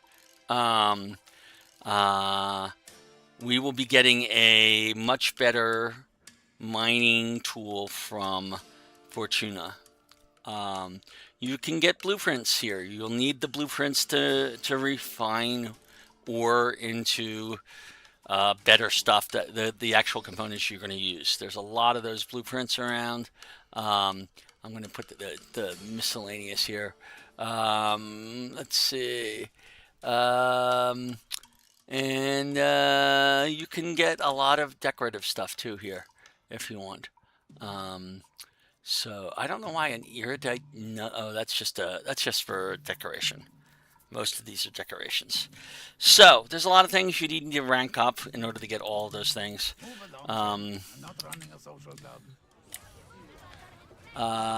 There is, in fact, conservation just like that. You got the mission entrance. And Nikok. Nikok is an unusual vendor. Nikok is selling us floofs and masks. Okay. All right.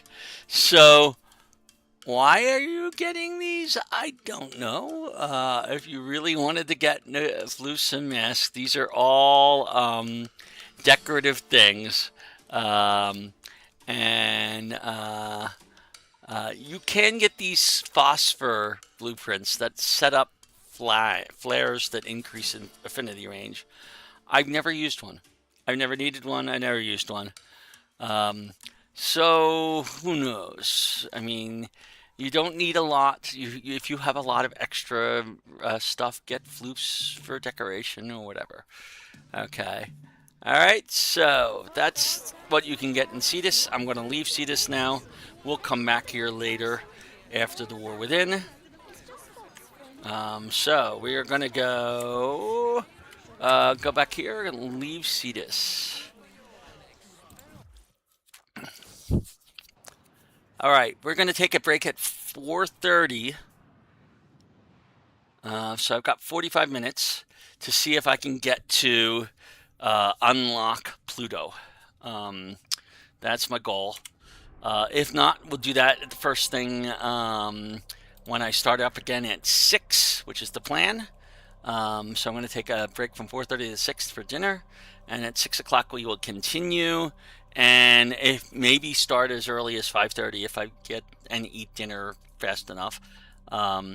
And we will continue with the War Within, and see what we can get to at that point. All right, so Nereid here is one of the. Oh, we need to get to Peace Samantha. We can't get to just Sal. We have to actually get to Peace Samantha. Okay, because we have to defeat the Hyena Pack. All right, so we will need to go.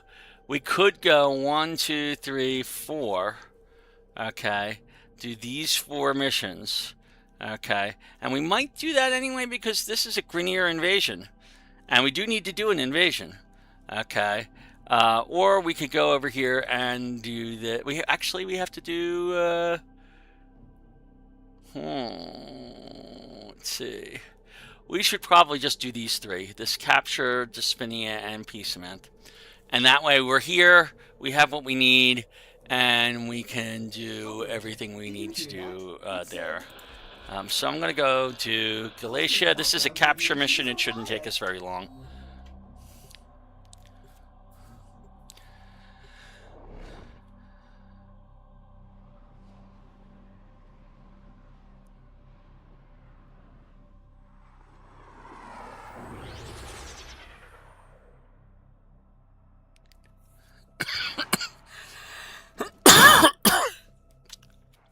You are here on a capture mission.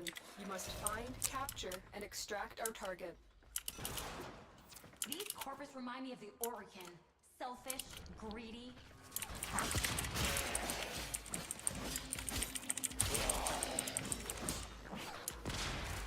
Ooh. Let's scan that. And I'll have to go get more synthesis scanners soon because I'm down to 21.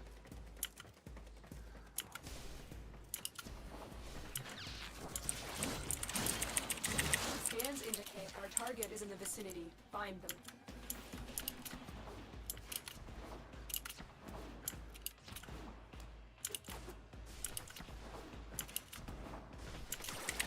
We've found the target. Capture them quickly before they escape.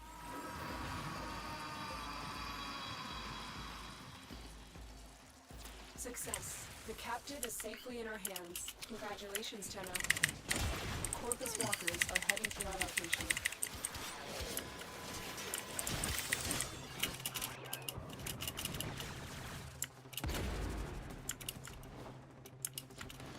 Alright, so all we gotta do is actually get out of here. We're done the mission part. We just need to get to extraction. And we're not in any need to kill anything else. We're just doing this as fast as we can just to unlock the node, so I'm not worried too much about getting stuff or killing stuff. Whoop. I do want to have my iron will on. Wow. How did that happen? Stay focused. There's a heavy unit approaching.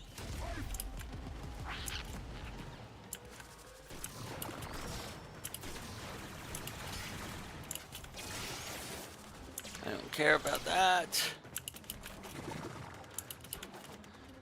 We wander through this huge mission looking for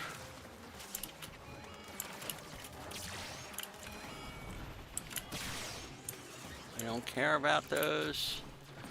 Nice thing about your iron will on the Rhino is you can go right through all those security things without worrying too much about it. Like that.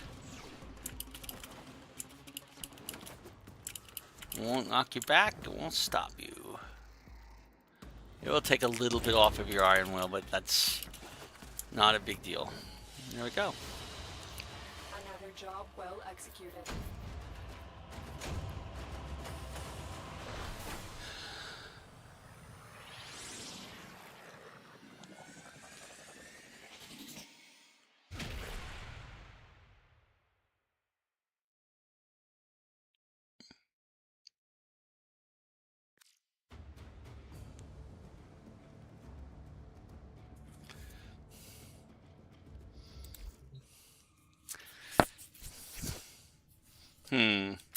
I may put that Vazarin lens on my Rhino after all.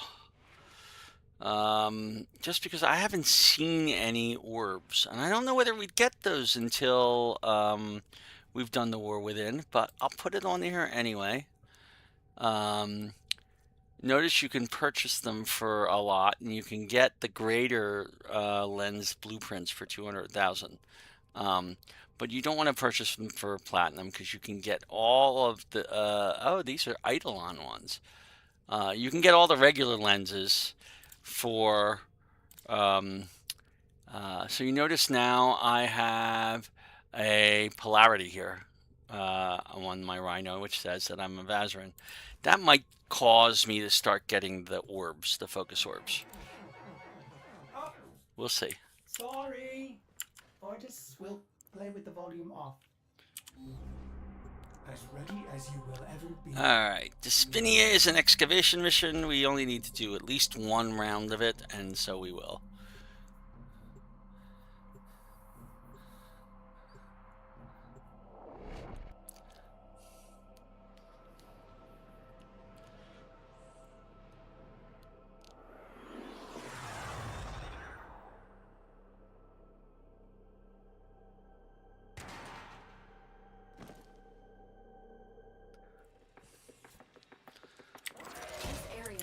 With subterranean artifacts. I will help you recover them.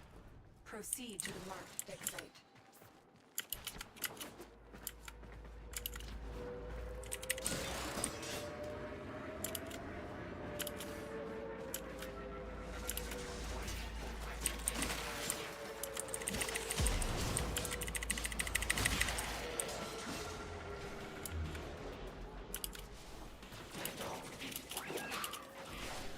Something to scan. Must scan.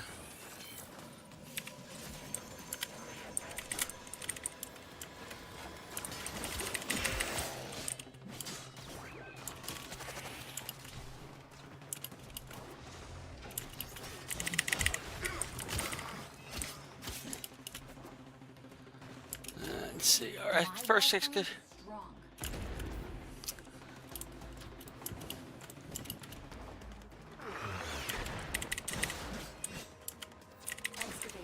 I do find those little operator remarks a little bit cheesy.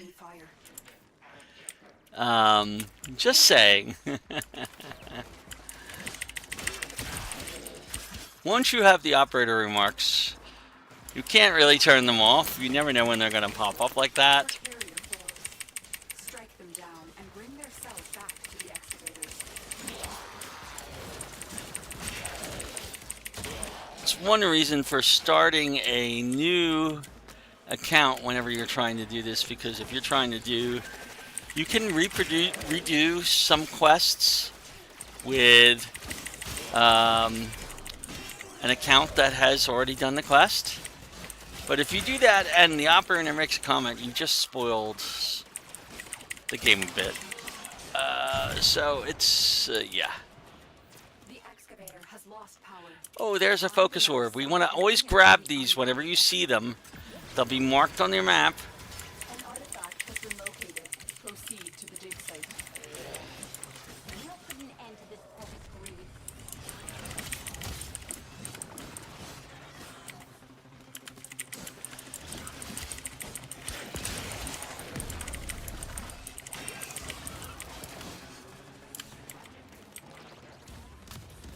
Oh, I don't have any energy. So this is why we have my F7 squad energy restore, because now I have energy.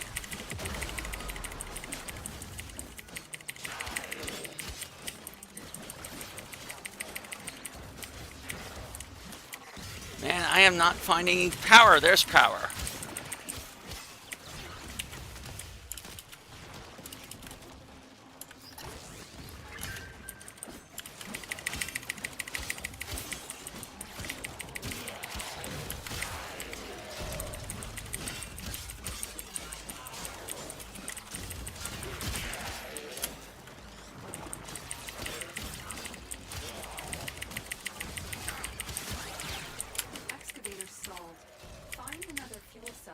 Oh, come on, give me another fuel cell. I haven't seen one.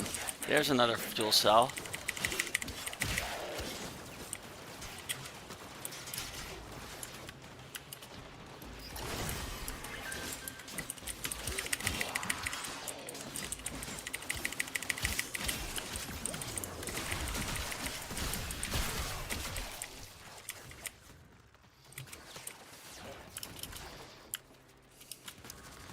Well, they are coming fast and furious.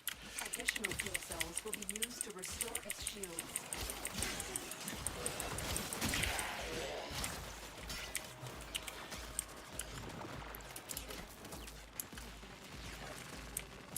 Don't need to.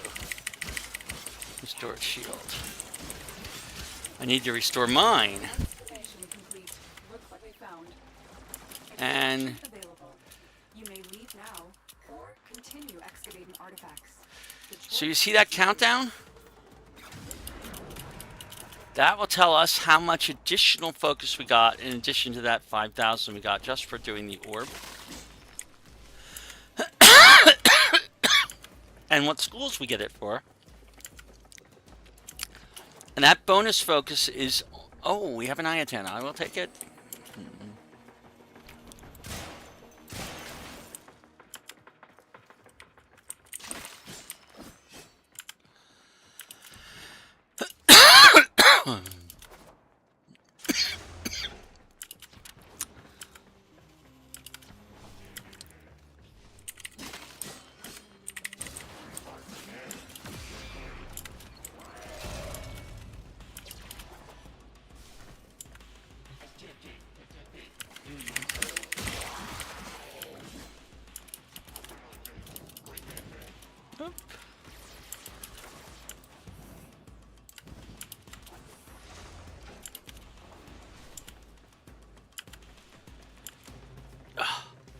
Have I mentioned that one of the things that I run into is I get caught in the geometry a lot.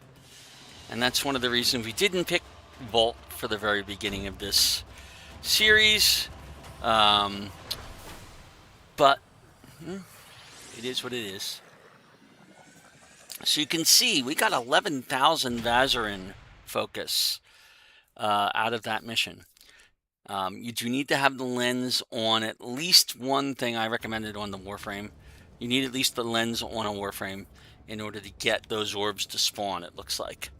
Okay, so I want to exit this. I happen to have an Iatan. I always like going and putting the stars in it right away. So we come in here and we put a star in here. And one in here. And one over here. And that's worth 1,700 endo when we need it. So we needed the endo. Alright, we're ready to go fight the hyena pack. Alright. Let me see. Can I put any more on my Broken War? I ranked it up a couple of times, a bit. Let's see, upgrade. We have 8 slots, so we can put more on here. I could put Molten Impact, which is 9.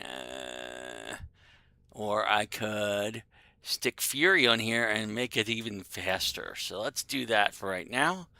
We'll have plenty of room to put other things on here, like that Better North Wind. So we now have an even faster broken ore. And while I'm thinking here, I'm going to grab another cipher and another squad health restorer and build some more. Like I said, I'd like to have 10. Let me look at my squad energy restores. Let me go back over here and go energy. I can build another one of those too, because I've used one. Okay. But we aren't going to grab them right now. Let's go do the hyena pack. Now, the hyena pack is multiple bosses. Okay. There's actually 4 of them. Okay. They come in pairs. You defeat them in pairs. Each one has a different power. But like most other things, we have other Tenno who are going to be doing this mission, and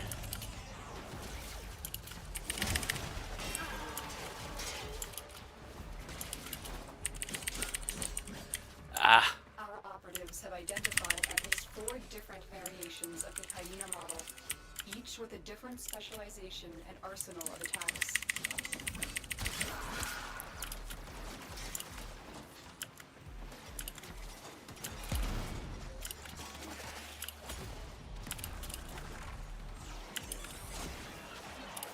Looks like heavy activity ahead.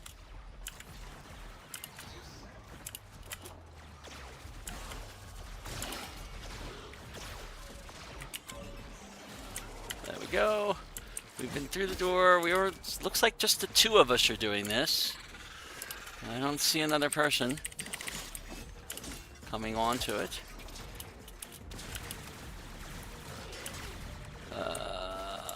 Wait, is it through here?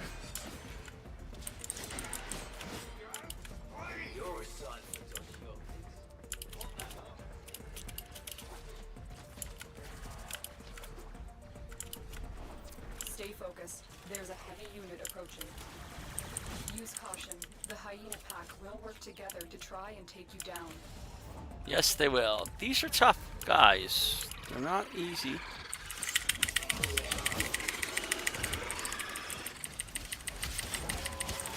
located the VIP. Time to go to work.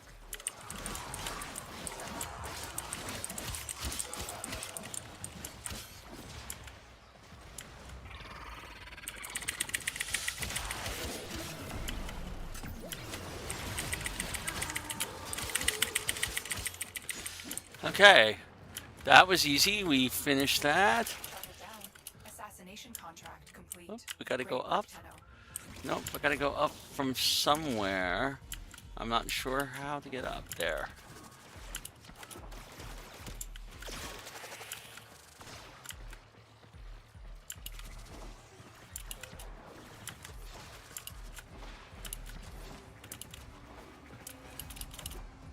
I think we got extra people in just at the last second too.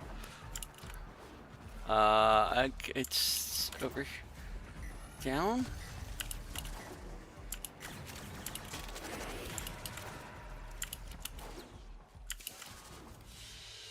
Yep. So that was easy. We have now unlocked Pluto. This is where you get Loki, by the way. If you want to get Loki pieces, this is where you want to do it. Ow.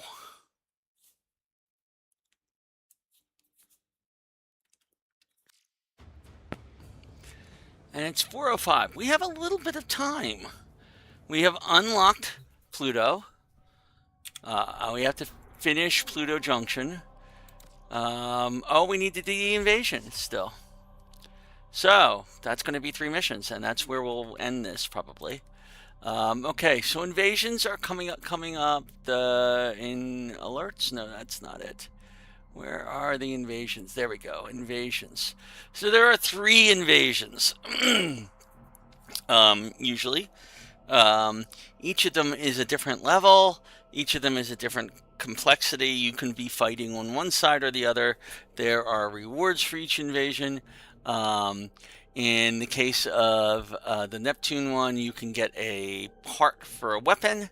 And in case of the Phobos one, you can get a Mutalis Eladvi nav coordinate. And in the case of the Venus one, you can get a mutagen mass. I run diagnostic regressions. The Neptune one is the only one that really gives you anything that is worth a lot. Notice everybody's going for that Dira Vandal receiver, which is not unusual here.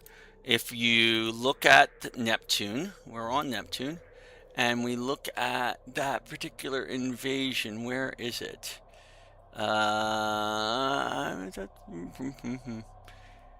don't know. Let me go take a look up here again. That would be... Oh, it doesn't even say. It just says Neptune. Okay. All right. So, we've been doing Neptune missions pretty fine. Invasions are a little more complicated than your typical ones.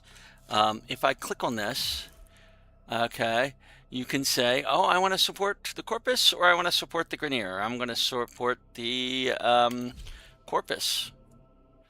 And maybe we'll see if we can get that receiver. It'll join me in the mission with other people doing the invasion.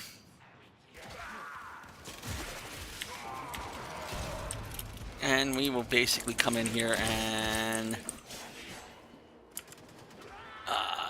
I don't even know where we're going right now. Oh, right. The Corpus are on our side in this one. There's a point, marker. Oh, and I gotta remember, we are on the Corpus side. There's Grenier. We kill the Grenier. There are more Grenier. These are usually exterminate missions of some sort.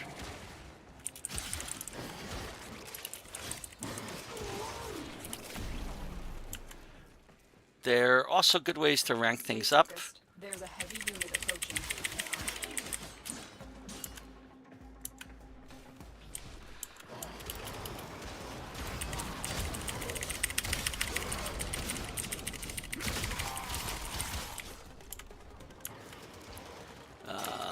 I know there's got to be more around here. Right here.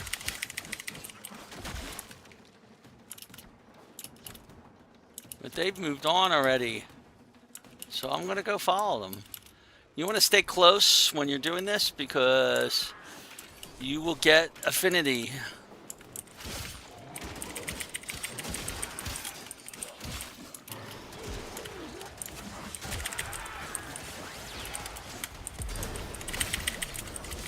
And we want to grab those orbs, definitely, whenever we get a chance. They're important.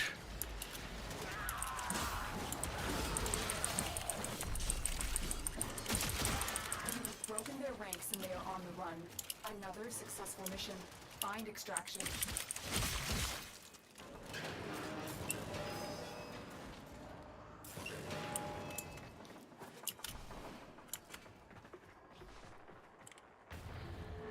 So all we're doing is waiting for the last player, and we're done. Another job well executed. We need to do 3 of these. Okay, we've done 1 of those. Notice we got quite a few bit of stuff out of this. And some decent affinity for my weapons. And even for my Vazarin.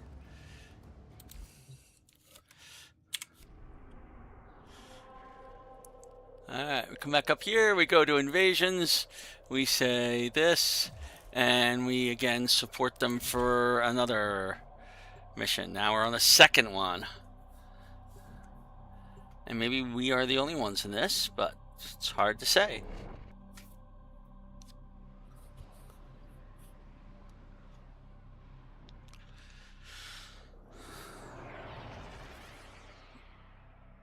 Yeah, invasions are frequently just a bunch of exterminate missions that are a little tougher than normal. Large platoon of Grenier Marines stationed here. Leave no one standing. Ballistic and archaic weapons Grenier. Cano, I am detecting a synthesis. Oh, there's a synthesis target here. All right. So where's our synthesis targeting? Oh, there's our god guys.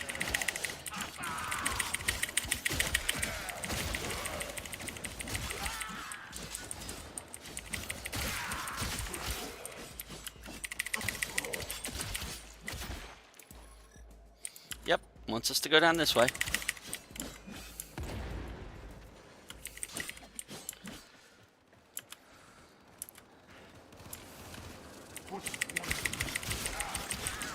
So far, I'm doing this one solo, it looks like.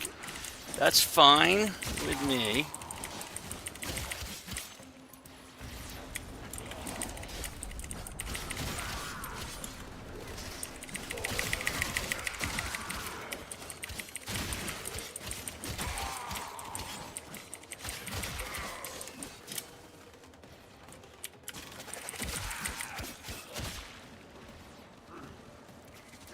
That's it. It will be a perfect specimen. Now I'll have to find it. It's up.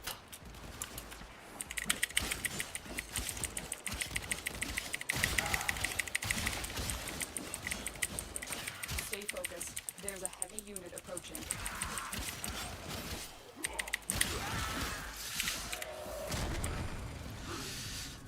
F3. Oh, wrong.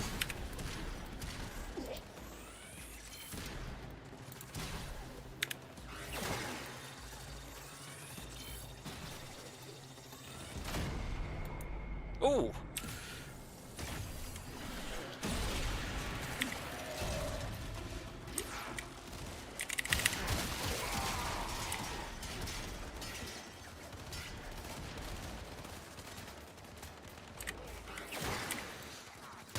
Oh, F3.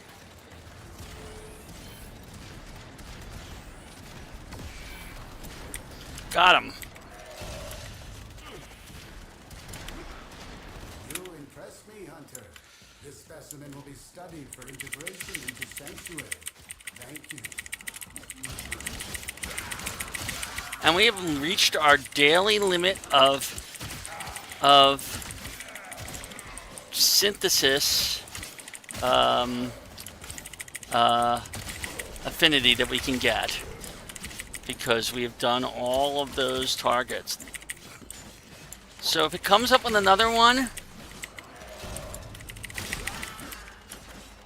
in the next mission, oh, I see a focus orb. We have to go grab it.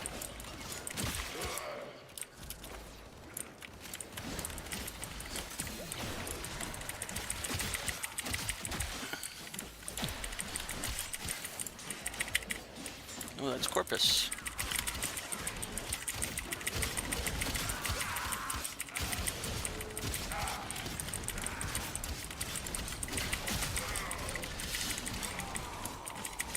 As we increase our mastery rank, the amount of standing we can get from any syndicate, including Cephalon Samaris, will go up.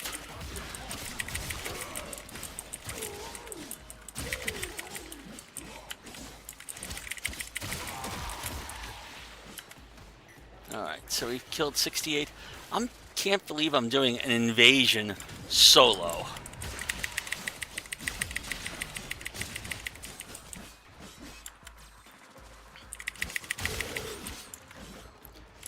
It's like the first time I've ever not had other, but it is a Monday afternoon. So maybe that's what it's going on here.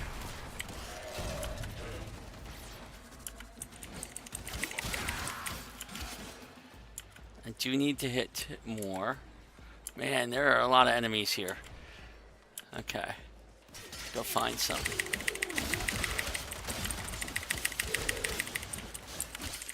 At least, for the most part, I'm not running into energy issues. He says, just before he runs into energy issues, probably.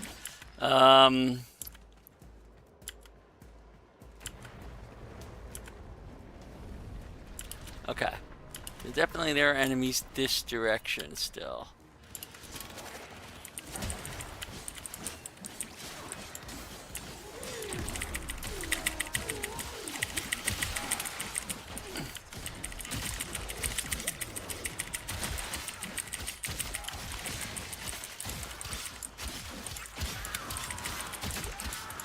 I seem to be bouncing around an awful lot faster than I usually do.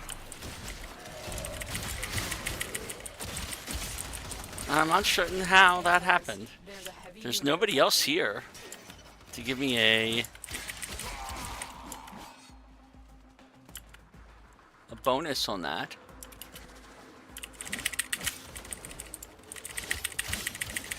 Oh, I increased the speed of my broken ore, didn't I? That explains it.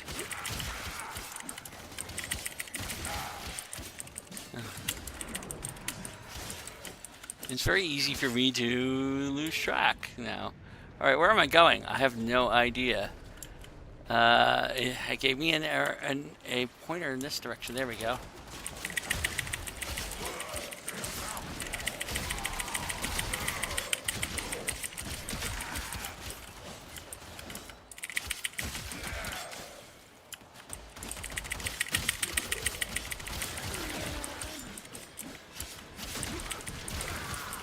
$115 enemies killed.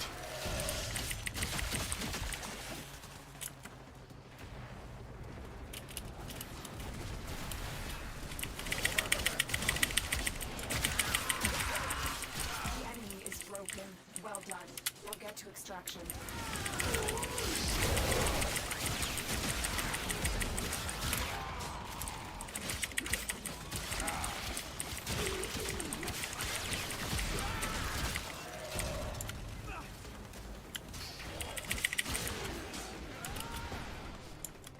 And we're out.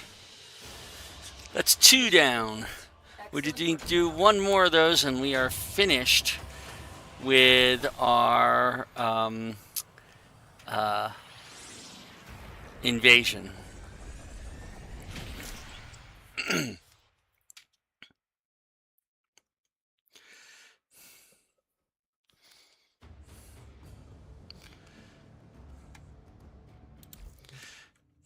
Now I'm going to show you something. If we go back over here to our foundry,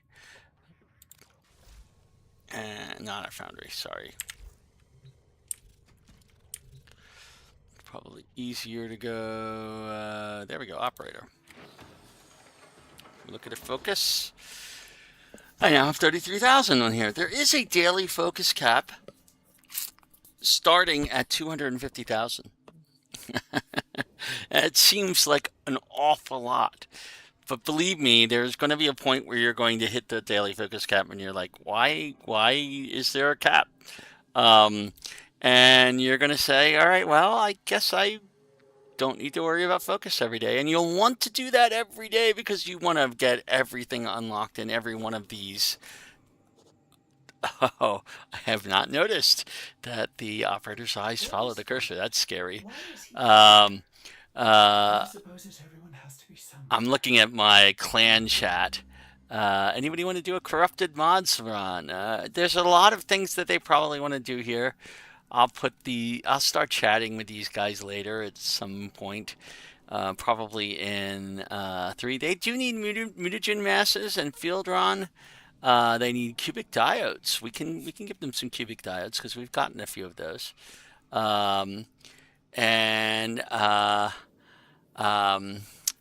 Null stones, I don't think I've ever seen those, or T-core plate, but cubic diodes we have some. So we will donate what we can because we believe in supporting our clan. And this is our alliance. And they're mainly just discussing things. Okay.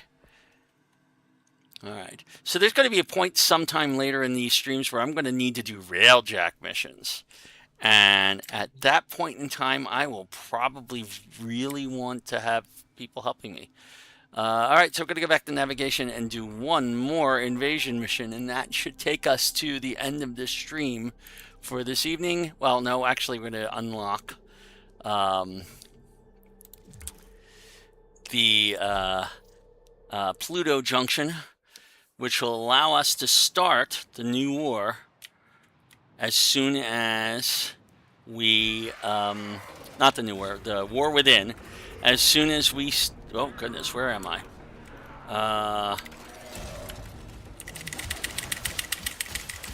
And where are our people? They're all over here, so I'll come over here.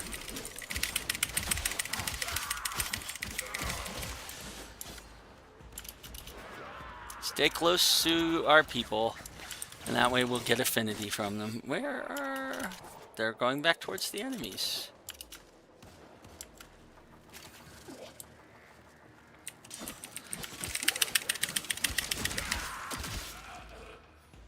Okay. Oh, there's a whole mass of enemies up here.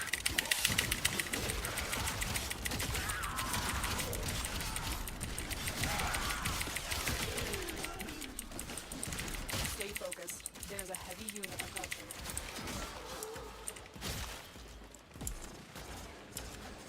Ah.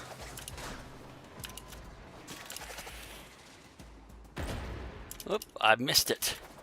I can't miss that. Where did they go? They all went that way. Some of them are coming down this way, along with me.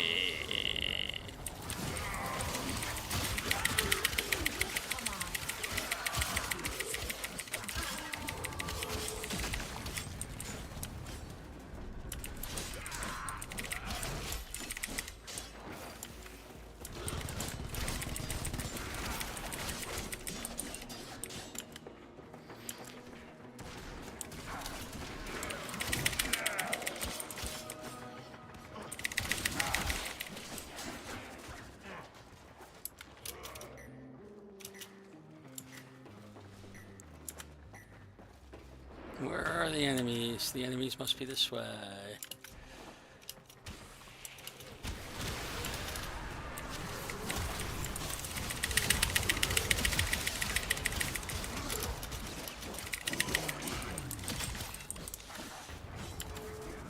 I got some blue on me. I don't know where the blue came from.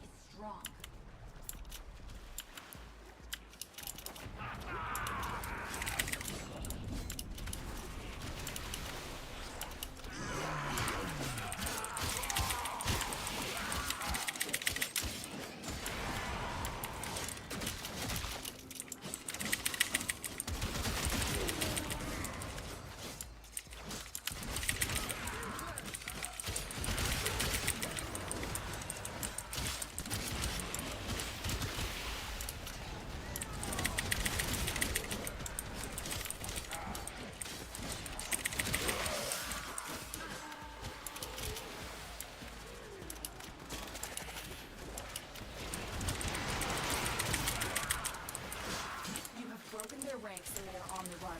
Another successful mission. Find extraction.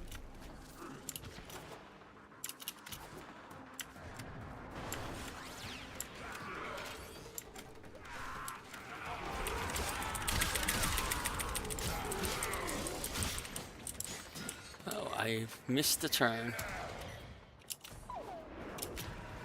And there's the exit.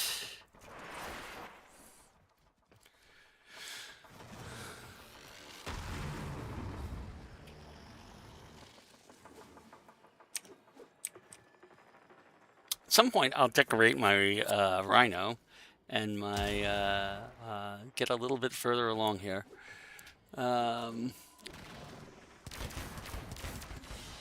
There we go. We have finished our stuff, our invasion. We've done the 3 Corpus missions that we needed for the invasion. We got more Vazarin standing. We got more standing in all of our stuff. And we have more cubic diodes, which I will happily donate to the clan when we get a chance. And I'm going to hit exit. All right. So once the invasion ends is when we will get that particular reward.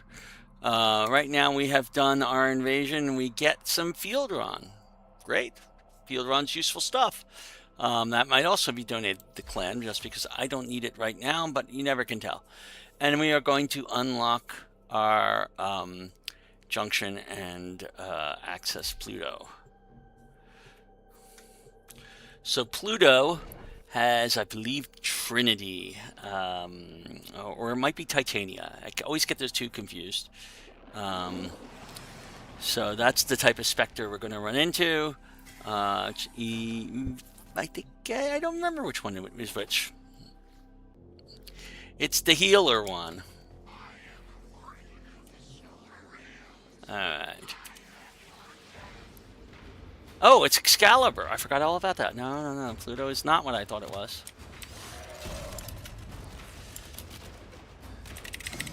And why?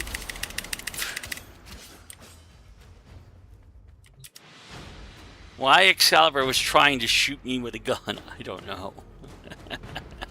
Just seems wrong for Excalibur. Alright, we have unlocked Pluto.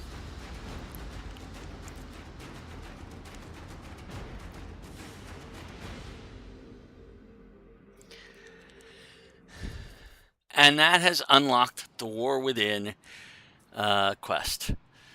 Now,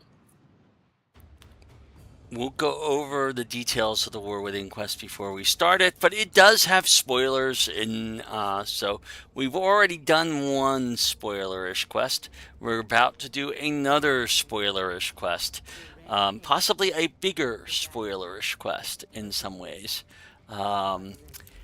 It's certainly a game-changing quest. If we look at Eris Junction, because we will need to do that. Oh, we've already equipped a focus lens. Can claim it. We've already found a locked Orokin vault at Phlegius. We haven't opened it. Okay. This is where that 6 waves of defense at Stoffler in a single mission comes in. It's going to take us a little bit of time to get that done. I had to do a couple of attempts at that. I might go and get Frost before doing that. It's not going to happen tonight. We don't need to get access to Eris for a while. It's not a requirement for a little while. When we get when we're done with the War Within, we're going to be going into Act 3 of this series. And Act 3 is going to let us take our time doing all the stuff that's available between the War Within and the New War. There's a lot of stuff in that range. So Act 3 is going to be a much more casual act, and we will go ahead and do that when we get a chance. And that will include unlocking every node on the star chart so that we can unlock the steel path. So this is Steve. I'm your grumpy old Warframe. I'm going to sign off right now. We're going to get dinner. We will resume this at 6 and go to 10 o'clock. And that is it for tonight. That might be it for the week until Friday. There's a chance that I will do streams on Tuesday and Wednesday as part of Act 3, but once we get into Act 3, they will become less long and less focused. I'm going to have to spend some time on my main account still. I'm going to need to spend some time resting my voice because this morning I was worried I'd lost it. So I don't know how often these streams are going to happen, but I'm definitely going to try and do at least one every Friday, Saturday, Sunday, and Monday, even if they're only 3-hour streams, until we have all of Act 3 done and we get into the New War, which will be Act 4. Act 4 is going to be a very short act because it's just the New War. It may actually involve 2 of the prologue quests that lead into the New War. We will do the